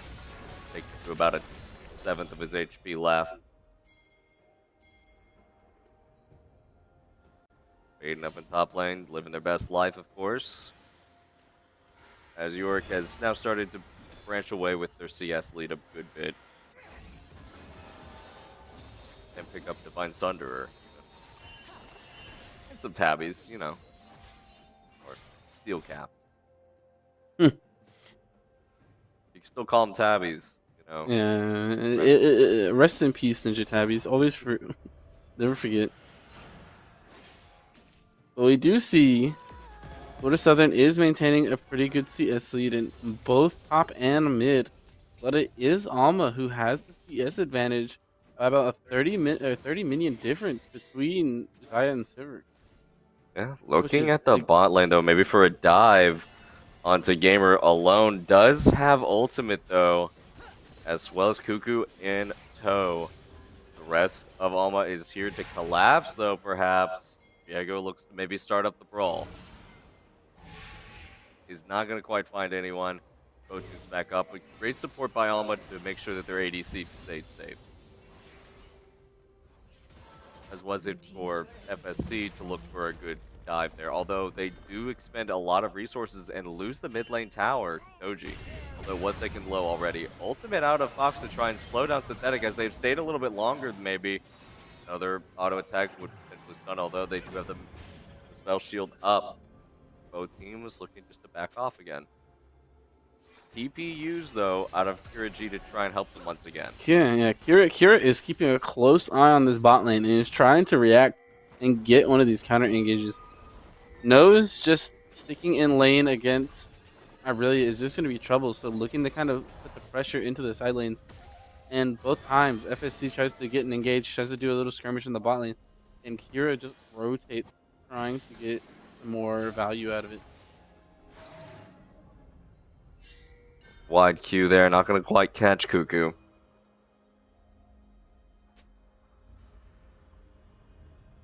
As Dragon come up in about 13 seconds. Both teams still want to have some objective control here, but it looks like Alma's first to the party. 4 members strong. It looks like they'll start taking it with no response. That's on the other side. The reaction they'll have is to take the Rift Herald. Very good trade when you think about it. You can't have both objectives, you're going to get one at least. Always take something else. Although it looks like Alma might be taking something to boot with their dragon as they take Waffle.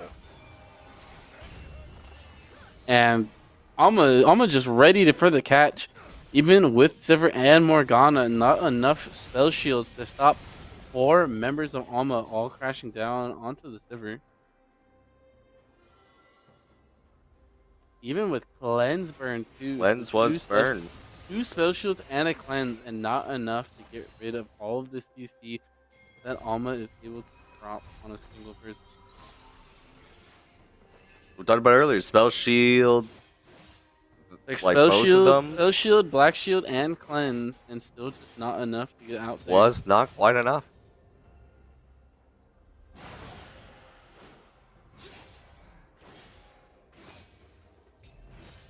Top lane turret taken, mid lane turret and taken. The last remaining tier 1 of Alma is in the bot lane at the moment, while they have yet to take any of the towers so far of FSC. We'll need to see a bit more objective control when it comes to these towers, maybe some better movements around the map if we want to see some towers.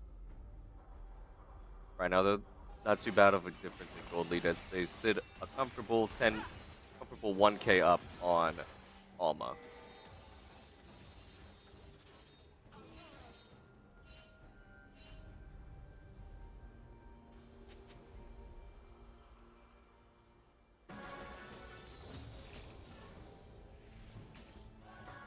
G has opted to go the bot lane to face off with Toji, as the rest of the members have also rotated to their respective other lanes.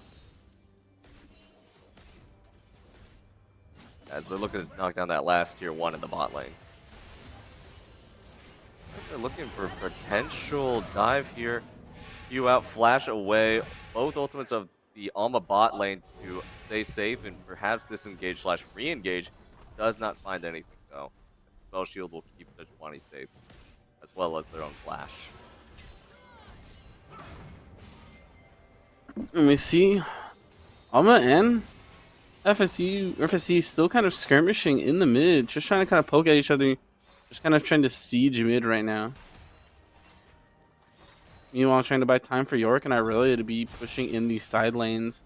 I think if York can put pressure onto top tier 2 and Irelia trying to just keep pressure onto that bot tier 1. Not a lot of big fights here so far. Both teams have not really looking to fight each other at the moment. So we see them more just trying to get objectives and try to win through CS and towers.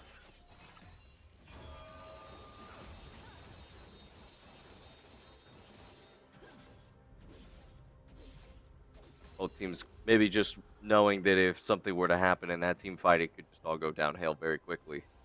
We see a lot of members of Florida Southern backing, and we see that the Herald is going to be expiring soon on that Sejuani.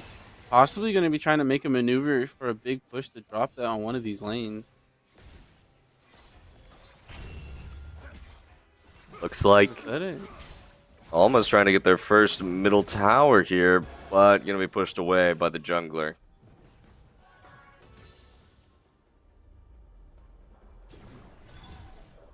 Herald being spawned in the mid lane once again, though, as FSC is looking to start pushing this down. They want to make an opening here on the side of Alma. They want to open up this game. It would cause a fight Q in from Synthetic. Not much from that just yet, as Alma's trying to keep it from getting to the tower, and they will.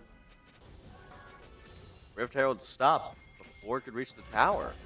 And that's the unfortunate side effect of just, if you drop a high, when you drop Herald, far away, like far up your, far into your side of lane, it's got to travel down lane. It just buys more time for the other team to react to it and take it up before it can crash. And it does put a little bit of pressure buying time for Florida Southern to kind of take control of Alma's red side, get vision control, and start the drag spawning in about 15. They always are looking for the drag around 15 seconds.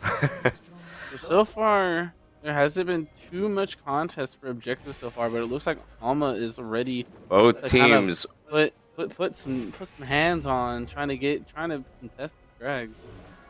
they're ready to throw down perhaps here as both teams posture around Dragon. Synthetic looking really like he wants to go in. Perhaps even conceding Dragon at the moment as Alma starts taking it as they move down mid. I'm not quite sure if that's Florida play for that, but that is the play they're going to go for. Yeah, Maybe they're Florida posturing Southern. for Baron. Florida Southern Indeed. was setting up around the drag pit, looking like they were going to contest, and then just the entire team backs off. You see York still splitting top. Aurelius. They're going to go ahead and start the engage, though. Alma onto Waffle. Can't quite find him, though. Synthetic being the beefy boy that he is in the front line, taking some damage, but not being slowed enough to have anything meaningfully done to him. Who is going to find Volcano, though, but not quite anything happening just yet from that. Perhaps going to be able to collapse on him. Flashes away from the impending danger. TP and all. Maiden won't be long in this world either, as that'll probably take as well. Toji just trying to split push in the bot lane, realizes he needs to be with their team though, as the first tower for Alma goes down on the side of FSC in the mid lane. And it looks like FSC is not backing, so they're just going to Back. keep with Toji the is trying to take split. this tower before the TP even goes through. Not quite sure that's going to happen, but is not in any clear danger at the moment, although as Ram is looking to head down, perhaps a gank as well, but nope, both teams back off after getting a tower for Alma. Still about 2k gold differential in the favor of FSC though, as we still see a large gap of CS lead in the mid and top lane. With And see, this is leads in the jungle and ADC. And this is where I was talking about the difference in these top laners. Yorick is putting a lot of pressure top, has 2 towers down right now. But Alma, a lot of these team fights are being 3v3, 3v4, as we either have the 1 to 2 split pushers coming from Florida Southern, Yorick being top, and Aurelius sometimes heading to the bot or vice versa. And Shen can go meet one of them, stop one of them, slow the split push, but then also have the ult available to join these team fights that Alma needs them to be, and then get numbers advantage, ability advantage. Harry gets a shield, and we just see Alma putting on just more pressure on like Dragon and Baron, just enough to make Florida Southern have to just retreat completely off of them. Yeah, and I think it's definitely was an interesting play earlier to try and ultimate comes out of Toji, flash away by J Money. It don't think it's gonna be quite enough to escape Aurelia though. Still has flash in tow and will take J Money's life. And again, we're just gonna see 1-3-1. Florida Southern gonna be splitting Alma, and now with Alma's Shen down, there might be some objective potential, knowing that Yorick bot is going to be taking a lot of attention. Yorick will be able to take this tower on their own as the Baron is started up. Cuckoo is here though, and they will have to perhaps go away just to try and not go for a spike bite. Ultimate goes wide. Cuckoo still alive, not quite close to the Baron, but 300 HP on the Baron. It will go over to FSC as they will start running down the remaining members of Alma. Fox is running really low, stunned up, taken out. OG's still looking for more. Looking for Supreme. And in the same time, Supreme is looking for him. They pick up each other as running down top laner. Yamato is coming in all the way with the ultimate from Seraphine. Was huge, catches all 3. And they're turning it around. J Money and Kiriji will find the last member of FSC. As Yorick, though, actually is still in the bot lane, pushing it down with Baron Buff, has taken the inhibitor all on his own. And this is what I was talking about. It's like, it really is going to be whose top laner is going to be impacting harder.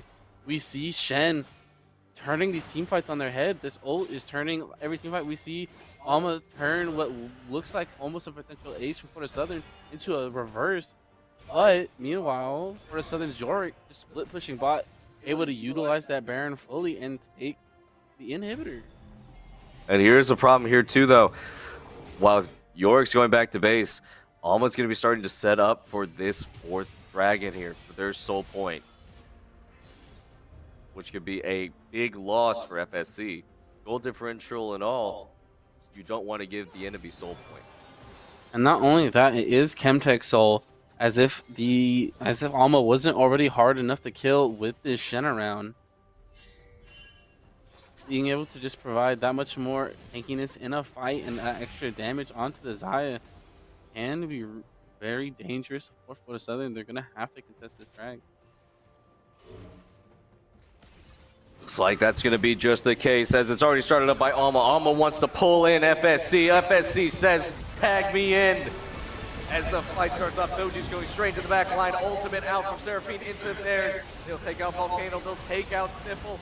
As the Dragon goes over to FSC, the fight continues. Doji's trying to get away. It's not going to quite find Kiriji though as he goes golden. Synthetic and Doji running low. Alma takes the fight. Ace! And that's just... I'll give it to Florida Southern is able to stop the soul. They do get the steal, but is it worth it getting aced and only being able to take down the ADC from Alma? They've put in all their eggs into that basket. They said, we have to stop this. And they really did need to. But they found themselves in a predicament where they got what they wanted to go for, but they did not win an entire fight and got 8. And now Alma's breaking the base. And the big issue with that positioning, with that area, is Florida Southern has just the end. They don't really have hope. They don't really have anything that they can try to lower Alma from a safe distance. A lot of their champ is once they're engaged, they're in the fight and they have to commit. And it looks like a lot of attention went to making sure that they didn't get the soul, but in exchange, we see the ace from Alma. Yeah, we're starting to really see this Seraphine come online. 5-0 and 5. I was a little worried at first, seeing as how the differential in CS was going. They're catching back up in that, and they're 5-0-5 now and doing a lot of work. Yeah, no, Kira playing really smart on the Seraphine, sitting about 1,000 gold under the Irelia. The gold diff between the teams almost non-existent, both sitting at 51k. And you could see a very large differential in between the ADCs, as we're going to see Supreme rip through Synthetic, as I was just talking about it. About over 12,000 gold on Diam, while Siver's still working to break the 10k gold mark.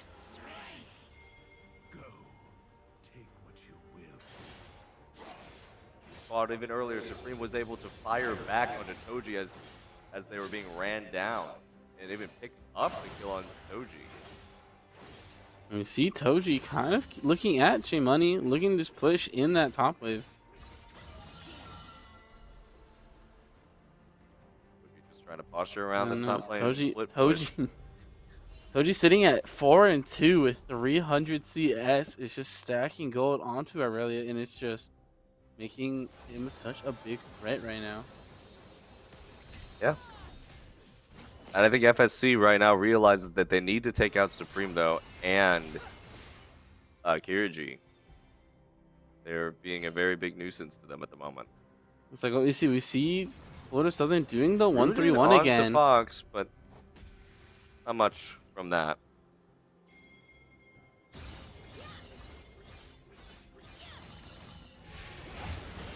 Oh, they might have found Toji, though. Toji is level 18, though. It might be enough to push him back, but I don't know if it'll be enough to stop him. Kirigi just keeping away Volcano from taking more of their base to the side lane here. As it looks like a fight that has already broken out. Waffles down, Sniffle is going to follow. Flash from Supreme to pick that up. Couldn't quite see what happened, but I'm sure it happened very fast. Yeah, it looked like the engage caught Sivir. Diego was able to snag her, and it looked like Irelia was taking Shen's attention enough that he couldn't get the ult out. Is here.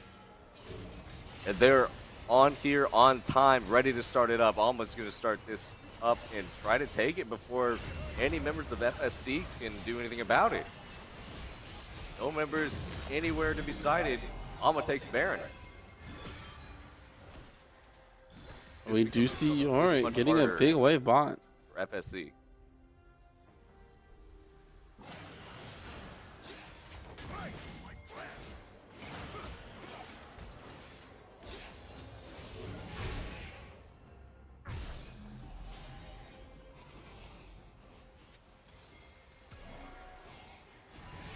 Here in the jungle could be caught out. 4 members here. Looks like they just want to take away Maiden up for Yorick. Saddest day. Maiden. Yorick now has no maidens and needs to touch grass. No maidens for Yorick. As Soul Point will also be taken for Alma. Alma is just getting these objectives lightning fast now. And we see FSC going again into the 1-3-1, trying to just put pressure into every wave. But Alma, now with Soul and Baron, is going to be able to repel even Irelia. It looks like they're trying to find Toji, but I'm not quite sure. They're going to flash taunt, though, from J-Money. Supreme and Toad just throwing out the feathers. Can't quite find Toji yet, but they will find him. Fuku picks up the kill. 56-second death timer right now for Toji. They've already taken everything on the map. What is their next move? Where are they going to move this pressure? Still a little bit more on the Baron buff to go. And Soul Point for them. Elder will spawn much later from now, about 5 minutes. Where's their next move? We'll have to see now that Alma finally being able to take these top towers. Irelia and Yorick split pushing these lanes have been keeping their side lanes relatively safe, while Alma had been putting a lot of their pressure down the mid lane. But now we see with Soul and Baron, these side lane towers are falling rapidly as top tier 1 and tier 2 get taken.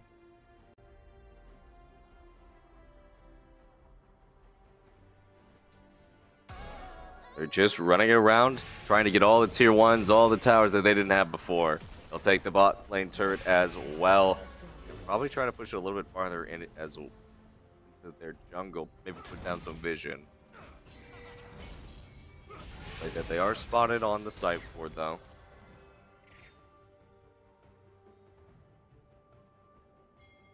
They move towards mid lane. Trying to group up as we do still have Volcano just running the top lane side push. And again, just Florida Southern 1-3-1. It's just, there's gonna be a point where we'll probably have to see Florida Southern group as 5 and push a lane because Alma just are winning these team fights right now and are able to just pick apart the members of Florida Southern. And we'll have to, they're gonna have to, this 1-3-1 is just getting called out by Alma. Yeah, there's still a very small goal differential, but it's more of who it's on at this point. Well, Alma not building it up, it had stayed relatively similar all the way up into the 50,000s, but now it's about a 4,000 gold difference. Maiden is spawned, but it looks like they're looking for Volcano, who's been found out. Locked in his own cage, it seems. Ultimate out from Fox is looking for Cuckoo, but I'm not quite sure they're going to find him as the rest of Alma is trying to find. Oh, Charm onto Sniffle. Sniffle's not long for now for this rift. Will be taken out by Supreme. Toji, though, takes the bottom inhibitor. Still trying to apply pressure onto Alma all at the same time. Trying to get away. Looks like they're trying to slow him down, though. Cuckoo, J Money, and Supreme are on the case, though. Flash on to Toji. Looks like they are going to take Toji out and tell him, no, you cannot take our inhibitors for free. And like I was just saying, Florida Southern is banking on the 1-3-1 to try and get these objectives, but Alma is just, you know, starting top, making their way down. They get to pick on York, they get to pick on Morgana, they get to pick on Aurelia, and with death timers as long as these, that opens a lot of time for Alma to do something with those kills. And it just lowers what Florida Southern can do as a response. Right, and you know, we talked about the bot lane for FSC at the beginning being kind of hard to deal with, but they've dealt with it beautifully, and Zaya is running some damage out there right now. Reem is doing very good. Ultimate out from Synthetic. They really want to try and find Supreme, but not going to quite find it there. And no, that Sejuani ult falling just a bit short was unfortunate for Florida Southern.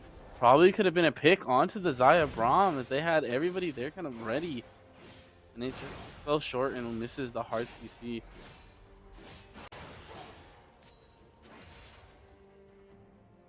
Yeah, right now though, we see Zaya 5,000 gold ahead of the Sivir. Aurelia sitting about 1,000 over the Seraphine. FSC has gold on the Aurelia, but it's just not enough to keep up with the Zaya, who's able to rotate and pick apart their 1-3-1. And it's just, they're gonna have to do these group fights, or else Alma might just be able to keep picking them off. And as these death timers get longer, it's just more and more steady pushes down into the Baron has spawned, and with Elder in 50 seconds, Alma's just going to start up this Baron and take it immediately. FSC, once again, just opted to go for just some minions and try to push the lane down. But I think this time it might be a bit different as J Money's on the side. They're going to try to recall very quickly and then catch out FSC trying to take objectives, trying to take towers onto Sniffle there. Sniffle will be taken out fairly quickly. Ultimate onto Toji. That's going to slow him down just enough for the rest of Alma to take him out. Do Alma just go straight down mid, or do they opt to go to find Elder in 5 seconds? They know that Volcano's going to keep pushing down lanes all on his own. Top tower's just going down just from all the little minions and minions that he has. Like that they are going to go for Elder. They're going for the clean sweep here. Soul, J Money maybe in a little bit of a predicament here though. Appears to be having a little bit of issues of taking out this Yorick here though. Will also take the inhib. Money pushes them away as they are still taking the Elder. They will secure Elder plus Baron plus Soul. You have to think they're going to start pushing down the base of FSC as Supreme and J Money are going to start breaking it open. And this is again FSC banking too much on the 1-3-1 and letting They're looking Alma at the have Nexus those turrets. They're objectives. looking at the team of FSC. They've thrown out the charm. They obliterate Waffle. Synthetic will be next. Sniffles running for the hills, and they will take game one. And just like that, picked apart 1-3-1 is a good strategy, but when you bank on it time and time and time and time again, and you see Alma is able, like if you put like the 1-3-1 gets you an inhib, but you lose 3 to 4 members, and as you start pushing into these 1 minute respawn timers, and you start worrying less about objective, Alma goes takes Baron uncontested, is able to pick apart the 1-3-1, go take Elder uncontested. And it's like you have these inhibs, but now Alma has not only a really strong carry, but also these game ending objectives. And it's just Alma's just setting themselves up for just running it down mid time and time and time and just hitting it harder and harder until they just break through inhib and they hit straight Nexus and they end the game. Yeah, it was a slow roast. Both teams kind of stayed away from each other for a long while until they just built up enough objectives and enough money on the right people where they Mhm. started just taking objectives and the fight. FSC had to face check them that one time at Dragon to keep them soul, and from there on, Alma was calling the shot. Yeah, no, and you can see it's Alma was playing the slow and steady. Alma was pushing mid, putting a lot of their attention there, and just stalling these side lanes. And you see Yorick and Irelia constantly pushing in the 1-3-1. And sure, Florida Southern gets top tier 1 and tier 2 first. They get bottom tier 1 first. They start getting a lot of these pressure onto the bot and top lanes, but Alma is just focusing on the bigger objectives of getting Soul, getting Baron. And then you see after their first Baron, they take out both top tier 1 and top tier 2. They go take out bottom tier 1, bottom tier 2. And just like that, what had gotten Florida Southern ahead, at least in lanes, is now evened out. And Alma just still has Dragon and Baron, which is Right. just going to persist all the way until all of a sudden you pick off Yorick. Oh, you have Elder. Yorick dies, mid lane dies, Aurelia dies, and you're so split up that Alma just pushes straight through the Nexus.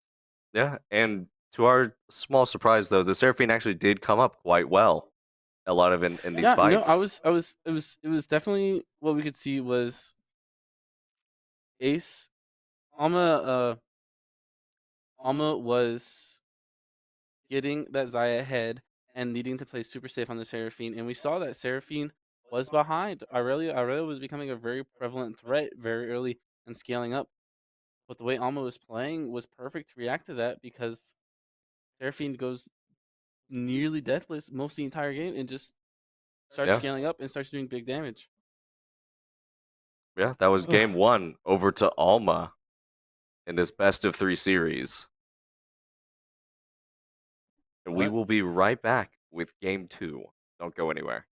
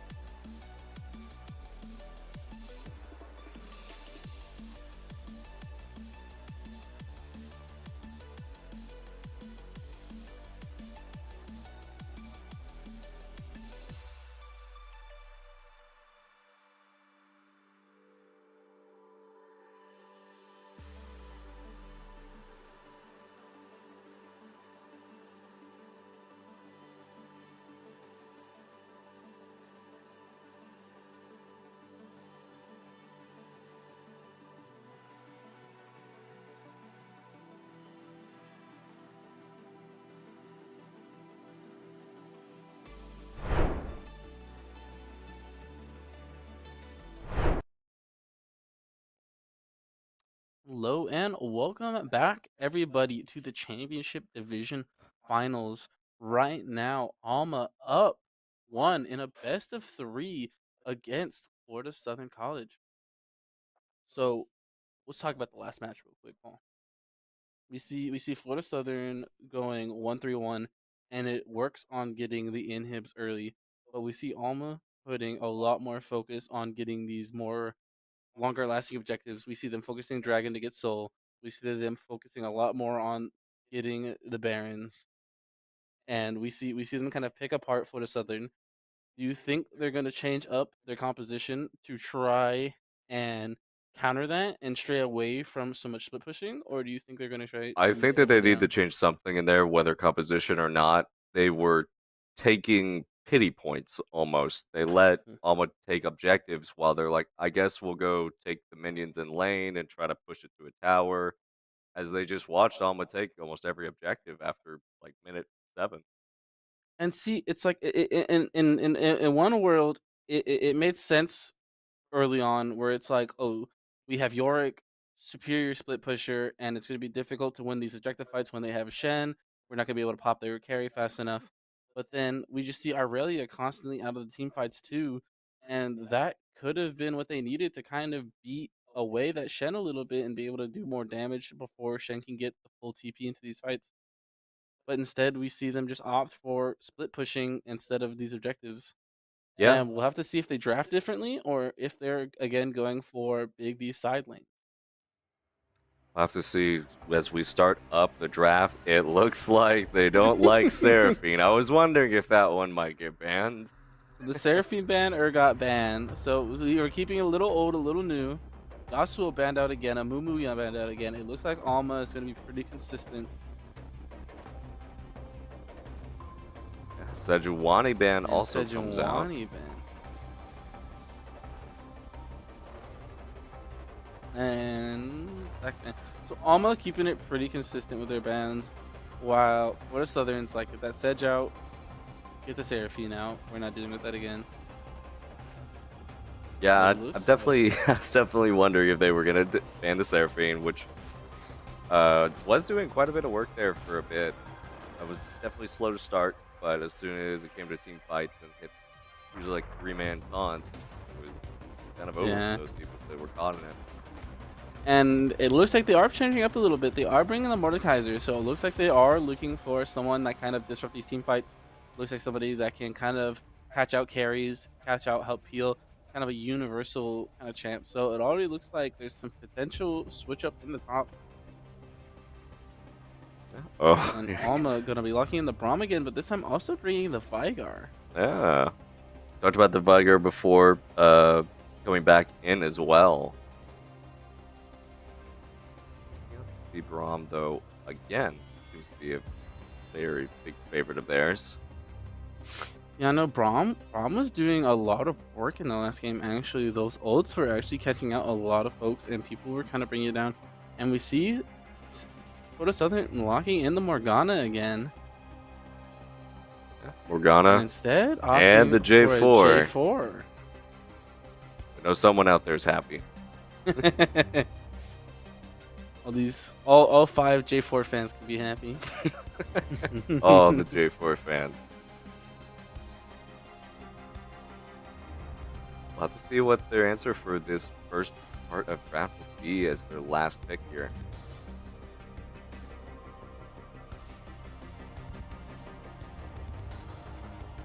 Ornn. Alma kind of opting out of that Shen and going for a much thicker, but another very oppressive and very good in team fight.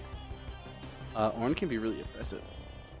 He definitely can be, and you know, we love to see the masterworks, the masterpieces. All masterwork items really just helps that little bit of extra scaling into the late game. It really just lets you up your team's potential damage.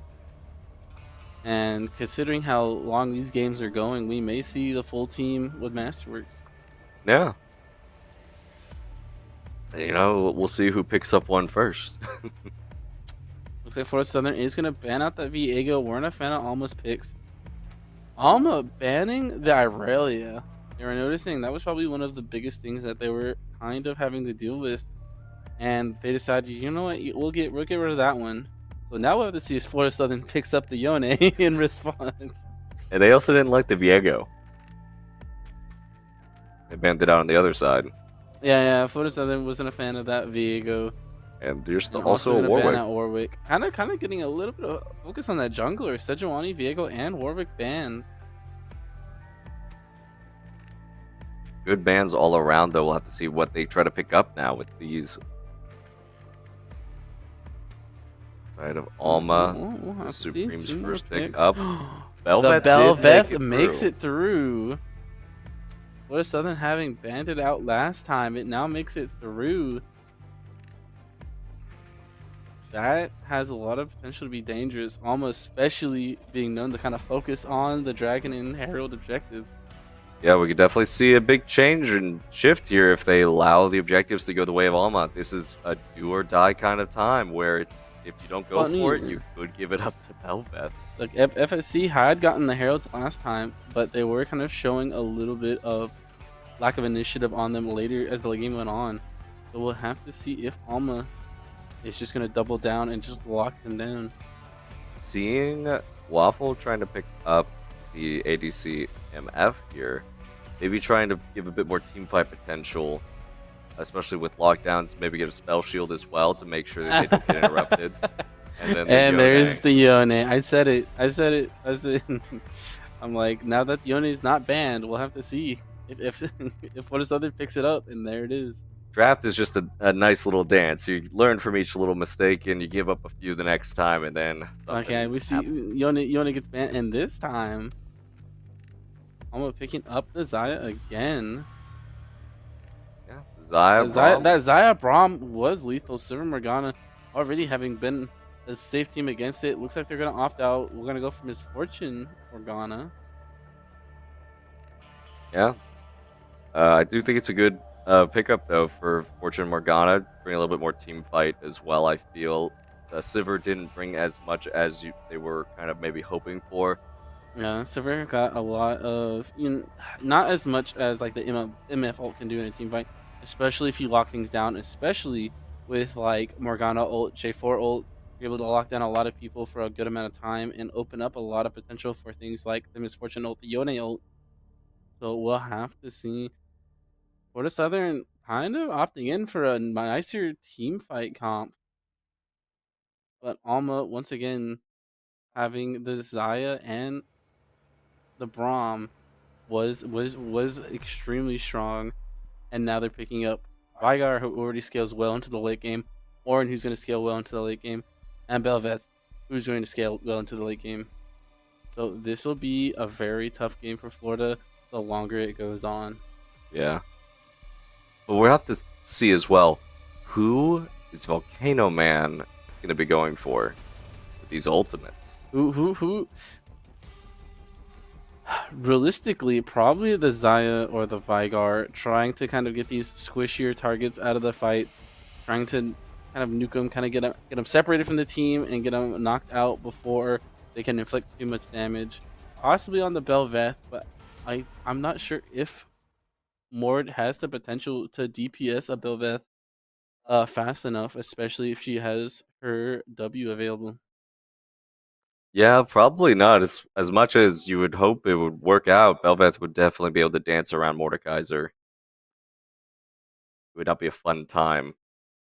So we'll definitely have to think see. Vagar could be definitely one to go for with the ultimate, especially going to the other realm. You wouldn't have to deal with probably the barricade that would have already been set. Yeah, especially because if you get the early engage, especially with champs like J4, you can expect that the Vigar ring to go down, and that leaves his really one defensive tool gone. If Mord ults him from that point, he's kind of just a fish in a barrel, and Mordecai just has to run at him. Yeah. So it's really going to be interesting. Both of these teams have a lot of team fight potential.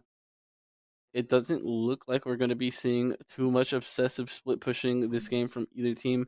A possibility, but not too much. And it looks like we'll have a lot of more interesting fights over these major objectives. Mm.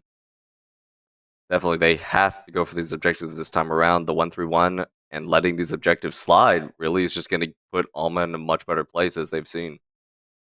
And it's just the downside of the 1-3-1 is you just don't have the numbers, and when you were against that Shen, it made it difficult because they could try to set up the contest, but even if it was 3v3, Shen's always there as the fourth person, and you see Forest Southern just get pushed off a drag. They go to Baron, and they get pushed off the Baron. Alma just kind of started shoving Forest Southern wherever they wanted them to go, and just started taking these objectives for free. Yeah. Well, let's see as well, like how the difference in the bot lane will do. Don't have the Sivir around this time. A better ultimate for team fighting as well, as maybe a bit more poke in the lane rather than just the ricochet shurikens. And also whether or not this Yone is going to be able to pick off this Veigar before too much starts happening later in the game. For sure, Yone does have, I believe, definitely has an advantage while Veigar doesn't have his stack, so he will be able to put a lot of pressure on him early. But as Veigar starts scaling into that late game, as he starts getting stacked, it'll be harder and harder for Yone to deal with him on his own.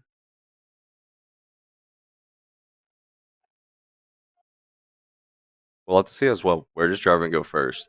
Belveth, maybe not the strongest early ganker as J4. I don't know. They both have some potential in the early ganks.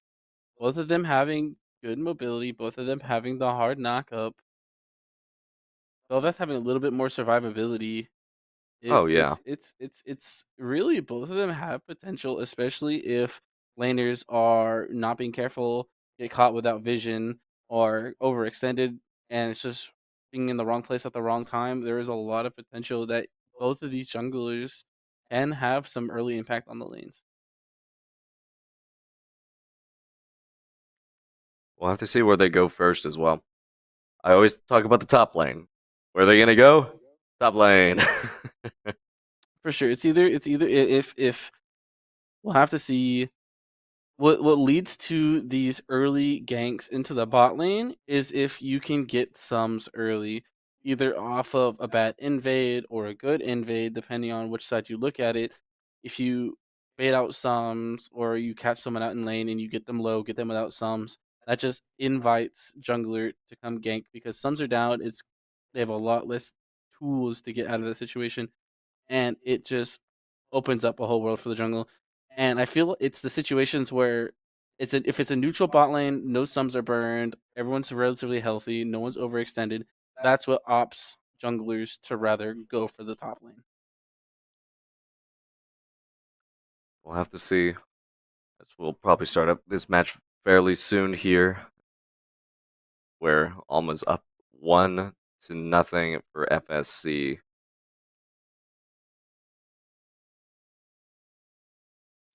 We'll have to see them. Will switching out the MF, or we'll switching out the server for the MF be enough for Florida Southern to hold their ground against that Xayah Braum, as it was kind of a devastating force pretty consistently throughout the game one. That's also very true. Yeah. Because it's like, we already saw the early, like they were already putting out a pressure early that opened up the gank, that got the first blood. And from there, you kind of just kept seeing Xayah just kind of slowly escalate further and further. hmm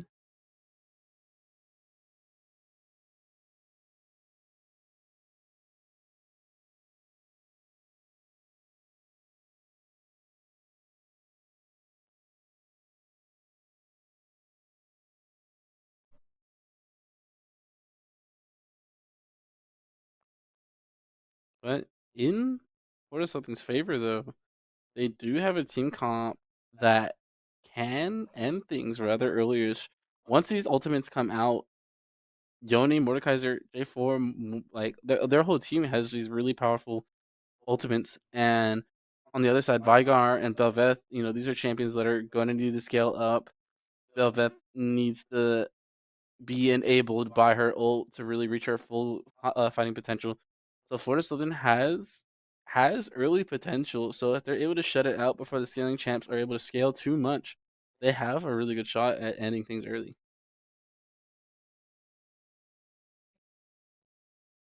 But we'll be right back once the match starts up.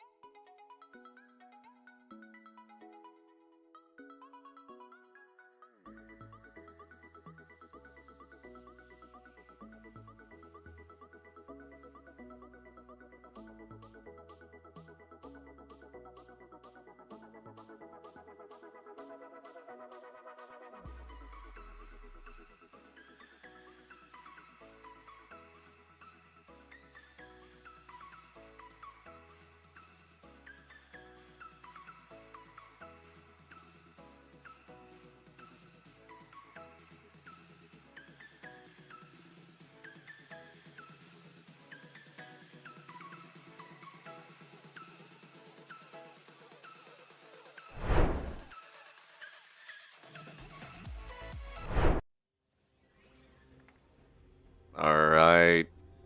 Game 2 of this best of 3 with Alma up by 1. Let's see how these two teams decide to start off this match. I'm looking for full 5-man invades from both sides. Let's get it. But it looks like both teams are going to just spread out, kind of look and defend against Vision. Mordekaiser placing himself pretty far up in lane instead of chilling in jungle, going to find himself in middle brush top lane. See if he's just going for a little bit of early damage against Ornn potentially. Just getting a little cheeky early ward there just to catch anyone moving around, perhaps.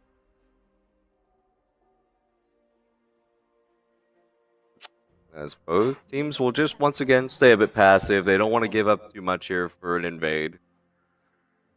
It could potentially backfire. Yeah, we see a ward in a top river brush for Florida Southern, but other than that, not really any deep wards against or for any team. Respective red buffs being taken on both sides.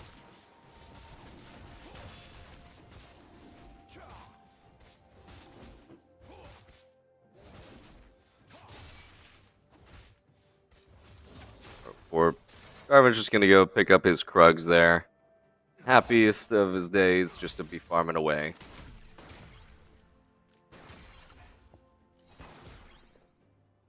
Now we'll get to really see what will happen down here in the bot lane. How many of those bounce shots is Alma gonna take?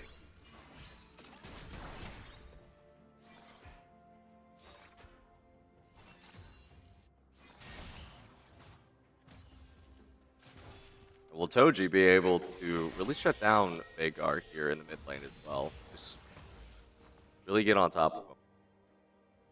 As we can already see that in the top lane, Volcano's having a good time with Ornn here. Yeah, with the mid though, seeing how Toji was on his Aurelia, we know he can really get in their face. He can really play aggressive, and Yone's a similar champ, able to do similar things of just going in, getting damage, getting out. And we'll have to see if that translates into his Yone and see if he can pressure Veigar, slow down his scaling, or if Veigar is just going to be stacking away. Yeah. Others are flying though here in the bot lane. They're just trying to maybe set up a nice cheeky route here. Not quite going to find it just yet. Both teams just farming out their level 3s.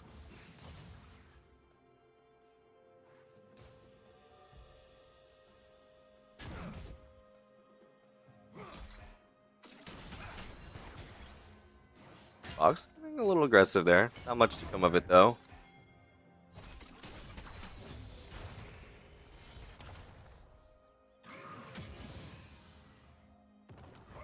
J Money's having a less than J Money time up in top lane. And J Money he's conserving mana. He's playing back. He's gonna be playing under tower. What that does do though is that does invite maybe some pressure from Belveth. But Belveth we do see going mid. Oh, we've already found the mid laner as Toji's having to retreat under tower. Will not quite fall. It's so close though. Could even be scared of a flash here, but I don't think they'll go for it. Yeah, and that's what I was talking about. Like Belveth only level 4, but with Vigar Ring, you know, has the dash, has the knockup. That was almost a first blood, and it was nearly avoided with flash. All right, with the ring from Vagar was just enough to catch out. The Q does not land from Fox, although it might not have been enough. Anyways, the spell shield was on that target. Root down. They held synthetics here until he's now walked over this ward. They'll both probably back off, although it looks like he just wants to assert some dominance here and get some wards down, perhaps. They don't know that Cuckoo's still perhaps around, but I think they've got a good idea that they are. Cuckoo kind of sitting around waiting just in case J4 came back, but he swung by, cleared out vision, rotated back up. Yep. J-Money still having to farm under tower is more than happy to, though, it seems, as he will keep up in CS. And it looks like Alma's already going to go ahead and try to secure that first dragon. We see once again, though, in the mid lane, almost the exact same amount of disparity in CS as last game. As Alma already looking to take the objectives, and they will pick it up. Alma not playing around right now. They're really asserting themselves, saying, hey, we're going to be locking down these big objectives very early. These First are shot ours. going See at that? 5 minutes. Yeah, see that, Belvet? We need that. And that was funny, you know, we see Coco or Cuckoo try like consider the back, doesn't back to watch J4, considers the back, waits a little longer, and then doesn't back at all, just rotates up to drag once bot lane pushes up, and just free drag. Yeah. Waffle running a little bit low on mana here, isn't too afraid at the moment, although if someone were to come down, might be a little bit more interesting. As I say that, J Money walks into lane with his ultimate ready to go. It hits both, but not much else to come out. Flash away from Sniffle. And Summoner Heal was popped for Waffle. Other than that, though, not too much would happen. Pathetic, though, is here to perhaps just make sure that they're okay. Yeah, no good. Black Shield prevented too much from coming out, but eating up a flash and a heal, that is a lot of utility taken away from Florida Southern's bot lane. And Belveth hitting 6 soon could open up some potential in the bot lane. An interesting play, though, nonetheless, to have J Money walk down and then TP back to top after ulting. Walk down, do a little surprise visit, and then has that TP for the map pressure, though. That is the one thing against bringing teleport instead of ignite. Mordekaiser with no TP does have the kill advantage, does have kill pressure, but it doesn't look like J Money is afraid of having the play under tower at all. OG just still trying to find some damage here onto Vagar, not having a lot of luck with that, although CS-wise is doing very well.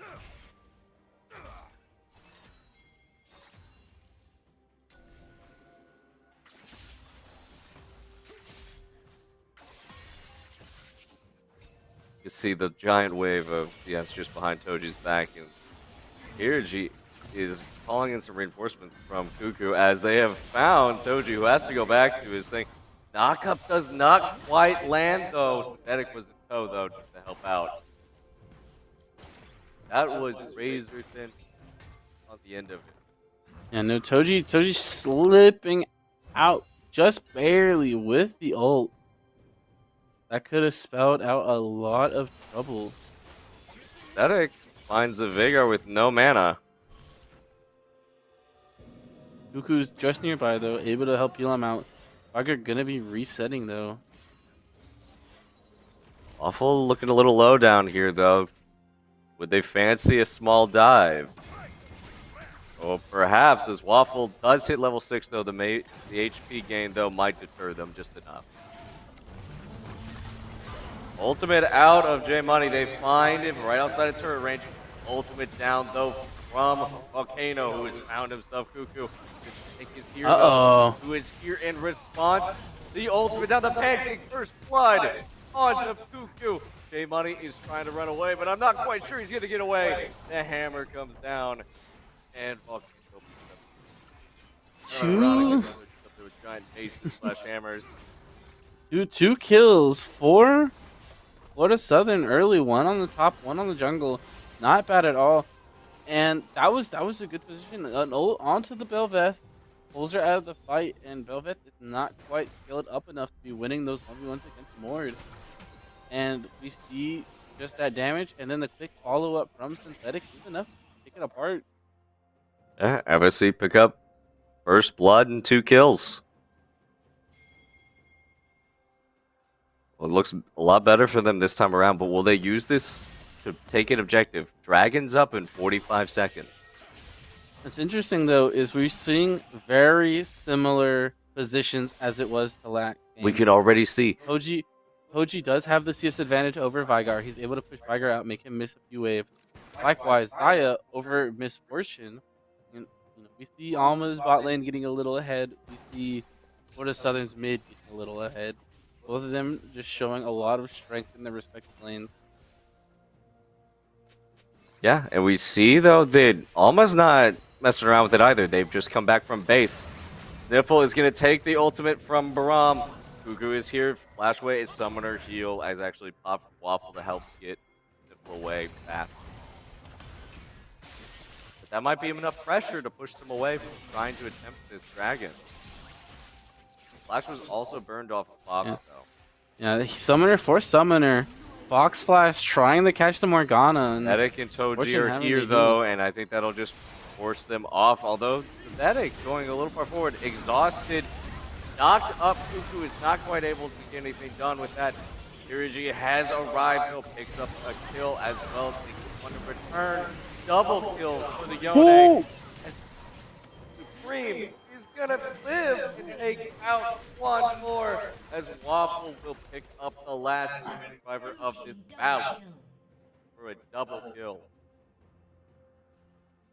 Back and forth. That was a lot of trading there, but it was a three kills for 4 kills, and with team fights being that close already, you'll have to wonder what is going to happen as Alma has time to scale up. Once Belveth gets stacked, once Vigar gets stacked, those fights are going to start spreading farther and farther apart. Yeah, it looks like J Money's still not having a J Money time up top lane with this Volcano man. He is a menace and he's burning him out.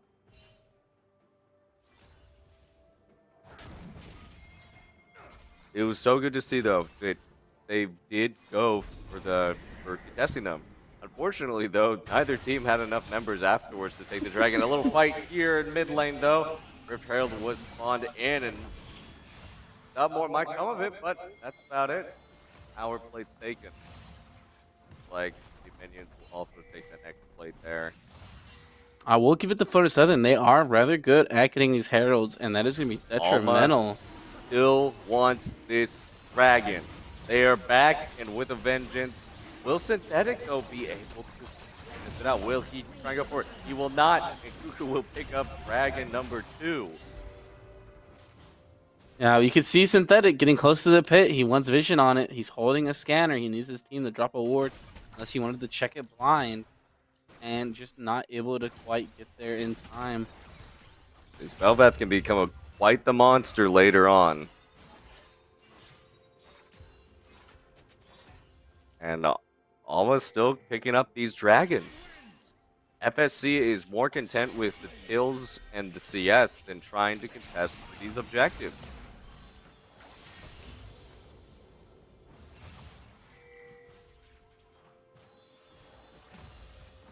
Well, there is a world their mid game is strong enough to overpower any of the objectives. And in the bot lane, Ultimate pops out from Misfortune. Not quite going to find Fox in the damage department.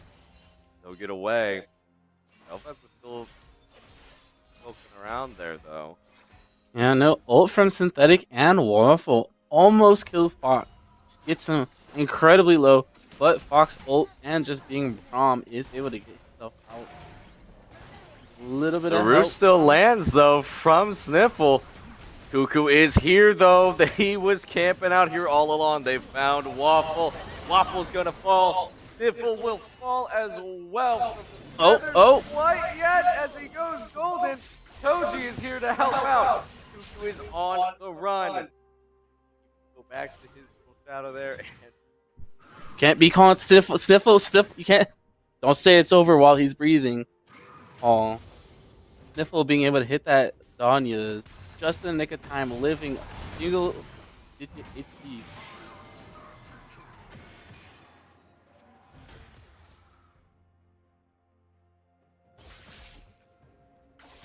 they make it out by the skin of their teeth with the help of Toji, though. They're the last part of that extended fight. And Toji's feeling good. Goes straight in onto Kirji. Kirji might just be taken out of the game already. Under tower has nothing to say in return. And this is where Toji, what we saw in his Irelia, is translating well into the Yone. He can be really oppressive on these really aggressive champs, especially early, sitting at 4-1 on the Yone. We see He's gonna now be why they trying to banned it.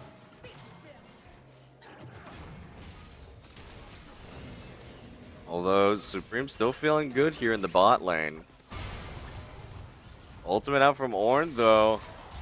Although Synthetics here with the knockup onto J Money. A TP coming in to try and help out. Curious here, although the ultimate's already been popped. He cannot quite find the kill before taken out. Walk into the dome. So we're seeing both top and bot. People are getting out with these slivers of health. Both teams having these fights that are getting incredibly close to people dying. Toji just wailing on this tower. Kira needs to be careful, as Toji could have just turned on him after taking the tower. I'm sure if he had his Another ult up, that objective was much like to Belveth, though. To Alma, who is looking for the objective. A fight here in the bot lane, though. Will the Feathers find him? It will afterwards. Not quite enough HP, though, to survive the tower shot. Turn kills all around. Toji here once again, though, saying this is my bot lane. I kind of like him. I'm going to keep him alive. Takes out Braum. So we see Belveth secures the Herald while Toji goes bot and picks up some extra kills, avenging the misfortune. They're still looking for the kills. Breaks the wall. Pulled in, though. Will he get away? Ornn not feeling too healthy at the moment. Has no one to help him get away. Ornn will be gifting over a kill to the top lane of FSC. Ornn is thick for sure, but he does not quite have the mobility to get away, especially from champs like J4 and Mordekaiser, who are just going to slow him down, stun him, knock him up, put walls around him. And we do see J4's pancake get turned on him just a little bit. The walls he created, Ornn used to knock him up, but it prevents that little bit of dash that he does get. And it looks like Mordekaiser's going to be seeing a lot of damage onto that top tower. Yeah, Fox just trying to cut some vision here, though, again, as another Dragon's coming up in 5 seconds. Alma is here, but FSC has said, we've seen you take this before. We can't let you keep taking these. Almost going to go and start it up, though, although FSC has many ways to get over this wall. Ultimate out for Misfortune. Health bars are going down. They get the Dragon. Now can they take the fight? Launched it down for Supreme. Health bars low on the side of Alma. Supreme being the target. Is going to take it through. Will he get the stun off in time? Oh! Gets the double kill onto Waffle. Alma playing that incredibly close. We do see, again, Volcano doing the signature split push. And, oh my. So, Alma getting the objective early. They're not really caring about Florida Southern's put onto it. Florida Southern having an incredibly strong double and trying to steal it. And Alma being able to pull through is incredible. Oh, Cuckoo's found one synthetic in their jungle and isn't very happy about it. Supreme is on the way, gifted by the hand, and will be fed to it as well. Picks up another double kill for Supreme. This is going to be dangerous for Florida Southern. Getting very aggressive here, invading into the topside jungle. Alma with little to no vision deeper inside, knowing that these champions aren't anywhere else on the map. Gonna pick the fight. He flashes a little bit of a ways, but not quite far enough. Riptail being thrown down here in the mid lane as they're looking to take the tower. Ultimate out, feathers fly, not going to be quite enough as he will come back to his shadow and be just fine.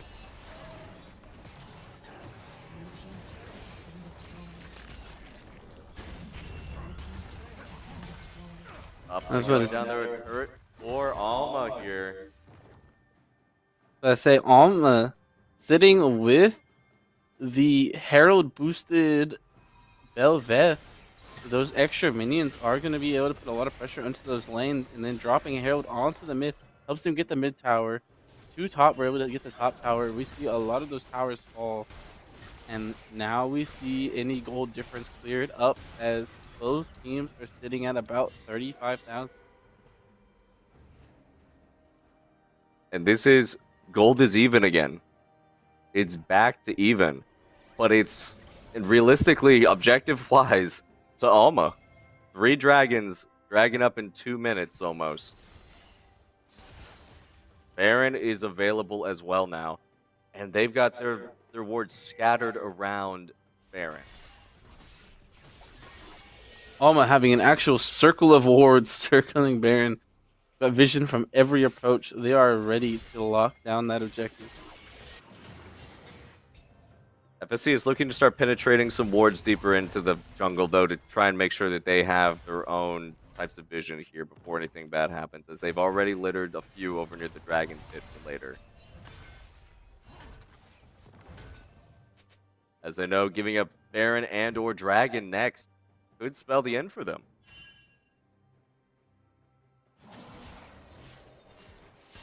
They definitely don't want to give up Soul Point, I feel, though. For sure. Definitely getting a soul swept is going to be incredibly difficult, especially with Ocean Soul being put onto this Orin, being put onto this Belveth, is going to make them not only, they're already incredibly difficult to kill, but it'll make it even harder. And Belveth, as she stacks up, is just going to be a bigger and bigger threat. With Ocean Soul, she's going to be doing damage and going to be incredibly hard. We go ahead and see that Alma is swapping up their attention from Baron Pit to start trying to get some vision over on this side. They know the dragon's up in less than a minute. FSC has to make something happen here. Try and find a pick onto one of the members of Alma if they want to have a good chance at this dragon fight. They want to secure it without too many casualties. First, light, cheeky bush here. Not quite gonna find much here though. Just getting away back to base though. Dragon will be up in less than 30 seconds. You can already see Alma has made their backs, made their purchases, and are heading to Dragon as strong as they can. Florida Southern, meanwhile, stacking, gonna get spotted though by a blue ward. They are ready to contest. They do not want to give Alma soul point easily. Orin heading the charge though, while Volcano is still in mid, clearing out just minions. I'm not quite sure that's quite the play, as 5 members strong. Alma is standing in front of you. Orin ult comes out, not quite going to find him, as Toji and Waffle are in the back with a huge ultimate out of MF, actually. Alma's looking to retreat slightly as they look for a pick. I'm going to find it as Synthetics in the backline, keeping them busy. And now is the fight FSC needed. FSD picking off members of Alma one after another. Belveth not really finding an opening to do much there. She was kind of dancing around the outside looking for a pick, trying to get some damage on Synthetic, but not being able to do enough. That is going to be a big fight as this secures FSD their first drag, and it looks like they rotate up to Baron. Go straight for Baron as they feel strong enough to do so at the moment. Less than 10,000 HP now, less than 6,000. Alma's Cuckoo looks like he's wanting to steal it. With the blast gun, they're super low on the side of FSC. They do pick up Baron, but now will they win the fight to come? Very low health bars on their side. Fox is picked up as the rest of Alma is here. Scream in the backline is knocked up. Trying to stay alive, is taken out by Volcano, who's looking to run down the rest of Alma. Triple kill for the man. Florida Southern starting to win these big objective fights. Alma finding it hard to really find their ground. And we're seeing again, Velvet kind of just falling a little short. We see huge damage early in that fight by Vigard, dropping abilities over the wall, almost killing 2 members of Florida Southern before the fight really even starts. Yeah. And Velvet jumps the wall, doesn't get the deal, falls short on some kills. Very unfortunate. Very unfortunate indeed. As where they had just evened up the gold gap, they are now within 6K of FSC.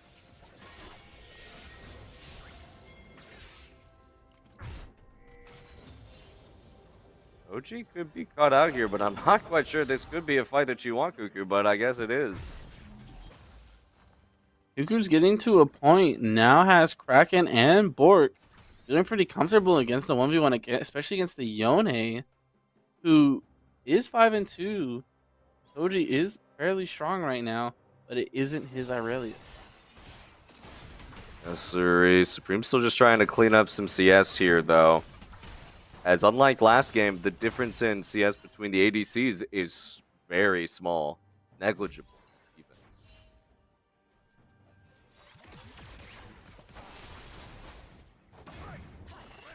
Synthetic not trying to find a little flag and drag, not quite gonna find much.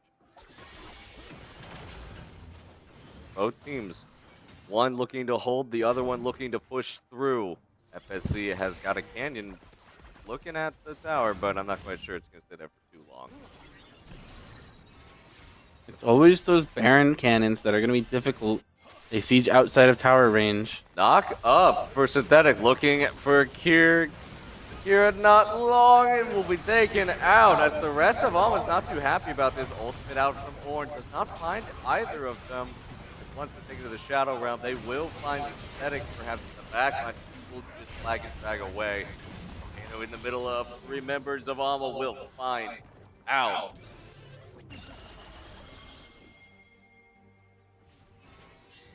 Dream getting another kill, 10, 5, and 2. You hit your double digits. 12 over 12,000 gold on Supreme, having the most gold in the game, comparable to the top lane of FSC. Yeah, right now it's incredibly close. Mordekaiser is a strong pick to have all of that gold on, but Xayah I feel will have overall more effect in these team fights.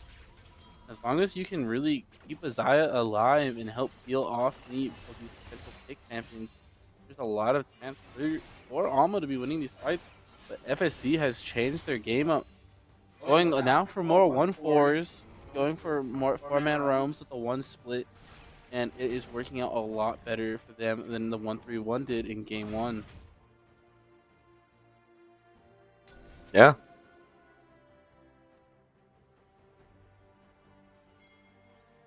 Kira seems to be the main point and the main objective of FSC at the moment. They have found many times to just shut him down.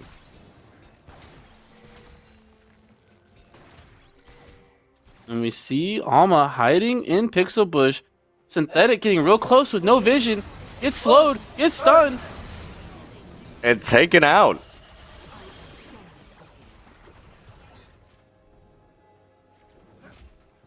And this can be detrimental right now for Florida Southern. No jungler. They're actually getting started. Misfortune ult blind. And Florida Southern's going straight for a different objective. They're giving Alma picks up Soul Point. They picked it up. They have it now. Yeah, big catch onto the jungler. Waffle said, let me blind fire ult just in case, but as soon as that was done, they said it's not worth risking any more lives. We can do better elsewhere. It is best to just give soul. And now we're going to see, though, Alma having Ocean Soul. Have to see what this does for them for the game.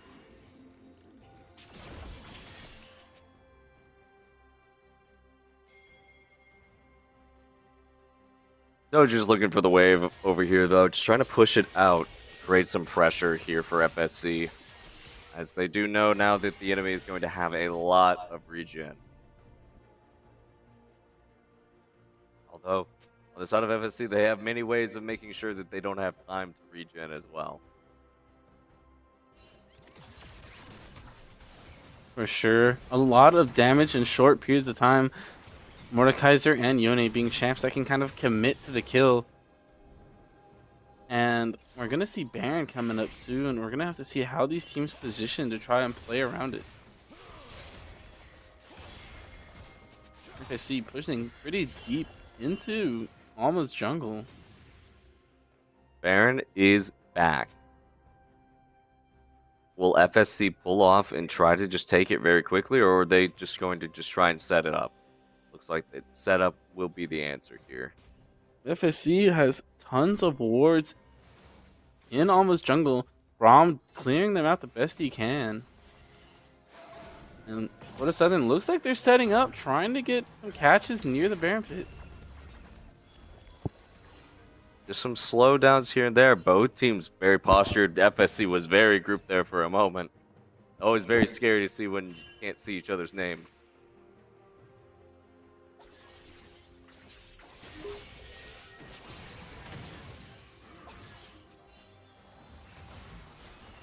They still need time, a lot more time for this, for Kira to get more and more stacked. Like they could be going for Baron startup. Clearing the vision around it, trying to bait Alma to come put some more vision around it.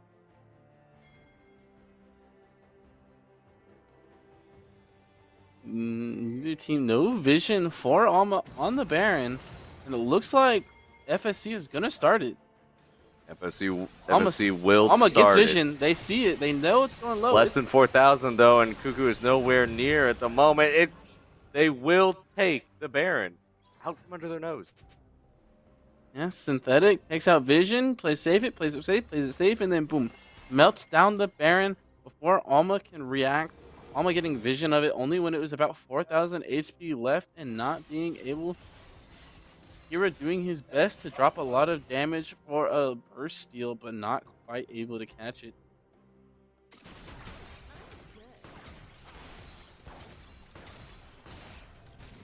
Florida Southern being much more conscious about these big objectives now. May have given up dragons, but are not going to be giving up these barons easily to Alma, especially while they have the Belveth, who will be making even more value out of them. Cheeky bush here. Could, well, they gave up the cheeky bush, but I liked the play. I liked the idea. Oh, the ult though catches too. Are they going to be able to catch them in time though?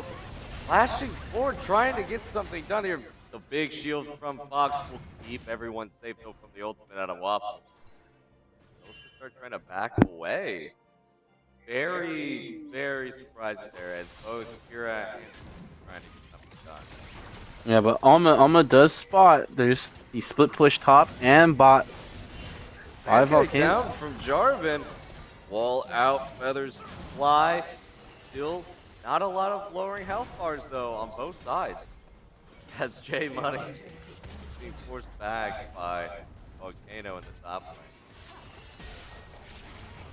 Very careful here, as anything could happen. This could be it. Synthetic's a little too far forward though. It's taken up by Belveth. Rooted up though. Fox still looking to chase, but not quite. Here's the Elford. Koji also taking out a kill Giffen over to Kira. Alma holds the base. It seemed very disjointed, the push that FSC had there. While they did have some picks taken out from them, they do now have all 3 inhibs wide open, no inhib towers remaining. So while sacrificial, it was fairly effective, as it now creates a lot of pressure for any of these split pushing lanes. Because as soon as one inhib gets knocked down, it opens up the opportunity to knock. Yeah, but they've given pressure over to Alma to start setting up for Elder Dragon. As that will be up in 30 seconds. Jungler has just now come up and is moving their way over, while Alma is already setting up some death pushes here and there. Making sure that their vision is the only one around, as Elder Dragon is a great way back in right now. Very little vision down, as there was still one ward, though, in the pit. Elder Dragon will spawn. I don't think that they're going to want to go for a 50-50 here. They'll take the Scuttle, some little extra vision and movement speed. They're going to probably pull out the Elder and try to pull FSC to them, but I'm not quite sure if that's going to be what they're wanting. Both teams looking at each other. Fox pulled in, ultimate out for Morton, catches 3 in the back line. They've already taken out Synthetic, as Koji goes in and picks off Supreme, though. Fox having to run. Hero finds Velvet, finding them all. Triple kill. Velvet, the last one standing on FSC is Volcano. Can he do it? He's being Hero. Ace! And this is what I was talking about. The longer this game goes on, the more Belveth is going to stack, the more and more deadly he's going to be in these team fights. So where he's playing it safe, trying to avoid all these hard CCs, goes in, get the pick, triple kill, starts collecting her ult, with the Mordekaiser to come out of Death Realm, and now really secures the Elder. I think they might try to wait to make sure that Supreme is alive when they take the dragon. That is going to be what they're going to do. They take it, they give the buff to 4 members of Alma. Elder Dragon empowered Alma with Soul. This is going to be a sticky situation 30 for Baron.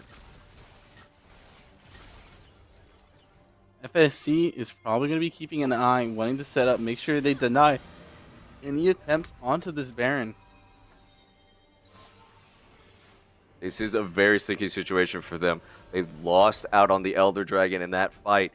Synthetic went all the way into their back line and could not find anyone and was taken out. Belveth then went on a rampage. A huge play. Watching all of those low health bars just get closer and closer to that Belveth as she then jumps around the corner. Just Alma knew that they had the turnaround sitting for them. They just had to play it safe. As they're already starting to set up for this Baron, it looks like that will be their next target. And will FSC try to check it is the bigger question. FSC is going to have difficulties as Death Rush here. Fox is trying to bait a little something, but I don't think they're going to fall for it. Baron up in 13 seconds. FSC has no vision in the river. Alma just playing around these jungle entrances, taking out additional vision. They're going to go ahead. Start up this Baron here as soon as it's up. Baron as soon as it's up. And they are shredding it. Baron picked up for Alma. FSC just can't even get close enough to contest it. This is going to be a very big moment to push. Alma now with an Eldered Aaron Belveth gonna go push top. It looks like Alma's now opting in for the 1-3-1. Once again, I said it earlier, maybe it was a little bit of a curse, but they've once again got the gold lead back to almost nothing. Alma is really showing that 6-0 prowess right now. Showing that even if they start dipping out behind, they can make these plays to come out, even and out, and then get ahead. Yep, and they are looking for the middle inhibitor right now, looking for the turret first. ultimate out just to clear them out. Warren is not with Alma right now. They are going to go opt instead rotate down to meet him in the bot lane while he pushes the wave. Could have potentially picked someone off on the way, but they're just wanting to play it a little bit more passively. They've got the wave. They've got another wave coming up soon. As they're actually still pushed away from the tower by the 5 members of FSC. Their buffs are starting to dwindle out, though. As soon enough, they'll lose all their buffs and their pressure here. Need to start trying to push in top. Elder long expired. Baron about halfway through. They're putting pressure on the waves, but FSC is doing great at reducing the casualties from these buffs. Yeah. Remember, strong pancake straight on in. By Synthetic, the tower is already gone, though. With 3 members here, I don't think Signetic is going to make it out of here. Toji is next, perhaps. Slowed down. Auto, one more auto for the root. Stunned up, taking a double kill for Spring. This could be it right here. Baron up. Alma making the last push onto FSC's face. The full Waffle and Volcano are the last ones standing in the way of Alma winning this game. Warren comes out, knocks up Volcano. They'll just take that Nexus in game 2. And there we go, Alma getting that Baron and going for the strong push. I knew, like I said, Belveth Vygar, you give them too much time, they're going to scale up, they're going to be powerful. Belveth getting the Baron buff, being able to create the minion wave with the enhanced passive, just shoved way too hard, and then getting the pick top lane is all Alma needed to just shove it all the way in and go not only in outer tower, not only in that tower, but go straight to Nexus and end. Yeah, and once again, kind of a little bit of a slow roast. They're going for the objectives the whole time. They're like, FSC, you want that? You can have it. You want that? Okay. Later in the game, okay, we're going to even this up. And then FSC did have a great push back there. I'll 100% give it to FSC. Over this was drastically better than the game 1. Game 1, they kept doing 1-3-1, 1-3-1, kept running it, trying to see if they could get more and more objectives, slowly inch their way with that, but they were giving away too much ground to Alma getting these big objectives. This time around, with the Yone, with the MF, they were playing around, trying to secure these bigger objectives, and it was working. They were getting more drags, they were getting the Heralds, they were getting a Baron. You could see that they were being successful in some of these big objective fights, but Alma is just really good at inching their way back, even from a disadvantage. You'd see them dip down thousands of gold and then crawl their way back up, even it up, and even drop down again, came back, and Alma just finishing strong. Yeah, there was that big fight at the Elder Dragon. That kind of sealed the deal there. They immediately took the fight, they took the Dragon, they took the Baron, and they took the rest of the game. And see, this is just a moment where FSC, they were showing the prowess they needed. They were showing some objective control, but they needed to shut it early. Vygarg scaling and Belveth scaling would be too much for them to handle. And now, as we push way far past the 30-minute mark, we start seeing Belveth being able to clean up everybody at the Elder Dragon. Was already a sign of it was getting too late to turn around and finish it. For sure. That will be the game over to Alma over FSC. The finals for the championship series. The faded rematch, going from being FSC's only loss through the entire season. Now is their chance to get the rematch from Alma. And Alma not only going 6-0 in the season, but remaining undefeated and finishing strong with 2-0 in the finals. But I think that's where we will end this game off here. Stay tuned, though, for the finals of the Masters Series here with FSU versus KSU. Don't go anywhere.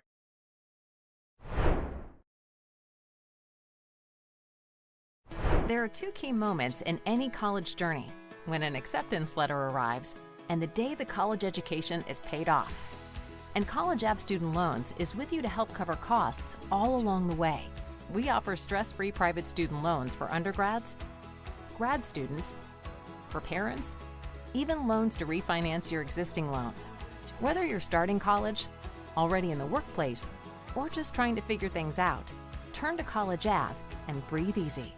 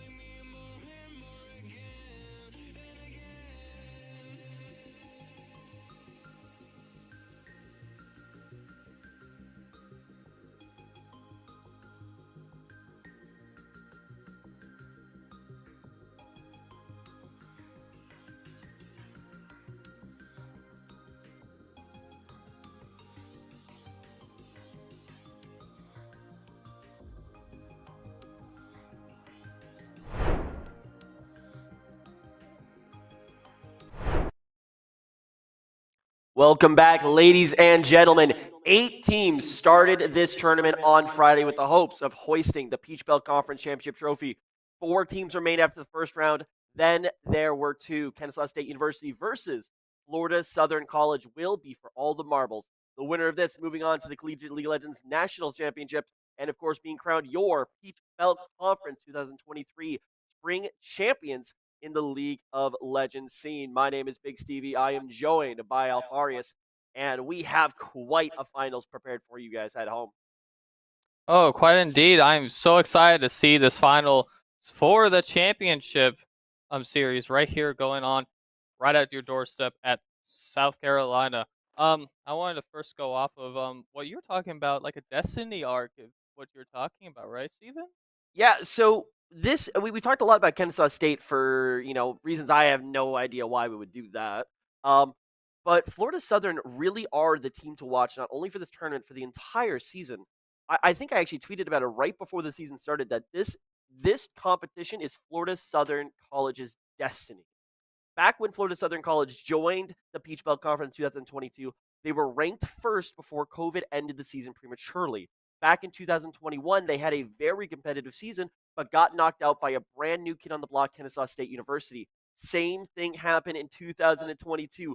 Hot season, got knocked out by the new kids in Converse. Well, Converse, they're gone. Kennesaw, they're in a bit of a building year. So Florida Southern finally looking to hoist that Peach Belt Conference Championship that they've really been waiting for 3 whole years now. And I got to say, with the way their team is looking, it's hard to argue that they're going to do just that. Yeah, Florida Southern is really trying to hoist that flag up to bring back home the gold. I feel like that KSU has a tough fight on their hands, and FSU is going to have to make sure they bring their A game into beating KSU. So, talking about rank-wise, FSU does have a better high standard of rank, judging from the ADC and the support, for example, ranging from Masters to GM compared to KSU. But I feel like that if played right, KSU might have something in their draft and in their picks themselves that we're going in right now. Well, speaking of which, yeah, it's all going to come down to the draft. Kennesaw State University certainly has been having a lot of pivoting on what they think is priority in the meta, especially with this tournament. Jinx comes to mind, Thresh comes to mind, stuff like that. So I'll be curious to see what we go for. A few things to point out, shared picks. Jinx, certainly, we were mentioning before, not only for Kennesaw State, but for Florida Southern as well. Olaf, surprisingly, is a very popular pick between both of these top laners. Kennesaw State certainly looking for a little bit of pride in those positions, and they're going to have with blue buff and with blue side. KSU is really looking for knocking out those ADC picks from Doc right now, specifically because they have a contested pick of Jinx. Because if they can knock out all the other champs that they can do, and seeing if they don't first pick it, KSU, that they can take the Jinx or force Doc to choose another champ if the Jinx is taken at the time. Oh, that's a troll ban. Yeah, there we go. Nico. No, this is troll ban as well. Yeah. Jinx. Okay, Jinx is off the table. One game with KSU that we do not see Jinx in. I was actually hoping to see that because I want to see how both teams react to that. We kind of go into like just a skill fight. It's about like skills fighting in the bot lane at the time instead of just the Jinx stiff as I think Kennesaw State University are trying to force the Samira. And not, I think they're trying to force the Seraphine. They're trying to force the Seraphine plus the Senna bot lane. I think they have something prepared for it. Looking around, Maokai early on, it's a good jungle tank that has a lot of CC. Momo looked very confident on it before, but now Florida Southern, they're not going to bite. I think they saw that Kennesaw State, they typically first grab that ADC, and the first time that they don't, they're asking some questions. Certainly in our last series, we did see the effectiveness of Belveth. Florida Southern going to be very happy to go back to that well. Looking for just a little bit of more damage in those team fights, especially trying to find those resets and that upgraded form. Florida Southern's got a lot of questions to ask. Ezreal is going to be the pick. Ezreal's a really nice pick to keep their bot lane safe. Varus is looking like it's going to be the next pick for KSU. I mean, it is also a great poke option and to blow people up with the ult and have a root at the same time. Yeah, as you kind of were mentioning, there are just so many ways that you can play the Varus. Lethality and On Hint are the main two. And this is really interesting because I think that the two places Kansas State are trying to force their will are via the top lane and are via the mid lane. Versus Nebula was a very interesting matchup when these two teams fought during the regular season. By the way, Florida Southern coming out on top in that series convincingly 2-0. I love this Heimerdinger pick right here because it just really shows how much poke they're trying to have in this lane and keep themselves from arm's length from what our FSU is trying to do during the laning phase. So I will say though, Belviv is quite a bit of a snowball champ, and I feel like it was good for them to ban out the Vine the Jarman because you don't want that Belviv to constantly farm their jungle and just get so fed with the kills and the CS that they have to take over the game. Yeah, I think that's exactly what they're trying to deny there. And looking at the last pick from Florida Southern, they go for the Karma plus the Ezreal. So a very safe ranged lane that can still deal quite a bit of damage. Not quite the kill threat we were necessarily expecting out of a side like Florida Southern, but it is very safe. It is very mindful for the mid to late game. So potentially trying to force something else around the map. That being said, do keep in mind, Karma can be played in lanes that are not support. However, because we see the Heimerdinger, which is already a 99.9% certainty that is going into the support position, it's unlikely that they tried to show a flex this late. So in this position, Heimerdinger definitely being an interesting one. Bunket's had some very mixed results on it. Can be used pretty effectively to fight for control, especially over those bot lane bushes. But ranged champions like Ezreal and Karma should be able to deal with those quite effectively. So maybe looking for more of its team fight utility than anything else. And as we already see, next big priority is going to be the top lane. Because when you talk about Kansas State, you cannot ignore talking about I'm So Clean. Olaf is going to be banned right here along with the Silas and Camille. Heavy hitters in the top lane, especially because how much presence they have. Olaf can run anyone down against the bot lane or anyone with CC. Jax, I like that ban. I feel like Jax has a great way of going in, flanking people with TP, and really taking over the game itself. I just want to see how FSU responds to that ban right there. Yeah, I mean, the Jax is something that Kansas State has been banning this entire tournament, and it is more so because it denies the ability for I'm So Clean to play the tanks that he typically wants to. He can play non-tanks, but Jax is just one of those champions where he can get you early, and it can snowball just to completely unplayable levels. Zoe being locked in here, likely going into the mid lane. I don't think there's any reason to expect it's going anywhere else. That means top lane will be the 5th pick counter for Florida Southern, meaning Kansas State's got to show their top lane blind. Oh, okay. I want to see. Yes, I wanted to see that pick from Pika Rose right there. Ari is really good. Even though Zoe has the range and the poke damage up with Ari, the problem is though that Ari has that ult, the charm, and the amount of damage within a fight to sustain herself. It's going to really help. And the Shen to hit up the whole complication, that is perfect. I want to see Joe be able to hit those ults because really, it's going to go into a pick comp kind of with that Belveth, Zoe, and the Karma because we really want to see FSU really take out KSU with pick, but with the Shen that makes this a lot easier for KSU to survive. Ooh, would definitely be a very interesting choice from Florida Southern, and I think they're going to lock it in. Florida Southern's composition, it lacked one thing. It lacked engage. They got it in spades. Malphite, certainly going to be looking to lead the line here for Florida Southern, and they've got a very interesting damage profile over on that red side for FSC. Looking, of course, at the magic damage dealers and Karma plus Zoe. Definitely looking to start off a fight with some poke, but once they get Planet Sun State a little bit lower, that's when you pop them in. Throw a Malphite in there and really gets the stage set for Belveth Reset City. And it's interesting because it feels like both teams kind of want to do something similar. Kansas State is also going to be looking for picks here. Predominantly looking in the mid lane. Ari versus Zoe. Going to be a very competitive matchup. Ari kind of wants to do the same thing as Zoe, except you have a little bit more mobility and a little bit less pure one-shot potential. It's a bit of that trade-off you make when you go from Glass Cannon Mage to a little bit of a mobility mage. Yeah, speaking about Zoe, I feel like Zoe's going to be really great for the Dragon and making sure any objectives are kind of secured because the poke damage that Zoe has compared to, like we were just talking about, the Heimer, the Ari, is a lot more than KSU has. Because if KSU, especially with like 3 squishy champs, get knocked out too quickly before the objective really starts, they can't really do anything about it. Yeah, I mean, certainly it's going to be curious to see who really gets that first jump in. who is able to start this off on the right foot, because you have a lot of playmaking elements, and it's curious to see where those elements are on each side. Kennesaw State, I feel like they have a little bit more ability during those early stages to really pick their fights, to pick their personal picks. Obviously, you're going to have Momo in the jungle on the Maokai. That can start fights at a whim post 6. Whether you're going in with your W, whether you're going with your ultimate, you've got a reliable set of hands there that's always going to be able to start a fight. Then when you look at the bot lane, I mean, you have Varus.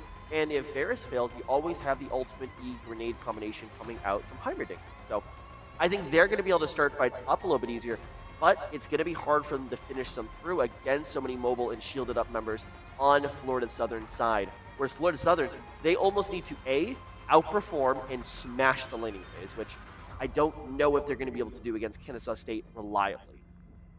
Well, if that fails, you're realistically waiting for the team fight phase, and you're waiting for Paramore, rather for Dariakon, to be that team fight starter that you'd expect out of a Mel fight. So we'll have to see whether Florida Southern can keep this game together and keep Kennesaw State from really shining through.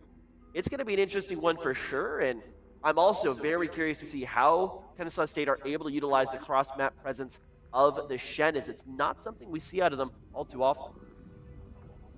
Yeah, I agree with that. I want to see some nice picks from FSC to really make sure that they bring about all the team fights they can do and try to keep Kennesaw State out of their balance. Because right now, Kennesaw State University is going to try to group, if I'd predict, during the mid game after the first tower goes down and try to secure these objectives. I feel like because KSU always goes to the Baron Pit when Belly or Rip Herald on. Like, that is a big deal because KSU is more of a team-oriented fighting style compared to other teams objectives, early objectives. Yeah. I mean, I think this composition does suit Kennesaw's needs. Kennesaw typically likes to scrap. They like to scrap before it's time for the 5-on-5 fights, and things like the Shen, who can just appear out of nowhere to start a fight up, or Ari, who can join over a wall, or even, especially the Heimringer too, can turn so many of these 2-on-2 fights into unwinnable situations for your opponents with proper placement of the turrets and with proper throwings of the grenades. I think that really does help Kennesaw's style, but they need to get something with it, because if they do not, Florida Southern have a lot of opportunities to throw wrenches in that plan. Obviously, over any wall, it's basically fair game for Zoe. If you find someone walking in the river, you put him to sleep, and they're basically done for. So if that gets them through the early game, and then Belveth and Maokai get to take over in the late game. By the way, there's a Karma who's going to be shielding you the entire time during those mid to late fights. That can be very difficult for Kennesaw State to come through on. I'm very curious to see what the build ends up being for Doc on the, what the build ends up being for Doc on the Varus. I think it's going to be on hit, because I don't think they are going to have a proper damage profile otherwise. But hey, I see how both these teams want to play. It just comes down to how are they actually going to be able to execute. I cannot wait to see how they play as well. I am very excited to see the first game of this championship match right here in the finals. I hope that it really goes well for both teams. I want to see some great gameplay, some great rotations, and some great objective awareness. Objectives are very important within this game. Of course, it's League of Legends strategy, of course, but at the same time, it feels like we don't want to get too in depth of the kills, even though we like the KDA at the end. Yeah, I mean, I think these are two teams that really understand how to play at least a base level of very good coordinated team play. It's not just about trying to get one person ahead. It's about finding those leads and transitioning them into the mid to late game, where you use neutral objectives and you use misnumbered fights to really win the series before you get to the big 5v5 set piece battle. I think Florida Southern have basically been uncontested in this entire league. I mean, they come into this tournament with a perfect record. Not only have they not lost a match, they haven't lost a game. They have the lowest average game time here, looking at about an average game time of 19 minutes, 27 seconds from the regular season. Kennesaw State a little bit messier than that. And realistically, it's been a bit of a cakewalk to the finals for Florida Southern College. Not to say they haven't gotten a lot of experience. They've been playing in other events. Most notably, they were out at multiple different events. They were playing over Maryville, I believe. I saw some matches on there from some of the lands they were playing, as well as some time in the Unified League. So this is a team that's really been prepping against the best competition they could possibly find, and they haven't had that yet this season from anyone in the Peach Belt Conference. And we'll have to see whether Kansas State's going to be able to A, give them that competition, B, show us that this team does bleed, and C, take them down in what would be a heart-wrenching defeat for Florida Southern College, but an absolute out-of-nowhere title chance for Kennesaw State. I think in the series, I am thinking Florida Southern comes in heavy favorites. However, Kennesaw State should be able to give them a run for their money. Speaking of which, let's focus back in on the game. We see the drafts, we see the comps, we've talked the strats. What do we think as the results? Alfarius, what you thinking? I think the results is going to be leaning towards Florida Southern, mainly because of how much damage they will output compared to KSU. Like, even though KSU has to sustain with the Shin, Maokai ult, it's just like Zoe. I just love Zoe. Every time I see Zoe, it's just disgusting. Every time I see one of our esports officers at KSU, his main is Zoe, and it's just disgusting all the time. It just makes me sad every time I get hit by a Q from Zoe, and I'm just like, oh, why am I playing? That's how I feel all the time. Yeah, I think it's going to be very dangerous because into Zoe, it's very easy to make silly mistakes. And I think Kennesaw, if there's one thing that they do that really hurts them, it's making silly mistakes in the early to mid game. So I think that there's a lot of room there. But I'm actually going to have to disagree with you. I'm calling this one for Kennesaw State University. I like what they've got with the team composition. I personally think that I'm So Clean should be able to take the fight to Doricon. I mean, it's versus a Mal fight. I don't think there's going to be too much crazy going on. But I don't think they're properly trying to leverage their bot lane advantage. But we'll have to see whether or not that's true on the Rift as we load in the game, ladies and gentlemen. Now, for game number 1 of the grand finals in the Peach Belt Conference, it's KSU versus FSC. KSU on the blue side. It's their tried and true start, but they are going to be shown to be moving towards that bot lane push. No movement yet from Florida Southern as it was only the ward that was placed. There was nothing else. So they know somebody's in the bot lane for Kennesaw State, but if they watch the film, I think they may have an inkling of what's going on. Oh, I bet they do. They will indeed. Right now, they're just trying to get vision and see if there's going to be any cheese in the bot lane itself. No one wants these type of cheeses in the final match anyways. But I mean, speak for yourself. I'm happy with a little bit of cheese. At least for the players, us casters, we're having a ball right now. Right, it is looking like Maokai's going to get seen and vision on top side with minions coming out. Ooh. It's going to be a top side start seen by FSU. Yeah, and it looks like it will be mirrored on both sides, but I would invite you to take a look at the rune selection for Momo, because it's something we had heard about, and what he potentially is going for a rune. That might be Moonstone Maokai. Yeah, that is something about the healing that he keeps saying about when I was speaking with him. It sounds pretty crazy, but I guess we'll have to see in this match of how much dividends it pays. Yeah, speaking of runes, we can also talk about the ADC situation. Doc does look like he's going to be opting for the on-hit Varus. That's why he go Lethal Tempo. Lethal Tempo was nerfed slightly on the live patch, which we are playing this championship series on. But we'll have to see whether or not it will really be in effect here. Other than that, I'd say it's a pretty even mark across the board. Shen able to take a little bit of an early fight to Dorakon. Especially even going through the Comet. Comet's really just to make sure you have at least some amount of trading back and forth, but those auto attacks from I'm So Clean hurt in the early game. Yeah, Shen also has a very healthy trading pattern because of his passive. It's just the massive shield that he has. The Comet can't really even penetrate that unless if his shield is down. Both start... I mean, Shen has Duran's shield too, so he's just getting a lot of health back at the same time. Looks like both Velvet and Maokai are going to run into each other on Scuttle or are going to try to contest each other with a gank either bot side or mid. Ooh, wait. FSC Velvet is looking to invade here. He doesn't see him yet, but now he does. Momo's in a very precarious spot. Gets a smite down, but now the bot lane for Florida Southern College is here first. Flash over the wall. Buncat is here to help his jungler out of a bad situation, but it is going to be now in the mid lane. That's Ignite down. Nebula gets first blood, and this has got to be one of the matchups of the series to watch. That is pretty scary to see on the Zoe, because right now that Zoe's going to come back with probably a Dark Seal. He's going to with a Dark Seal, and it's going to look nasty because right now FSC is going to try to push in this bot lane and try to contest here, but Shen is in the mid lane right now. Malphite has free reign in the top side right now, and I feel like Shen needs to back. Yeah, Shen needs to back and use TP, or just walk the lane. But Shen is using a lot right now, trying to make sure Pika is safe. Yeah, I mean, sometimes it's just the duty of the top laner. It certainly is the duty of the Shen.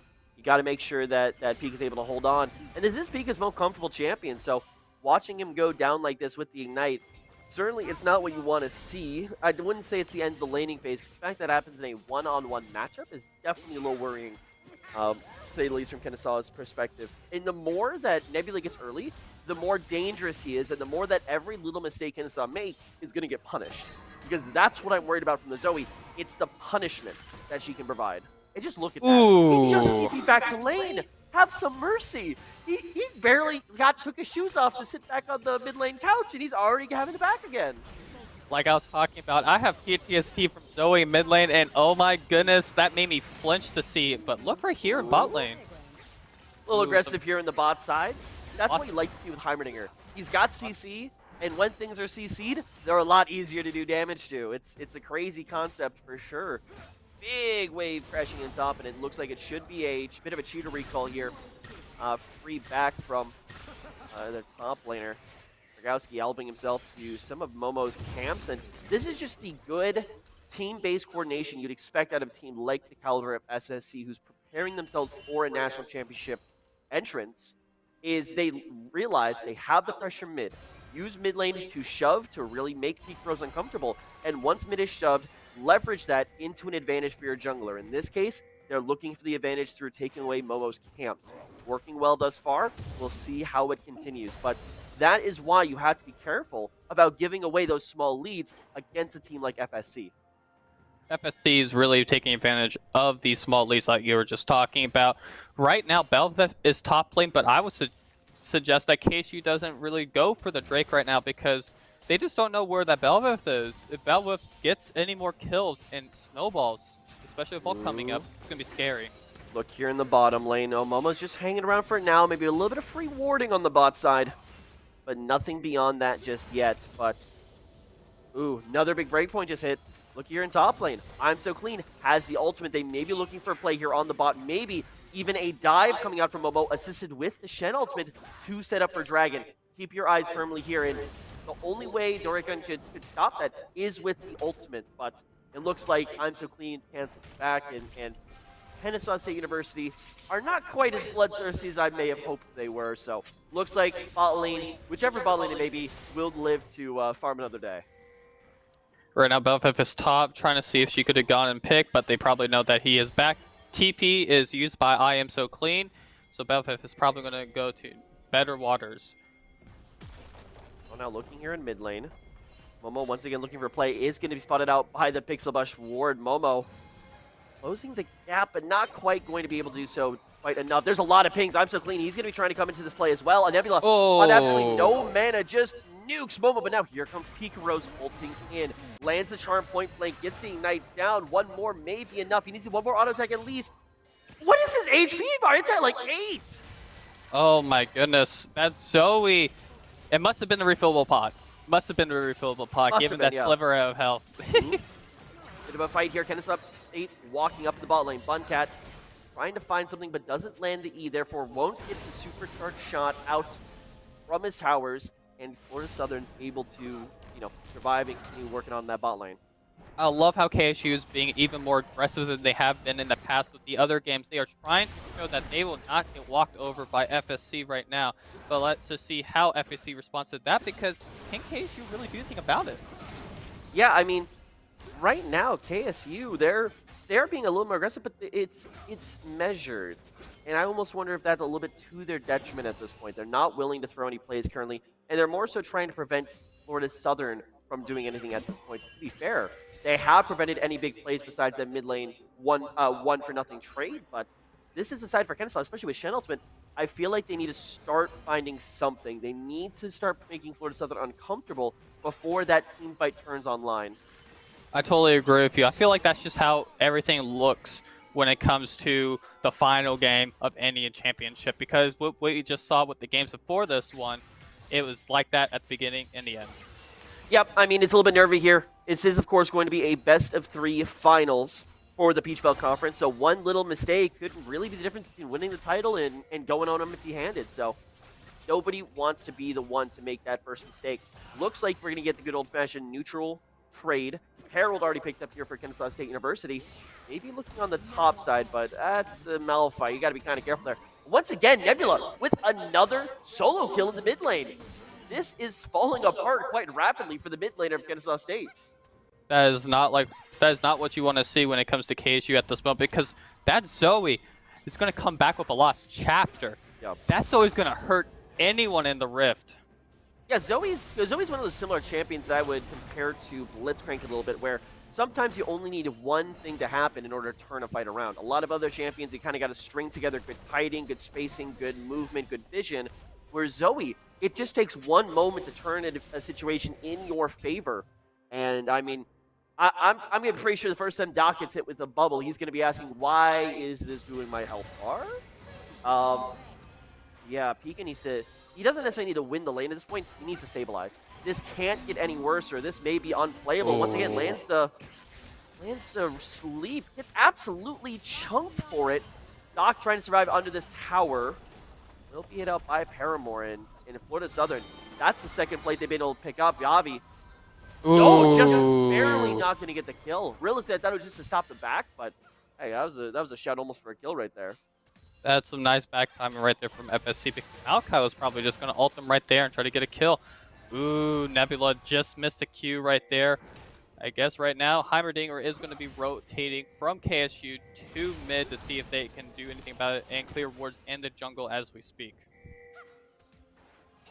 Yeah, so far, I mean, and really good warning from Nebula. Immediately had the vision prepared so that when Heimerdinger comes up from bot lane, it's spotted. And Kennesaw currently don't really have any priority outside of the top lane, and even that's starting to fall by the wayside.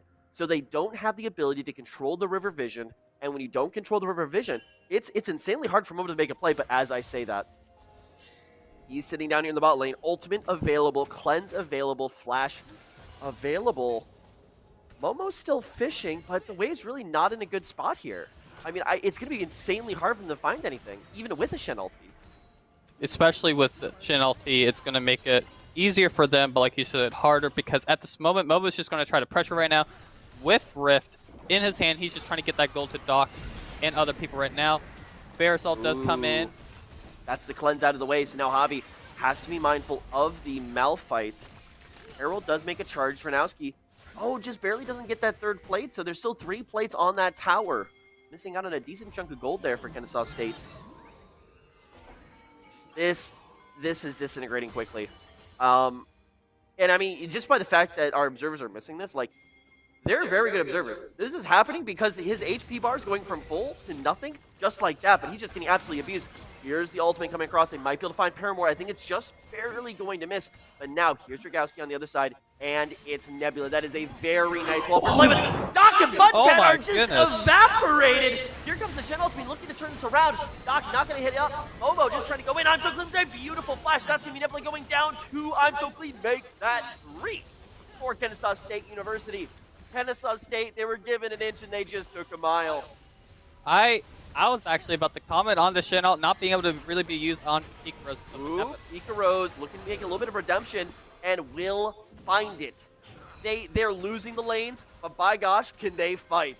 And Kennesaw State, they just got the scrap. They really did.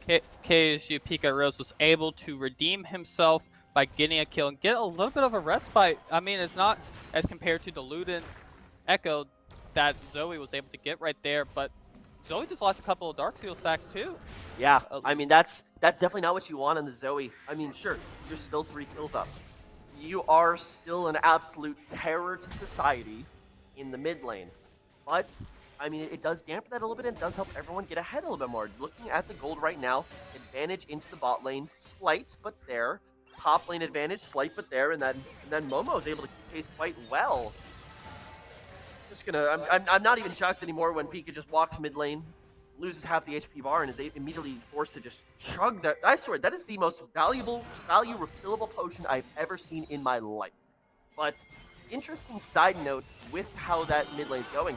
This might make the... Oh, actually, forget all of that. Momo's coming in now on this fight. Look at all those turrets set up there for Heimerdinger. They're going to immediately start pinging away. Paramore goes down and Kennesaw State. They had a slow start to the match, but they are picking up steam.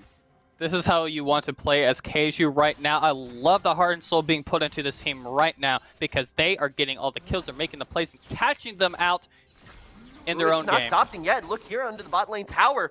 They're going to be going for the 3-man dive. They're looking for Javi, and I think they're going to find him. Doc has to flash out, but that is once again a kill for nothing. Dragon is available on the map. Pika Roses dies, so, Oh, he doesn't. No ultimate available for Nebula just yet.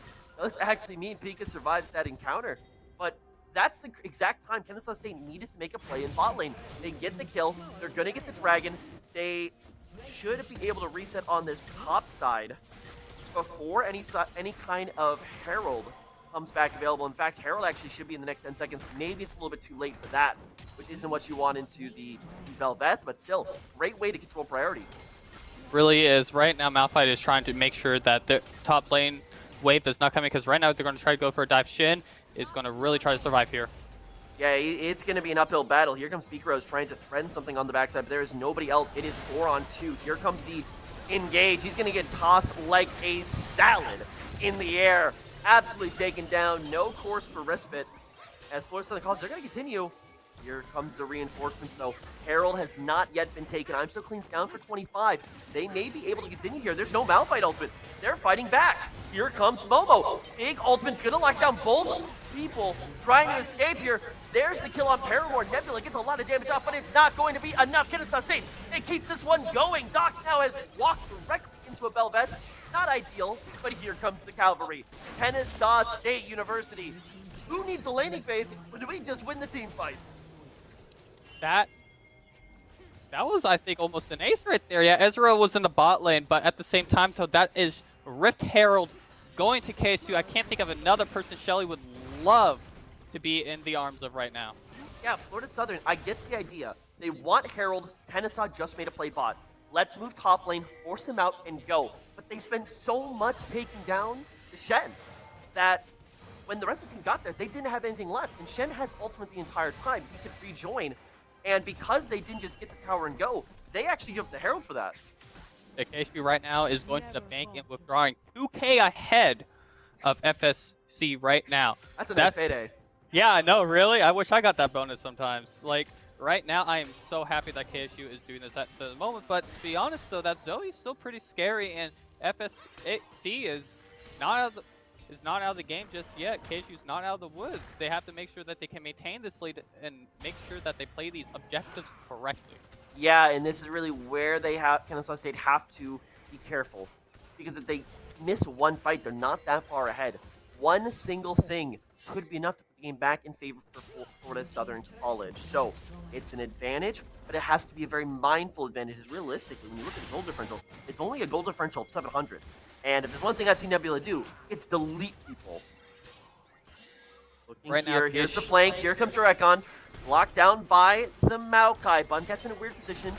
Not anyone coming in. That's the knockup. That's going to be Doc using just so much healing now out from the Maokai of all people. And the fight goes the other way. Chasing on to Trakowski on the flank. Looking for Nebula. Goes wide. Going to be going to sleep. Looks now to continue this fight. And Florida Southern, they can't find the fight that they needed. They tried to engage with the Malphite, but I can't believe I'm saying this. The Maokai healing is just too much. It really is. To be honest, I love the redemption. He doesn't even have Moonstone yet, and he has redemption going for the team saving right there. And this is pretty scary for KSU to be like this right now. Yeah, KSU, they're absolutely dictating what happens, but here comes the TV. Raikon, no ultimate available, but there are a few ultimates available still from the side of Kennesaw State. I'm looking at what Florida Southern might be threatening here. There's no Baron, there's no Dragon. They may look for mid lanes here too. But at this point, that might just be the price they have to pay. Back currently from Momo. He's very low on HP. He's probably got quite a bit of gold to spend. Doc trying to pepper in some damage from the side. Dragowski goes very low, and now the tables have turned. and Florida Southern are the team that's being forced out. Good way from Florida Southern to realize that Kennesaw State potentially had overstayed, and they get that tower back. I feel like if I am FSC right now, that Zoe or whoever needs to be building that shield penetration, maybe even surface flame for Ezreal, because I know some lethality can't be built onto Ezreal, but that is a lot of shields. The Shen ult and the shield bow proc from Doc. And Yeah. the healing is a lot sustained. Imagine, it's because especially in Florida Southern have very few pieces of DPS to try to fight through that. They either kill you at the start or they don't kill you at all. Then, looky here. Maokai, obviously, massive issue currently for the side of Florida Southern College with the redemption coming, as well as the Moonstone coming very soon. And then you also have Radiant Virtue from I'm So Clean. So imagine trying to engage on a Varus who has a Maokai shielding and healing him for some reason, because why not? And by the way, remember the rune. So he's going to get even more. And then all of a sudden, Shen shows up with a Radiant Virtue for the squad. So that's going to be an insanely hard fight to take. And Florida Southern are going to have to get really creative. It's nothing that they can't do or can't potentially find. But this is, I got to say, this is the most that Florida Southern have ever been smacked around before. They are only about 1K behind, but when you look at the priority and the ability to win these fights, it feels like a lot more. Right now, Shen is going to get collapsed on by FSC Bye, Joe. as we speak. Bye-bye, Joe. He is just going to be buying some time. Baron's up in 8 seconds, so this would be a pretty decent pick to get. He's just going to make sure that it takes as long as humanly possible. Looks to mid push. Maybe trying to get that mid lane tier 2 tower. The response play could be Baron, though. Let's see what Florida Southern does. It looks like they're actually chasing a little bit of indecision. They do eventually end up going to this to this mid side. Momo's got to be careful. There's 25 seconds left from I'm So Clean. That's the engage. That's 3 med. I do not know what Kennesaw State are doing. Phenomenal collapse in Florida Southern College, and I am absolutely baffled as to what the plan was. I do not know. I guess they were trying to get that tier 2 tower right there. I think I figured it out, actually. I think Kennesaw State were under the impression that Florida Southern were just on Baron. That means that Kennesaw State would have been safe, walk towards the pit to get the position, but they didn't consider the possibility that Florida Southern just walked straight to them. And without Pika, who's in the bot lane, but without I'm So Clean, who is dead, they just don't have anything for a fight, and that could be huge. Then ultimate here, they're gonna find the kill. Picaro's got to be careful, but I think he's gonna get taken down. Why are you there? You don't need to be there. Shutdown gold for Picaro's. I'm so clean, but still, that's a 1-for-1 trade as the response play to giving away Baron. Yeah, like I was talking about, that Shadow Flame or Shadow Fire item is very useful into their comp. I can't really say anything else right there. That is 3 seconds on a Dark Seal, and it looks like Zoe is going to try to finish out another magic item right there with a needlessly large rod put into her kit. Yep. That's so much damage. Yeah, the Shadow Flame against anyone who does not have MR is going to be devastating. Curious to see what the build comes out here for Doc. I feel like a Wit's End is probably on the cards. Gives you the on-hit, gives you some DPS, and gives you some MR to at least, stay a little healthier versus the Zoe. But, I mean, right now I think it's focusing on using Zoe to find picks, to slow down the progress of Kennesaw State University, to buy your team more time to find that perfect fight. Because what they just did in mid lane to start up the whole sequence, that's what they need to do. But I still have to say, that feels like more of a blunder from Kennesaw State than a pure outplay from Florida Southern. Florida Southern has a lot of damage right now going through their whole team. That Ezreal and Zoe are going to be a big problem right here. A lot of poke right here to whittle them down. Almost on the flank. Yeah, it looks like they're going to try to look for something right here. But can they actually be spot themselves and get caught with their own plans?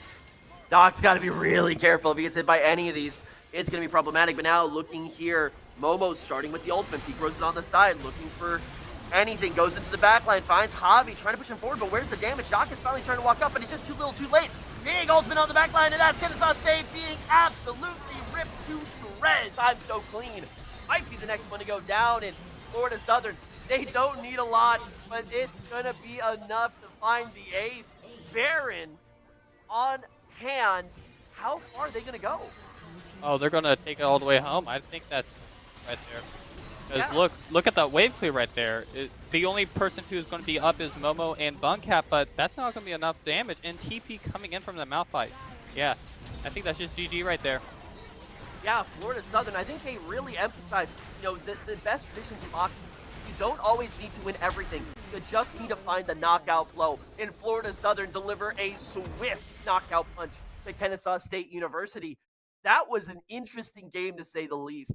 If it wasn't potentially for that mid lane, I think Kennesaw State really take control of it. But Florida Southern, they saw the perfect moment. They understood that they had the advantage in mid lane, and a mistaken fight from Kennesaw it just means that Florida Southern walked away with the victory.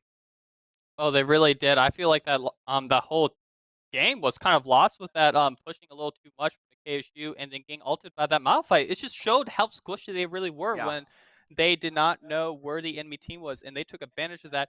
That gave so much gold back to FSC because when I was actually looking at the gold, KSU was a little bit ahead, maybe 1K or 2K, but then right there, FSC was up by about 1.5K after that fight, and that was pretty scary to see.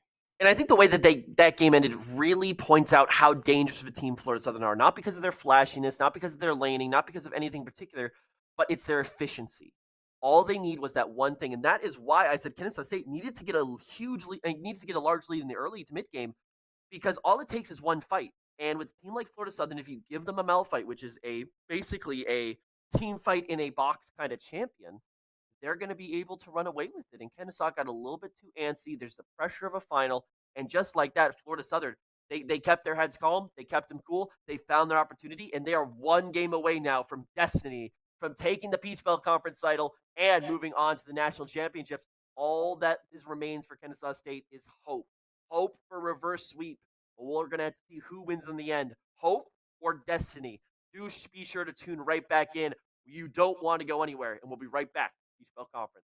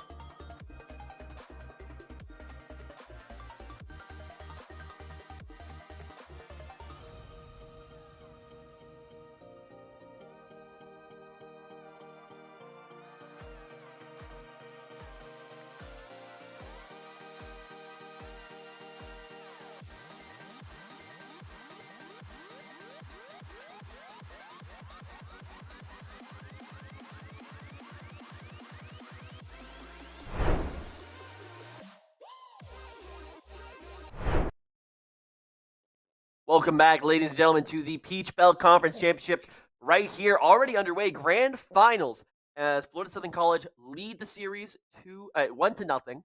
Best of 3 if it's to be over, but it is not over, so it's 1-0. Very confusing game we just witnessed.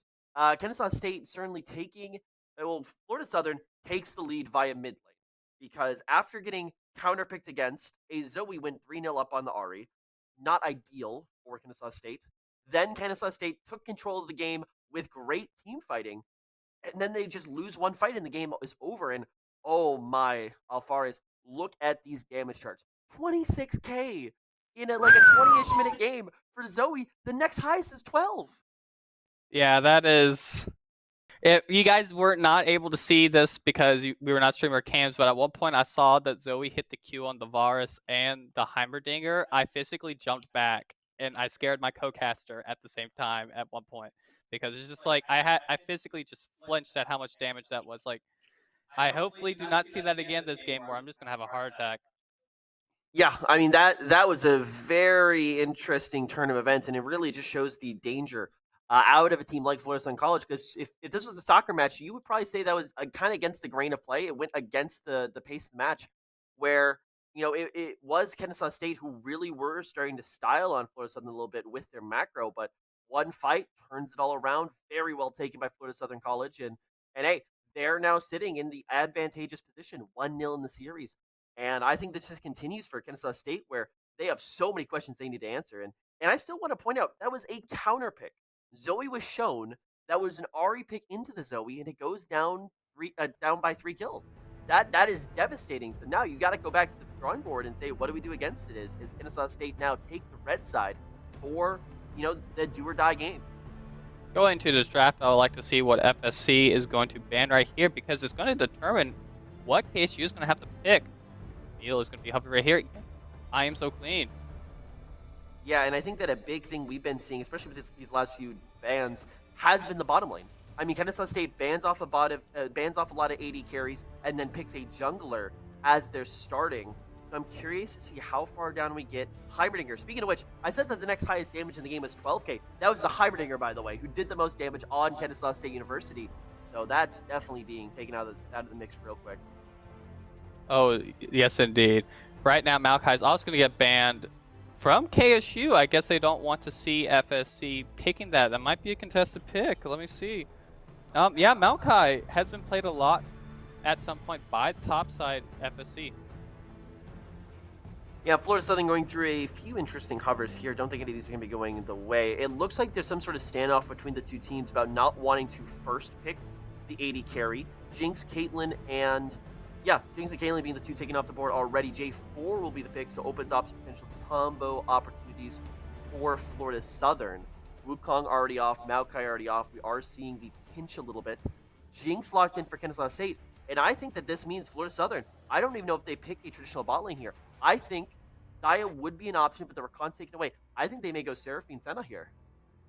I think that would be a good plan because the Samira is no longer on the table for KSU at the moment. That's what we were thinking of originally when they were saying they're trying to bait FSC into picking that Seraphine because the Samira W would really counteract against that. Ooh, please pick it. Please pick it. Ah, they're hovering. Don't buy into anything from Florida Southern. I want to see it again. Come on. Yeah. Okay, they elect for the Zaya, so want to stay pretty true to form. Florida Southern, they don't necessarily need to pull out anything crazy right now. Like you mentioned, they still have a game in the bank. If this game doesn't go right, they can kind of go well. And they are wagering that Zaya is still a pick worth going for, even if the Rakan's taken away. So, and here's the other issue. Oh, no, not again. I mean, I was going to say, since there's no Zoe ban, you can't expect her to wait around because you don't typically pick things this early for the mid laner because you're afraid of being countered. Kennesaw State have already... No, don't do this. Oh, no. That's the... I don't know. Momo better live mid lane. I gotta hand it to him, though. Pika has to be confident to take that pick. That takes very confident. A lot of confidence. So, I mean, big ups for them if they can make it work, but I would definitely worry about history repeating itself, especially because there are no second chances anymore. Really, indeed. Like, I guess we'll have to see what is happening. Malphite is going to get banned by KSU. I feel like that is a great ban because that led to kind of the decline of the game's tempo for KSU and leading them to lose that last game. I guess if I was FSC, let me see if I can predict correctly, it would be the Shen. That wasn't really a problem. No, I mean, I don't think there's anything that Florida Southern need to take away. I think they can focus top laners because I'm So Clean, when he's forced to play that top lane tank, can't really affect the map. Sejuani makes sense because remember, KSU haven't picked their jungler just yet. So I think they're going to continue to hit that. Ornn, I was going to mention that there are other top laners that do a similar job to Malphite, one of those being Ornn. No one quite does it as effectively with the point and click abilities of the Malphite, but they are going to keep that out of the hands of Florida Southern. It's basically I'm So Clean saying, hey, fight me in the top lane. Give me a matchup that let's see who the better man is here in the top lane. So ask us that a little bit. Sejuani and Hecarim being knocked out, so really starting to restrict. Gragas is going to get picked right here. I'm excited. Interesting to say the least. Gragas, that's a flex pick. That could be going to the jungle. That could be going to the top lane. Curious to say the least. Well, now we're going to see Florida Southern show their top lane. Who do they want to put up there? Will I'm So Clean be given an aggressive lane that he can go toe-to-toe with, or are we going to see a jungle pick coming through? And I mean, this is literally the end of the line. If you've got it, you got to show it here, or you may not get a chance to. The season for Kennesaw State will end here today if their Nexus falls, not only in this game, but in next game as well, even if they were to win this one. But right now, only thing that matters is taking this one. Braum coming through, so that is a very protected Xayah. And Kennesaw State really don't have a lot of ways to get back there. The Gragas ultimates could shake up those fights. The Rakan could shake it up as well. Olaf being selected here in the top lane. So we'll have to see, does I'm So Clean want that matchup? I guarantee you he is the one that is being asked whether he wants it. He does decide to go for the Gnar. Another pick that's very I'm So Clean in its execution. Gives you some access onto the backline and can poke out Olaf in the early game. Really will work wonders in that early game because right now KSU is going to have to take all the advantage that they can have right now. I hope that Momo is able to really path towards that mid and top lane to try to get those early pressures and keep the game from going out of hand, because last thing you need is like an Olaf just running down at you with like 5 kills or something. Because even though I feel like I Am So Clean is going to be able to really play against that and understand the matchup, it's just Olaf is going to make that whole lane harder against that Gnar. You can't ult Olaf. Yeah, I mean, that is true. I think it's more so that it's going to be harder for I'm So Clean to necessarily get the kills with that than it would be for him to be going down to that, depending on what happened out of Dragowski on the jungle J4. He certainly could be coming up top lane a few times. But I think for Kennesaw State, at this point, you need I'm So Clean to win. You're in the situation where he has to be one of your pillars, and if he is not there, you're really asking, okay, well, where do we go from here? Bot lane for Kennesaw State, I feel like they very much overperformed that laning phase, and I'd be curious to see whether they can make that a trend or whether that was a one-off. So, the lane of Jinx plus Rakan, it's not necessarily a kill lane, but they should be fighting for priority against the bot lane duo of Florida Southern being a little bit more defensively minded this time around. Or at least having the ultimate from the Xayah. Ezreal's not defensive. And then mid lane, Pika. You cannot ask for this matchup again unless it's not about having confidence or faith, it's knowing that you are going to be able to handle this matchup. So, once again, full props to Peak Rose. If he can come back from what happened in that game number 1 and show us that he can have Nebula's number. But if this falls apart again, it's going to be very tricky for Kennesaw State to find their way back in this one. And what a game we're looking forward to. Really, this is going to be a crazy game in the end because right now Kennesaw State University is going to have to fight tooth and nail to stay in the game as they are facing FSC right now, who is sitting pretty nice right now. Like you're just talking about, they have not a lot of worry right now compared to Kennesaw State. I will give the Kennesaw State. I do actually like their comp a little bit more than that of Florida Southern. Florida Southern does not have a tank currently. J4 typically goes for a little bit of a sustained bruisery build, but not really a pure tank. Braum is a support, therefore gets a support's income, which is very hard to really be a pure tank on. And Olaf's Olaf. He's going to be going for damage early, and then more of like a bruiser CC utility, trying to keep the Kennesaw backline running away. But that means if Ari goes well, if Gnar goes well, if Gragas goes well, or especially if Jinx goes well, it's so easy to find that one kill to start the reset fight. And Florida Southern, they don't have a Malphite ultimate. They don't have the press this button to win a fight sort of ability. And if Florida Southern were in the same position as they were last game against Kennesaw without a Malphite, I'm not so certain they pull out the win that they did. So I like Kennesaw's comp here, but for me, it's all about how do we hold up in this laning phase because that's what's really going to decide it here for me. Yes, indeed. I feel like the laning phase is going to be key to how everything goes. I feel like that's with almost every game, but especially the laning phase because right here, both teams have a lot of damage, but if one team gets ahead, they're just going to snowball. I really want to see how everything is going to get played on this Rift. What are your thoughts? I mean, it's going to be interesting to say the least. I think that Florida Southern really need to leverage this early game. You have Olaf, you have Zoe. You're not here for a 50, 60-minute game. You are here to win now. You have no frontline tank. It's going to be very hard for them to win an even team fight versus Kennesaw State in the mid to late game. I think they really need to leverage the early. Javi, if he gets ahead, maybe he can be that mid to late game team fighter, but you'd much rather win in the early game. Kennesaw State, I think they're well prepared for this to be a game that goes late.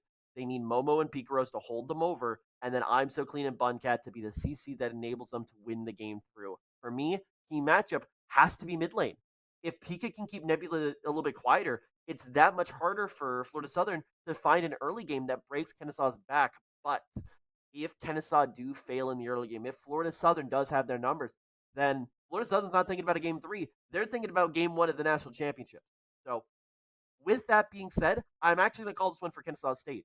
I think that, the fact that Pika repicked that mid lane, he's confident. If he can hold up well, I think the other members, especially I'm So Clean, who's not on Shen duty, can be the wind under Kennesaw's wings that they need to lift them into a game 3 in Florida Southern. I think they're going to be put on the back foot and really forced to bleed for the first time this entire season. I feel like that Pika is going to show up and prove us wrong about what happened last time. I think he just is able to read Nebula now like the back of his hand. I mean, he got a lot of experience against Nebula, right? That's an interesting take. He inted game number 1 so he can see what Nebula looks like while he's playing the Zoe to bait him into a second game so that he'll have his number in game number 2. If that is the strategy, that give Norman Reed the coach of the century award. But I mean, even though you would not be giving this man Ari again if he did not ask for it, if he did not say I can handle it, and that's going to give them so much confidence. If they do win this game, that's going to give them so much momentum going into the final game of the series. Florida Southern are going to have to react for the first time, like I said, not this tournament, this season. They have gone perfect up until this point in their pursuit of that destined title that was denied to them in 2020, 2021, and 2022. 23 could be the year, but right now, this game has to be their game if they want to hoist that trophy. Otherwise, Kennesaw are going to even it up. Let us know what you guys think in the chat. We should be getting into this game very shortly. I believe we had mentioned, I'd say matchup to watch here for me was that mid lane. Alfarius, what's your take on that? What lane do you think is going to dictate this game? I feel like, of course, mid lane is going to dictate this game. If it happens again, like last game or not, it's going to determine who's going to snowball. But I feel like that the bot lane is going to really help determine who is going to really do this too. Because like if Jinx gets fed, especially with Ghost on her and getting excited with her passive, it's going to make it really hard for anyone to touch her. All right, I want to make a call back here because I think we're getting to game soon, and I want to get this out before we transition over to the Rift. Remember what you said in game number 1, that nobody wants to be the one to screw up and invade in the grand finals. Well, Florida Southern have a game in hand now. They know what Kennesaw State does very often for their level 1, and they have a Braum and an Olaf.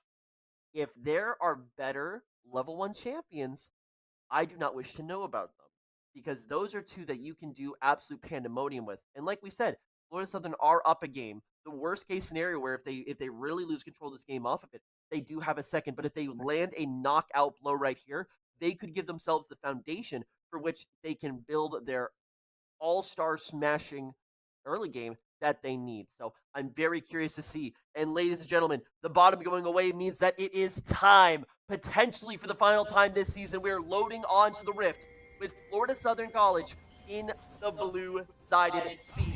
Kennesaw State on the red side with everything to play for. And it looks like, no, it does look like we are going to get a fan. So maybe I talked myself into a little bit of excitement there. Kennesaw State, for the first time in like this year, do not go for that very generic invade. Maybe they were thinking the same thing. It looked like Paramore had a vision there. Invasion coming out from Florida Southern College. Yes, they did in fact see that from Kennesaw State. It looks like Florida Southern, they're happy to just get a little bit of vision. Right now, that is some great vision denial from FSC right now, because at this moment, KSU does not know about the ward into the top jungle, so they're going to see how they start. Yeah. And unfortunately, that's just an assumption you have to make. Whenever you allocate 5 members to one side and you don't find literally every member of the enemy team, you just have to assume that they have knowledge of either side now. So watch for Momo to path accordingly. Speaking of pathing, what is happening? Can we go over to mid lane? I think They're having... Oh, they have no idea that they're standing inches from Oh each my other. goodness. I mean, there's a wall between them. So. Maybe they're telepathically communicating. I just saw them so close to me up, and I'm like, why is that happening? Are they dancing? And what's going on? Look at where Olaf is. He's trying to catch out I'm So Clean on the walk to lane, but I'm So Clean. He's played an Olaf game or two. I think he knows exactly what Dorican's going to want to get done this game. But another thing I want to note before we toss it back is Jarvan. Remember, this is a champion that can get off a level 2 gank if they want, and that would definitely be something to help facilitate this early game for Florida Southern. It really will. Right now, Jarvan is not on the same side as Momo, sorry, with the jungle pathing. So right now, it looks like it's going to be a gank top and bot lane. Oh, level 2 hit from Nebula, and Pika Rose gets immediately slept in the mid lane. And you gotta hope for Kennesaw State that that's not a sign of things to come. And for Nebula, I mean, imagine this from his perspective. He just had an absolute all-star performance in that mid lane, pure MVP caliber stuff. And you're given the same matchup again with the same person. Something has to change. Pika Rose is gonna have to be careful. He really will have to be careful at this moment. Jarvan is looking to do something bot lane once he's clearing his camps, but there's not really much for him to do at the moment since both his mid lane and bot lane are pushed in. I think here's what might be the difference case he's looking for. They're looking to get this mid gank off. Nebula is positioned very far to the bottom side of the map, of the lane rather, because he knows that Momo started on the bot side, so he's likely on the top portion of the map at this 3-minute 7-second mark. So, well, good position from Nebula to make sure that, you know, this is a true 1v1. That this is between him and Pika Rose. And as long as that's the case, I guarantee you Nebula is feeling very confident. Oh yes, indeed. Right now, that the only lane that's pushed in is top lane. So, but yeah, I see the bot lane. In the bot lane. They get the push. It looks like Kennesaw State. I don't think they're going to be able to crash this in anywhere near enough time. So that's going to be an extra Doran Blade plus pot picked up for Javi. So just a little bit of extra in terms of early game skirmish fighting. And as that happens, look who's looking around the corner. It's Dragonowski. Dragonowski can really make an impact here. He's coming on in. Ghost and Splash available. Doc's going to have to flash out. Turn around a little bit. Look for the long-term roam, though, because here comes Nebula back over the wall. Just gets the ward. Doesn't find his way to the bot side. And then it's the flash gone for Doc and the exhaust gone for Buncat. Dragonowski's certainly going to be very happy with those summoner spells being blown. Ooh, get the scuttle, too. Yeah. Momo's passing towards bottom lane. I feel like they see him coming through. Buncat looking for the gate, but they just don't have the follow-up. Momo is joining his lane to push. I think KSU was asking to help them push so they can crash, so they can back. It's not going to crash like they want. However, they are going to be able to back, grab those items that should actually put them now in an item advantage compared to Javi. No, they stay. So that's almost actually a little bit of wasted time there from Momo, asking for the gank and then not being able to reset off the back of it. That's going to put them in a very awkward position for this dragon now, because Javi has his first items already. Really is awkward, because right now that jungler they know where Momo is. They kind of have a general idea, and that's the thing as a jungler, though. Once you reveal yourself, you lose all the scary presence that you have across the whole rest of the Rift. Oh, Nebula lands yet another Sleepy Time Trouble bubble. Pika is going to be losing quite a bit of HP again for it. Lane's been going all right for Pika thus far. Only 10 CS down. I mean, compared to last game, that is still a massive improvement. It hasn't had to use the TP yet, so realistically has been keeping itself in good standing. Momo now looking for the play, but looks like it wasn't coordinated, or Pika's too worried to walk up to that bush. And to be fair, that's a concern I agree with. KSU kept relatively quiet here in the early game, but remember about what we said at the beginning of this game. It wasn't necessarily about KSU smashing this early game. They have a decent team fight. They just need to prevent Florida Southern College from running away with this one early. If they can do that, I think they can still rely on a good amount of their team fighting to get them out of some tricky situations. It looks like KSU does suspect off of the pings that FSC is doing Drake right now, but it's first Drake, so they probably will not try to contest this. But Momo's pathing looks like he's going to try to gank from lane, possibly right here, to try to get a pick on FSC and turn the tables in the bot side. Yeah, this is going to be tricky because they haven't gotten a single flash or even summoner spell from the bot lane of SFC. And with no ultimate available from Momo, I'd say this is a pretty low chance gank. I don't think they're going to find anything here. There's Momo being shown on the ward. Dragon being taken right out under his nose. Dragowski's actually got a level advantage on the Kennesaw State jungler. So once again, looking to push his bot lane. And this is still a bot lane that hasn't back. So it's literally a rinse and repeat of what we just saw. They needed to push the wave in so they can reset. They asked for the jungler. Jungler comes and helps them push. And now they're getting the back end. But the difference is the Dragon's already off the table. Yeah, both Olaf and the Gnar have ults right now, so both are looking pretty scary. They probably will not kill each other, like you said. Olaf just ults, or Gnar just hops away. So it's not really a thing that I'm worried about with that. I'm more worried about who's going to roam first, who's going to actually get the kill using their ult onto another lane and dictate how everything is going to go in the game. Yeah, they're going to need to find something. And first that's a true backs coming out from the mid lane. Pikaros going to be able to get the Lost Chapter. Lost Chapter plus the Dark Seal. So saying that Nebula feels confident would be a bit of an understatement. Really looking to dictate this game, but we're still killless after entering the 8th minute now. Doc and Buncat got to be careful. Flash still not available for Doc, is available for Buncat, and with J4, Flag Drag, and the Cataclysm available, that's an ult that Doc can't get out of. Flash available too from Dragowski. That would be a huge first kill, but the wave's just not in the right spot. And now with Nebula running too, you got to think that Doc and Buncat have been told to run for the hills. Oh yeah, indeed. They're staying. They're actually looking for this wraparound, maybe through the alcove. Doc and Buncat. This could be devastating. I think they know something's up.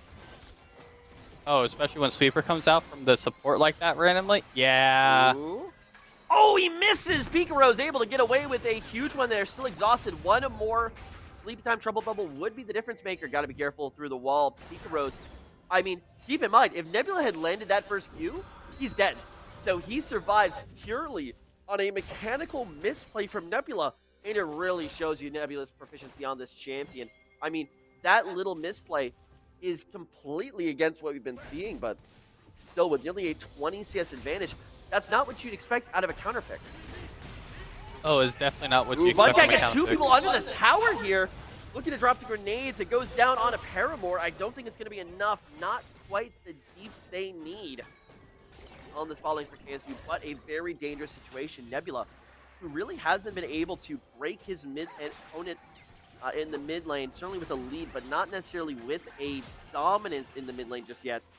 Looks to roam around and share the love a little bit, given that he's able to quite easily win priority against Pikaros. But the most important number on this game, Pikaros, 0 deaths, which is still a monumental improvement from the last matchup. Are you trying to jinx this? Is that what I'm hearing right now? No, I'm just genuinely happy.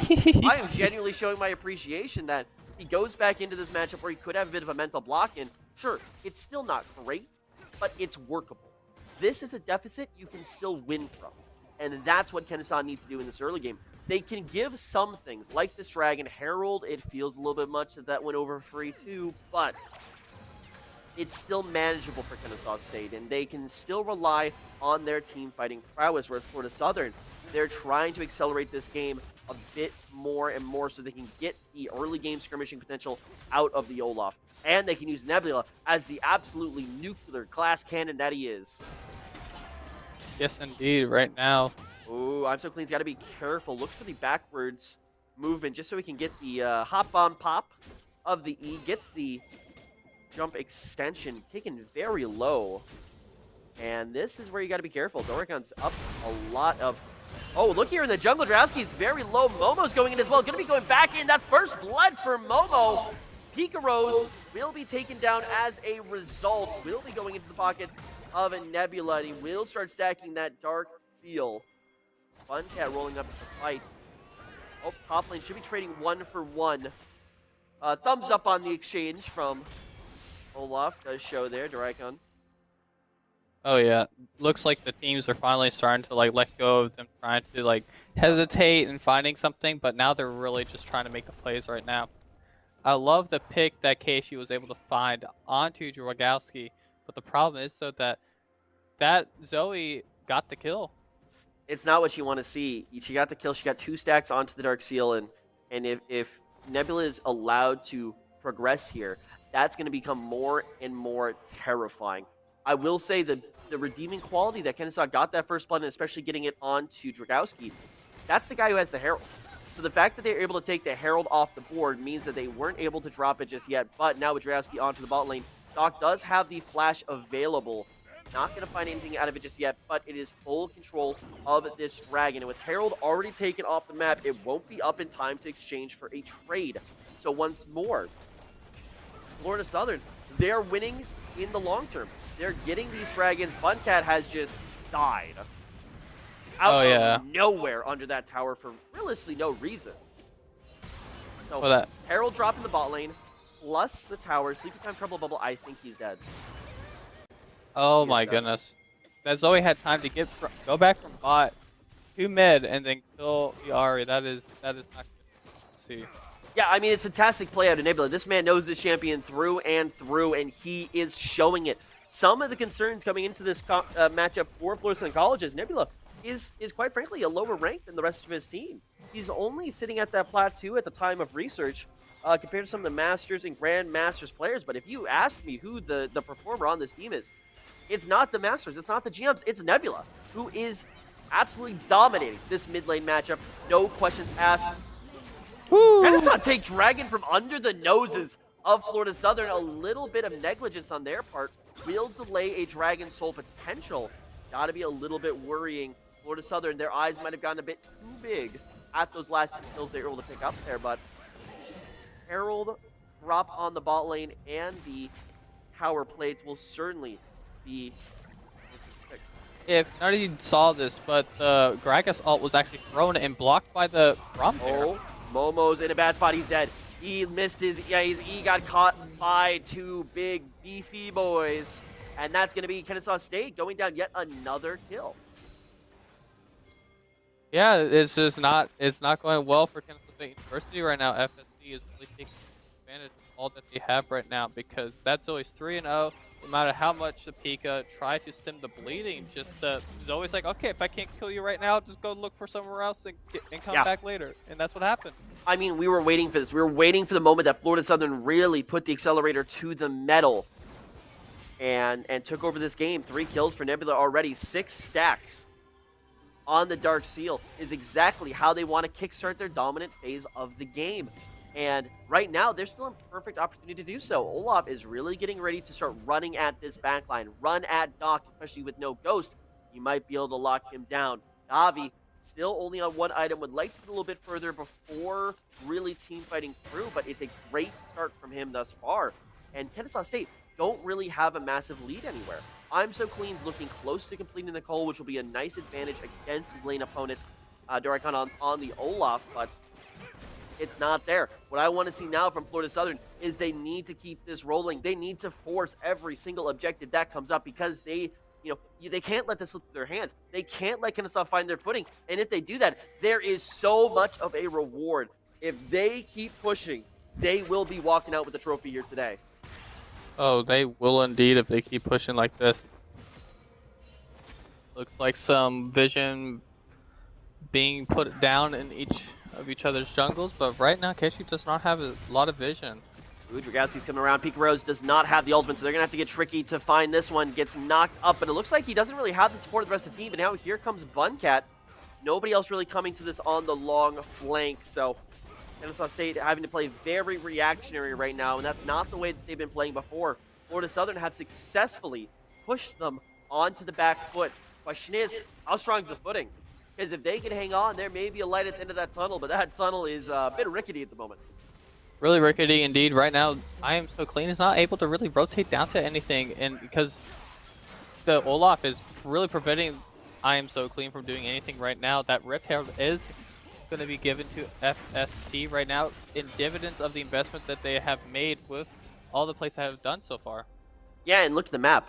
I mean, there are 3 towers gone from Kennesaw's side. So the next thing that Herald will touch, it's an inner tower.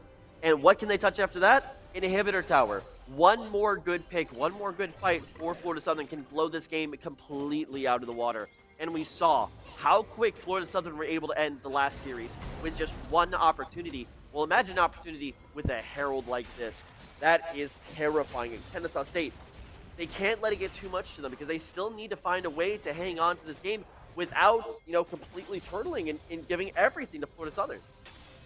Yeah, we want to make KSU wants to make sure that they are able to really maintain, close their rank, and really try to find something here because they can't get picked out as much as they did last game because that Zoe is no joke, that J4 is no joke.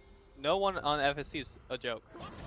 Nobody, yeah, I would agree. Everyone on FSC's got to be a bit of a threat, but at the same time, remember, like we mentioned earlier, with the lack of a tank, Momo's gone for a lot of damage here.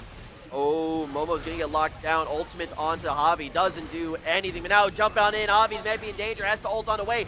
Kill going down. Actually, that's going to be the tower going away. Doc has to flash out this one, but there's no respite. There's nowhere to find.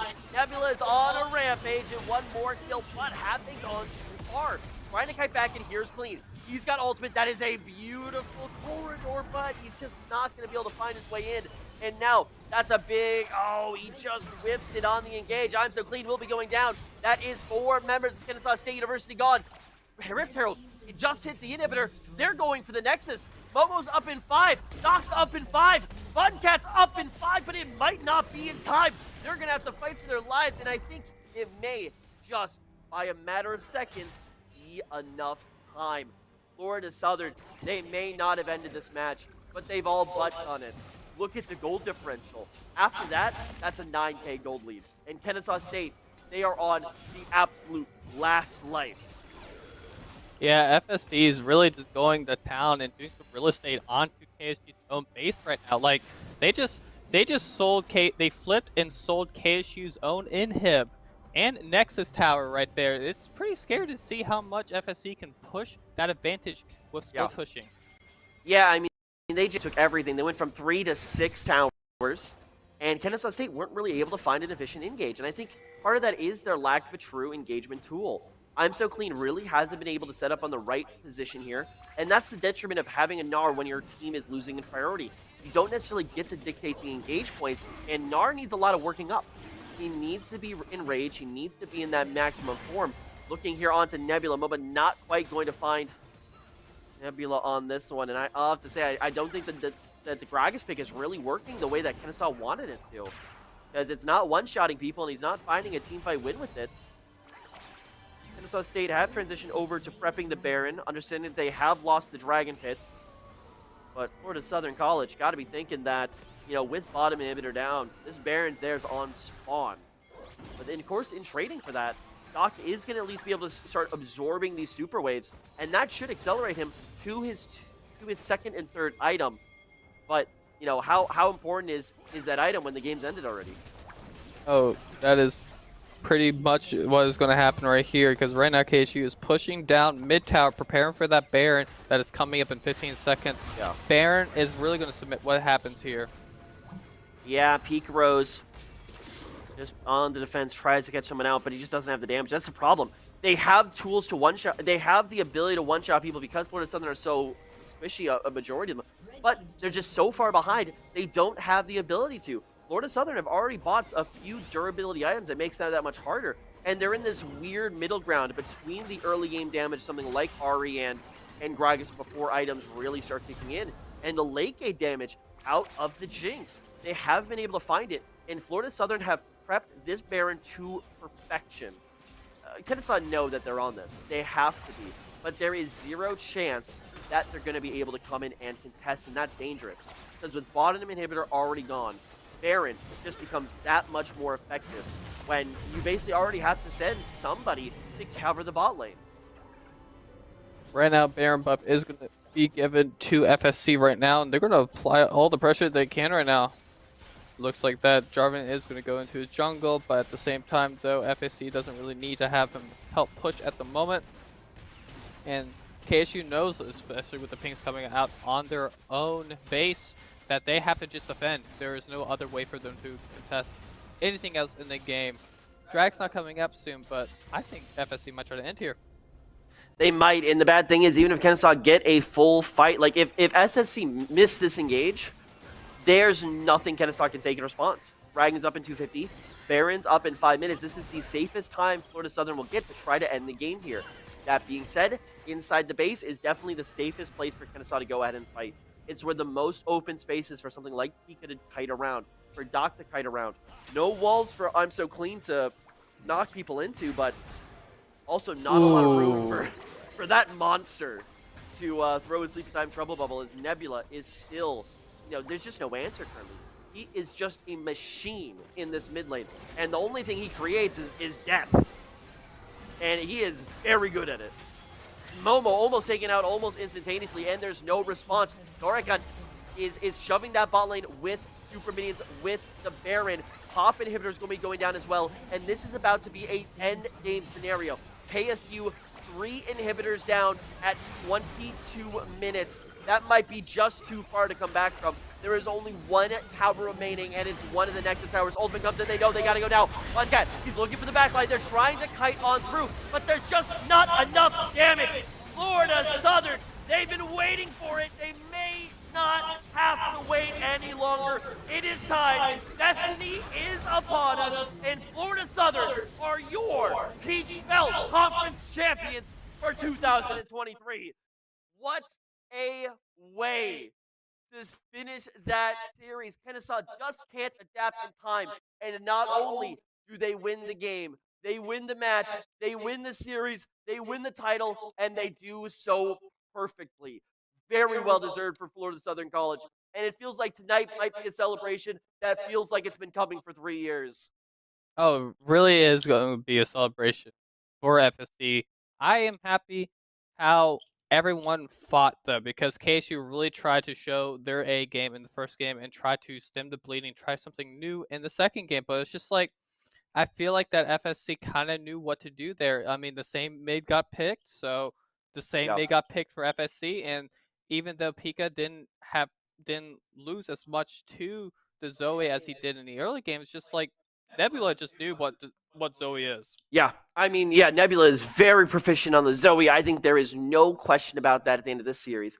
I think game number 1 showed that Kennesaw State can hang with a team like Florida Southern College. However, I think they got scared. Kennesaw State University got punched in the mouth almost out of nowhere. They were beating up Florida Southern, and then boom, one hook ended the fight the other way. They were staggering coming into game number 2. They were worried, and they couldn't find anything in the early game. I questioned some of the decisions made. I mean, all props to Pika for having the confidence to take that matchup again. That didn't really work. The Gragas didn't really pay dividends, and they just lost their fight. What made Kennesaw a great team was the fact that they had that fight, but they just lost at the end. And I think that there's a lot that they can take away from this, but certainly a great run for them to come here to the finals and at least take that runner-up position. But Florida Southern Lordy. Converse looked pretty good last year, and they made it to the top 3 in the national championships. Florida Southern definitely looked like a team to be feared. And hey, They're not just getting the title tonight, they're getting the ticket straight to the national championship. And hey, all the best of luck to them as they go up against the best of the best in the nation. And they have very firmly, from day one in the season, earned that ticket. They really did. I am very excited to see what FSC is going to do in the nationals, because they are going to be in state. They're going to be front and center on that stage in nationals, and I hope I get to be turned in to that show, that stream, Yeah. wherever it is. Yeah, I mean, it's going to be a very interesting team. I think Florida Southern have really been the first team in the Peach Belt Conference to really renovate. Ever since 2020, there's like the pre-COVID era and the post-COVID era in the Peach Belt. The pre-COVID era was a lot of teams. The Peach Belt Conference honestly was a little bit of a meme back in those days. But what has happened is we had a bunch of strong teams join. 2021 had Kennesaw State show up, they won immediately.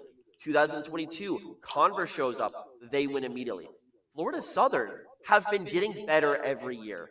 This has been a journey. This has been a process, and this is something that is more than just one team. I mean, looking back at the last few years, I mean, Good Kid AJ was certainly a phenomenal step along that way. Multiple people serving this team as in their ascent to the top. Good Kid AJ is just the one that comes to me at the top of my head.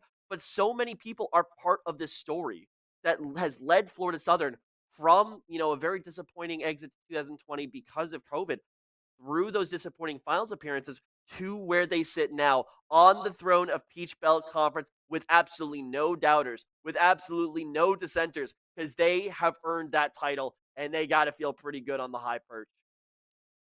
Really, it probably is really high on life right now for what they're doing.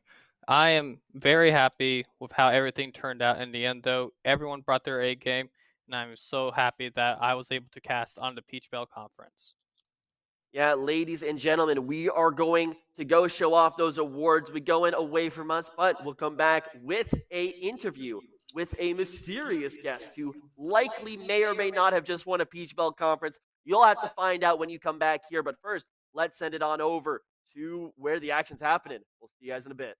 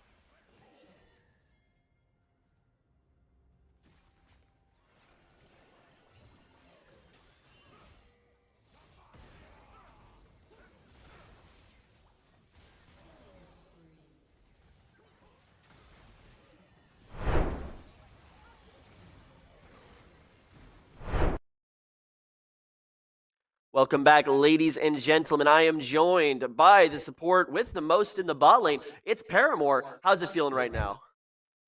It's feeling good. Unfortunately, a little underwhelming. I personally, I would hope it would be a little more exciting, but unfortunately, just in game out of game, it was mainly just Zoe against the world. It Yeah, did feel I'll like. as a representative Kennesaw, kind of put this on on behalf of our org. But yeah, that was a phenomenal game. But really, this feels like a championship that wasn't won today. This feels like a championship that's been in the making for a considerable amount of time.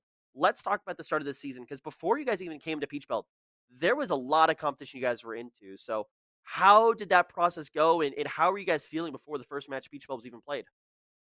Honestly, we're feeling pretty well. We're with the amount of amateur leagues we're doing, it's good practice during the pretty much whole week. We're doing like scrims and practices 5 days a week, whether that's drills or scrims, and it just results in us feeling really good. And obviously, on paper, we are going to look very strong in comparison to everyone else. But other than that, we felt very good. Yeah, I mean, definitely. I mean, like I mentioned, I kind of was making these predictions before the season, but there's something about how things look on paper, and there's the other thing about how it turns out in practice. And realistically, you guys took care of business both ways. Speaking of taking care of business, a perfect run through the regular season and puts you in the top spot. Obviously, targets on your back going into the Peach Belt Conference championships right here. What was that process like going from a regular season where it really didn't seem like you guys were really challenged? How did that play into your preparations coming into this tournament? In terms of preparations, obviously, we didn't really want to be looking too far ahead, but unfortunately, being the first seed, the first game's always going to be a lot easier. So at the end of the day, we were mainly just looking at either UNG or Kennesaw. Obviously, we were taking every opponent one step at a time, but our main prep would be for whomever would face us in the finals, because we assumed it would be UNG or Kennesaw. Yeah, speaking of which, I heard from a few different players on your team, and maybe this is just because you guys generally seem like a good group of guys and very nice, but I definitely heard that you were a little bit excited about the prospects of facing Kennesaw after their set. And I feel like I got a little bit of this, but how did your expectations meet reality there? Um, I was personally excited because I've been in the league 4 years. Their top laner has been in the league 4 years, and it for me it personally feels good to beat them this time around since our first finals they 3-0'd us. So it does feel a bit good to give it to them in turn, but I do wish it was a little bit closer, just little more fireworks, less doldrums. Well, I mean, if there's one thing I've seen from, especially Florida Southern, not necessarily getting that last step, is that losing the finals can sometimes light that fuse for improvement. So fingers crossed there. Always hoping for a more competitive finals next time about.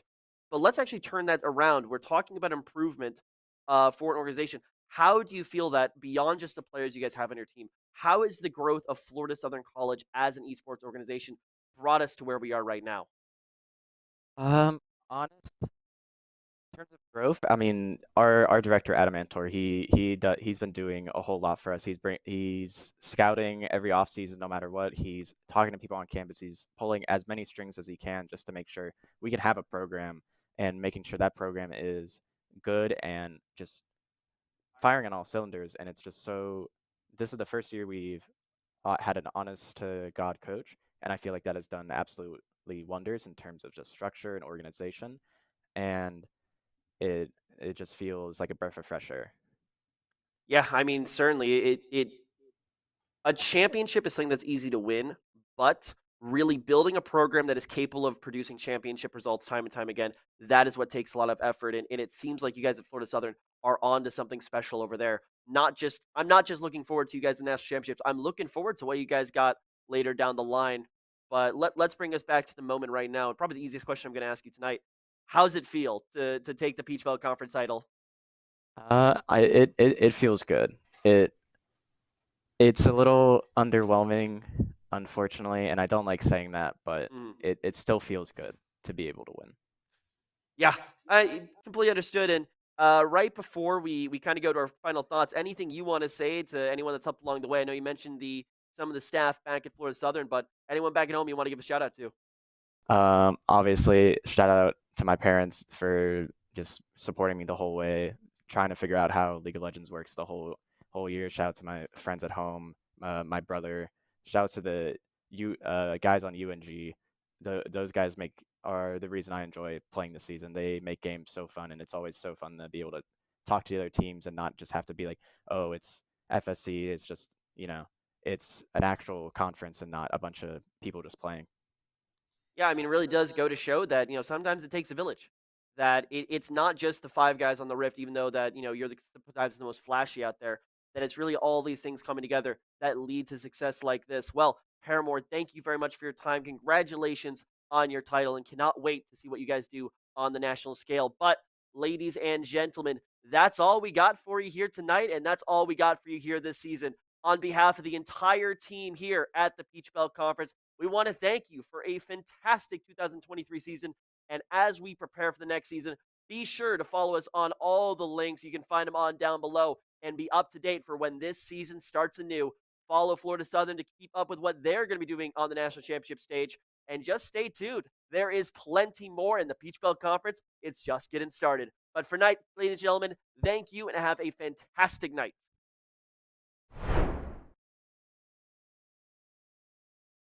There are two key moments in any college journey: when an acceptance letter arrives and the day the college education is paid off. And College Ave Student Loans is with you to help cover costs all along the way. We offer stress-free private student loans for undergrads, grad students, for parents, even loans to refinance your existing loans. Whether you're starting college, already in the workplace, or just trying to figure things out, turn to College Ave and breathe easy.